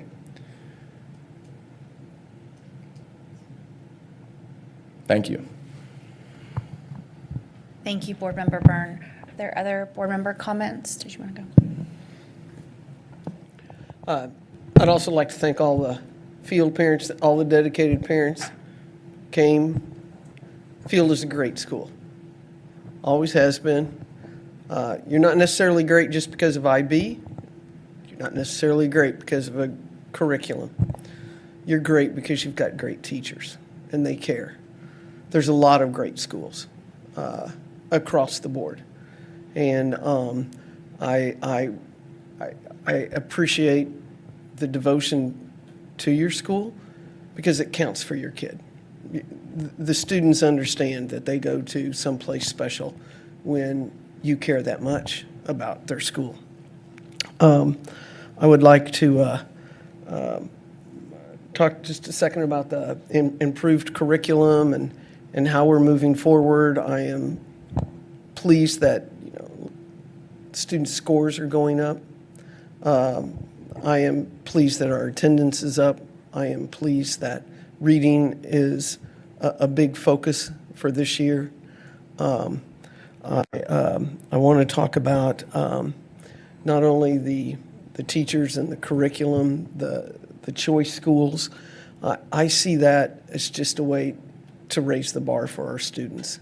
It gives them a choice, but the choice is to step up, to challenge yourself, to take on even more. So I was very much in favor of teacher raises, and I want to pay the Springfield Public Schools teachers the best pay in the area because we have the best teachers, and I want to keep those, and it absolutely hurts that we would lose some, and money makes the world go round. And Kyler, you're so correct. We do need our state legislature to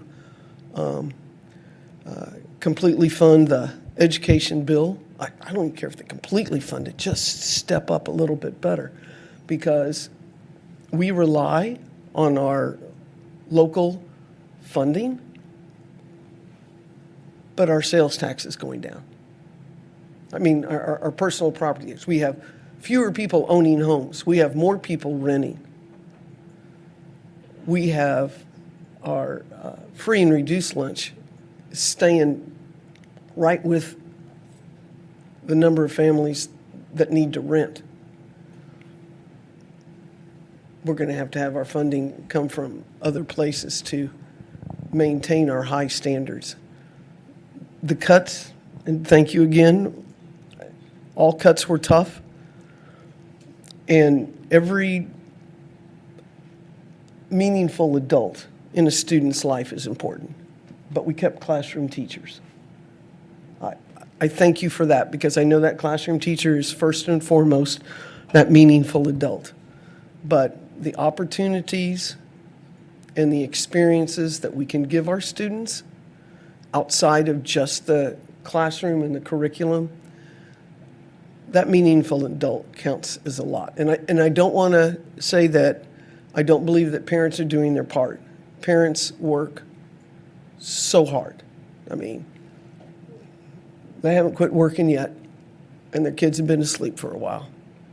But that meaningful adult outside the parents, the grandparents, the guardians from school does more than anything else. So cuts were tough. They were very tough.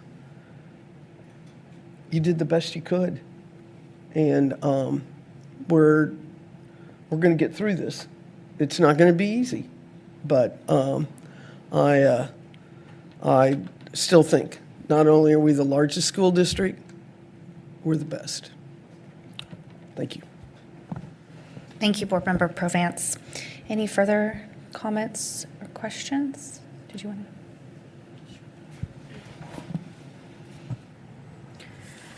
to?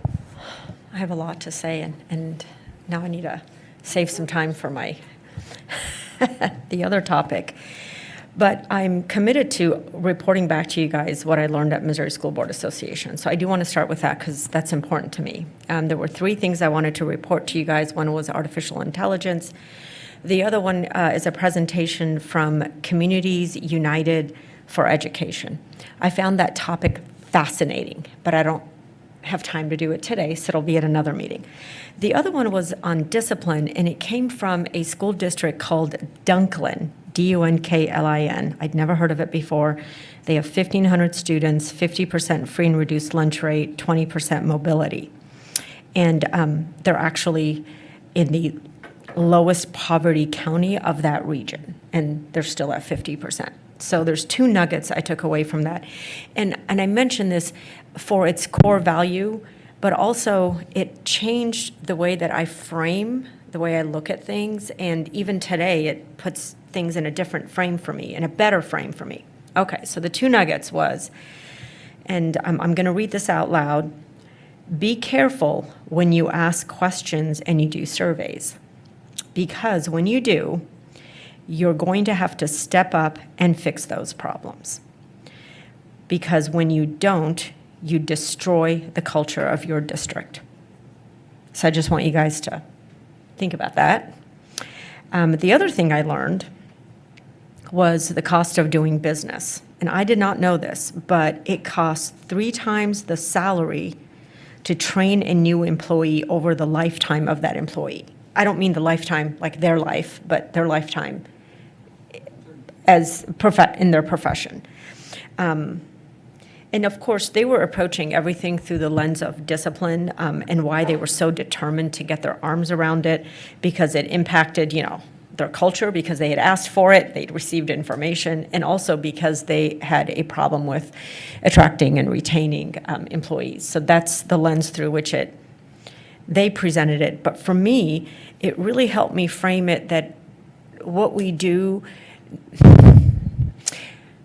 that treading water is not okay, that we can and should do better, and to strive for that. So with that preamble, let me hit a few things that came up.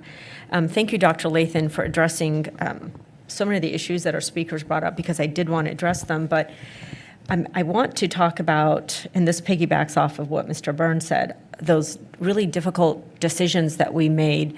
And I've always been very critical, because I believe in growth through criticism. Not that I don't see the positives, but I'm always looking for growth through the opportunities. And one thing that SBS has always done, and done really, really well, is choice programs. And so IB is not going away. I mean, just be reassured, it's never going to go away. It doesn't mean that I don't remain critical of some of the paths we've taken, such as like Fly SBS or Alliance, because we knew that we were staring down the barrel of these budget cuts that we still have to do next year.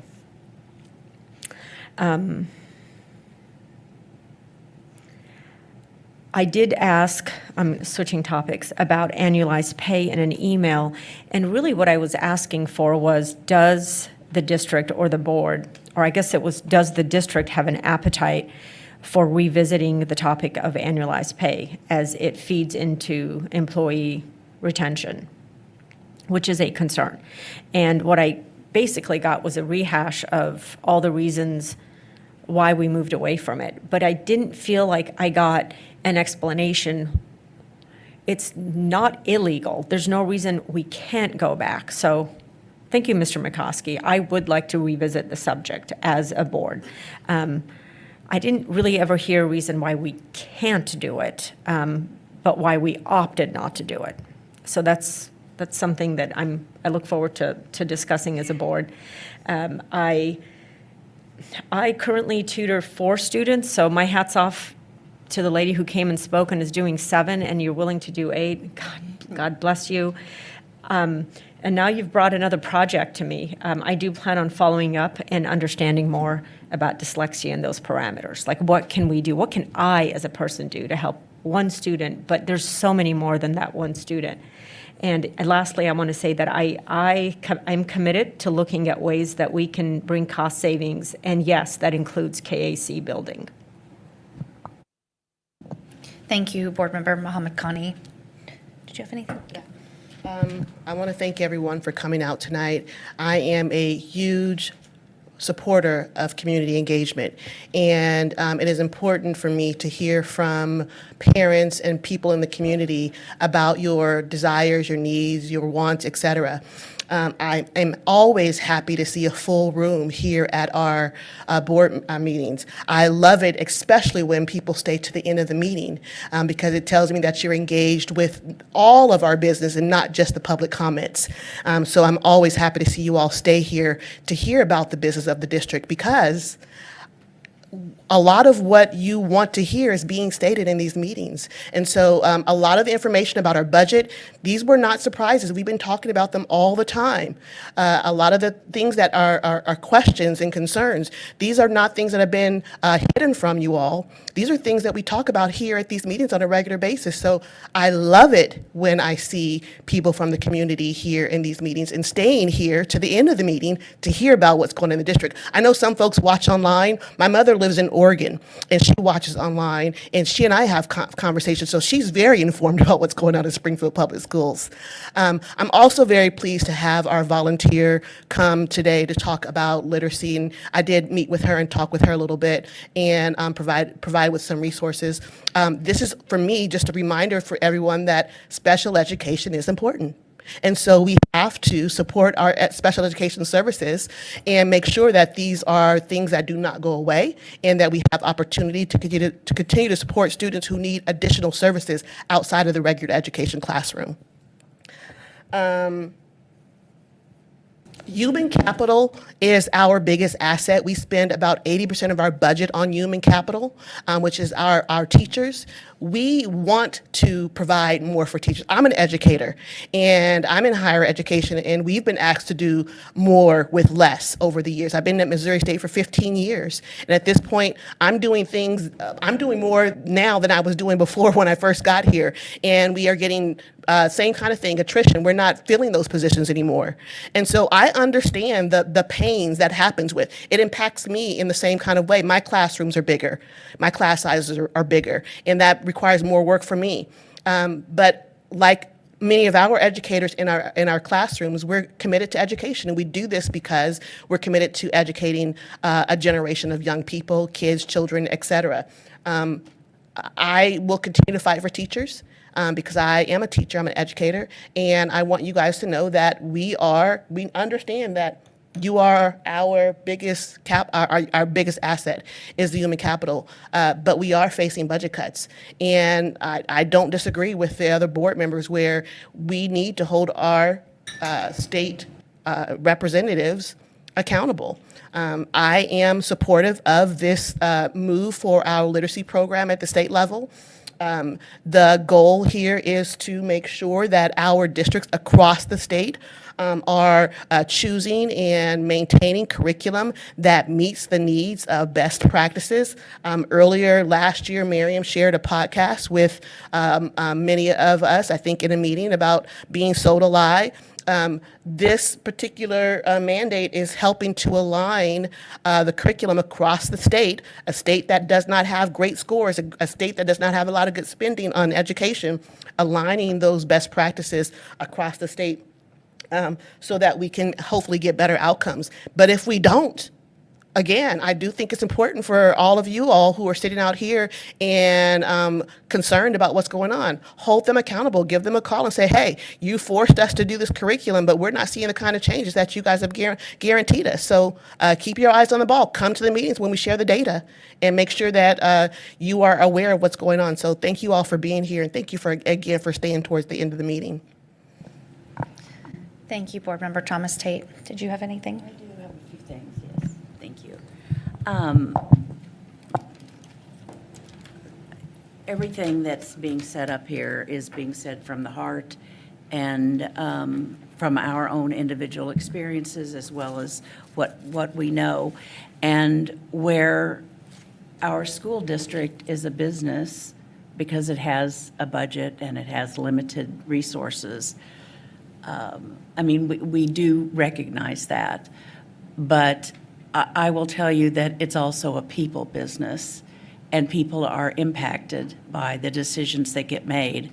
And I don't think that that is lost on any of us, and it's certainly not lost on any of you here in the audience. I mean, people tonight spoke with passion and with information, and they were speaking from the heart, and I appreciate that a lot.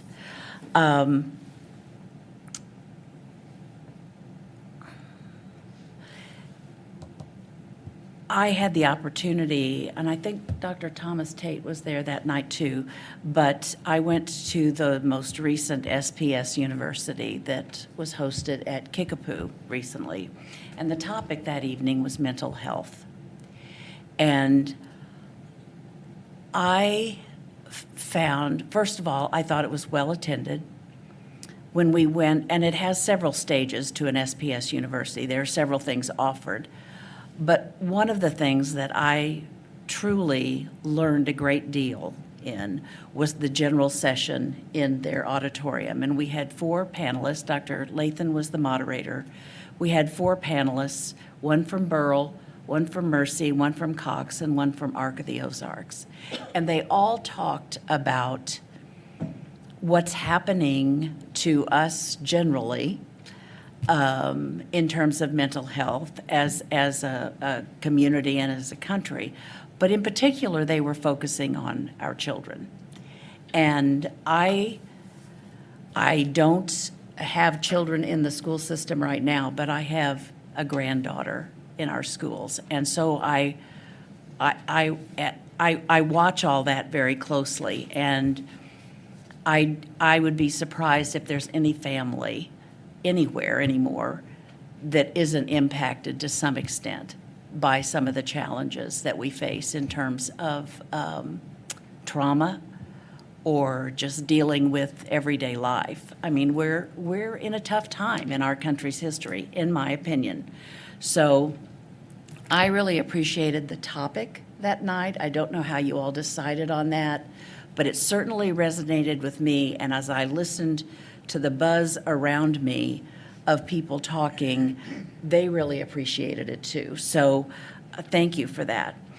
I do want to let everyone know, and I hope it gets reported, that the Springfield Public Schools Foundation is going to have a campaign in the first couple of weeks of February. It's going to be called Love SPS, and it coincides with the Valentine's season, where they'll be doing some fundraising and some outreach for the community to provide resources, and just as importantly, thanks to individual school personnel, to individual schools, whatever they decide to do. But so watch in your publications about what you might find as an opportunity with that.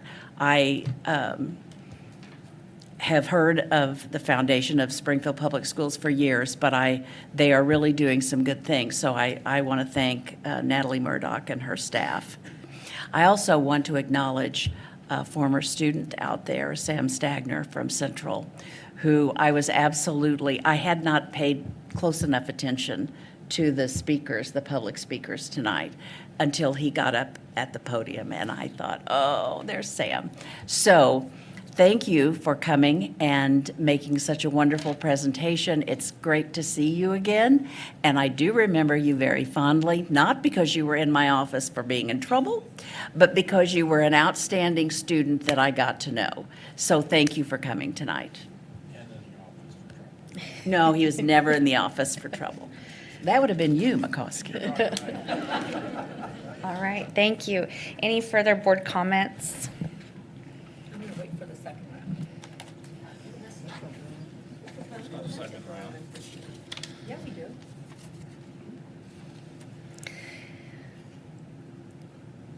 Do you have any further board comments, Board Member McCoskey? No, I do not. Do you, Board Member Byrne? Okay. Do you, Board Member Provence? Miriam, it's now your turn. Did you want to say anything? Okay.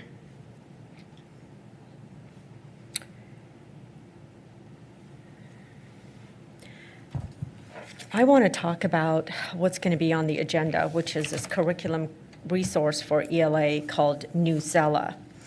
And so we're going to adopt Newsella as a resource to support curriculum guides. It's going to allow teachers to search for fiction and nonfiction texts that align to Missouri learning standards.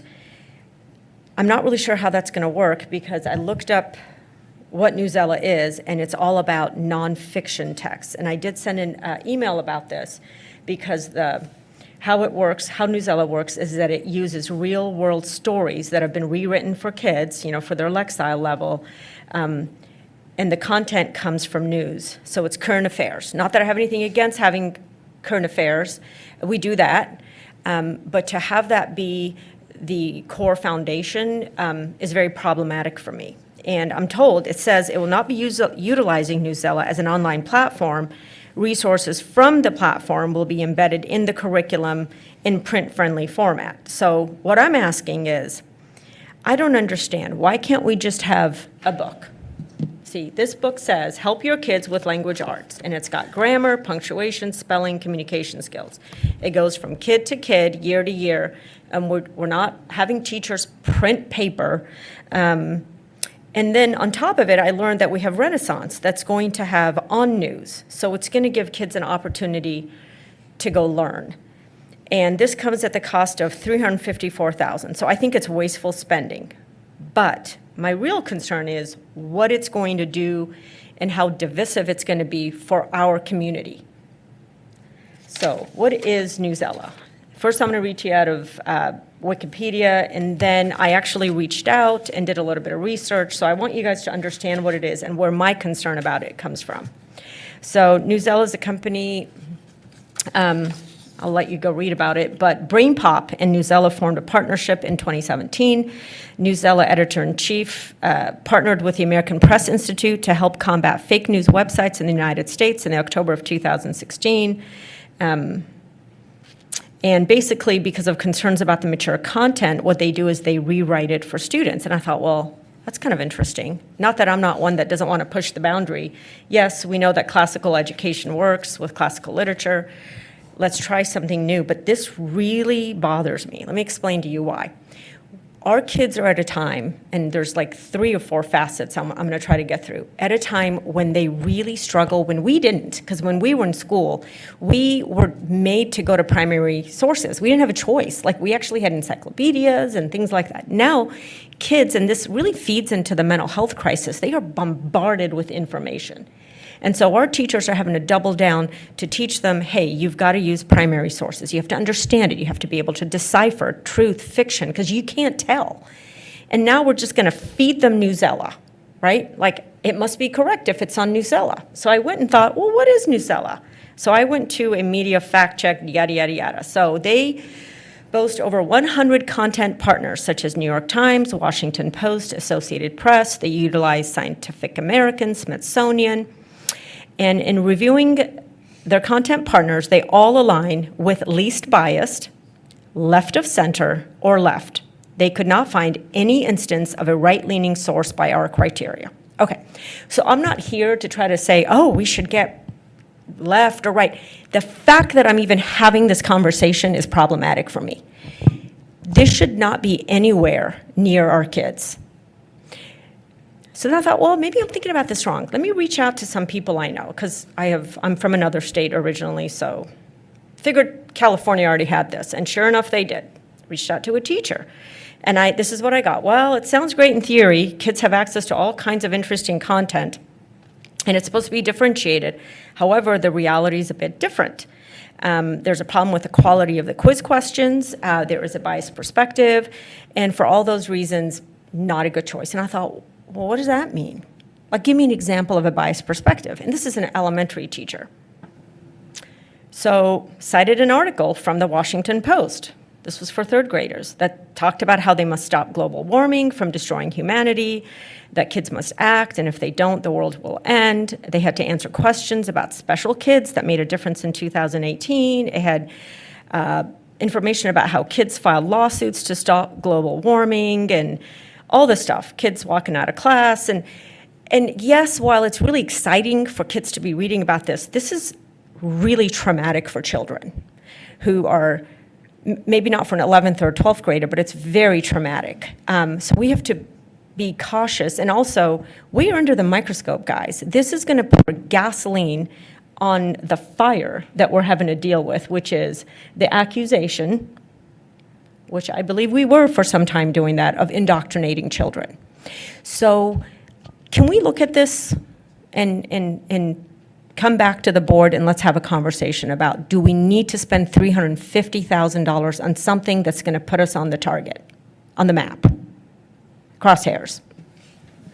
Thank you, Board Member Mohammed Khani. Any further board comments at this time? Board Members Thomas Tate? Yeah, I just want to state that I can appreciate Miriam's concerns.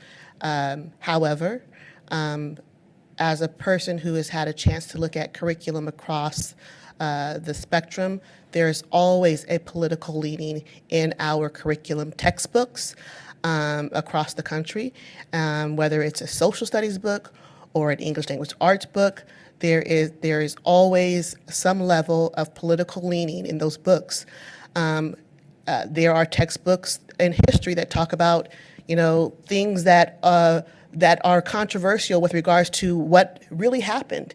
And so I think it's important that we gauge this particular tool in light of all of the tools that we have that all, to some degree, have some level of controversy associated with them. We're not able to walk away from all controversies because it's controversial. We need to weigh it with what students have access to, what they need access to, and how we can teach them how to engage with the things that are in their environment. Social media, technology is not going away. We won't get away from it just by going back to textbooks.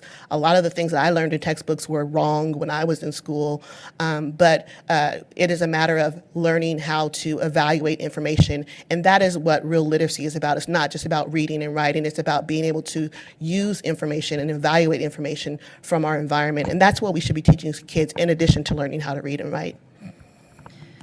Thank you, Board Member Thomas Tate. Okay. All right, I understand the students are all out next week for the holiday, so hopefully everyone will get some rest and perhaps pick up a book and read.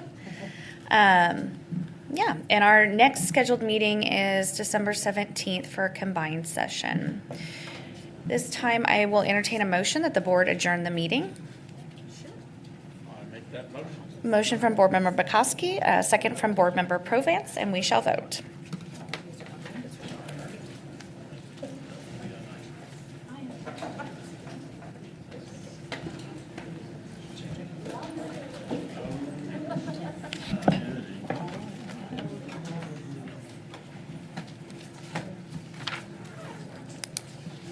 Next on the agenda, karaoke. Yeah, we did.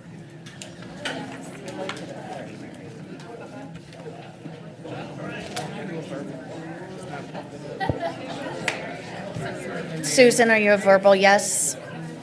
Okay, and Miriam, are you a verbal yes? It didn't register. Okay. Thank you. 7-0, the board is adjourned.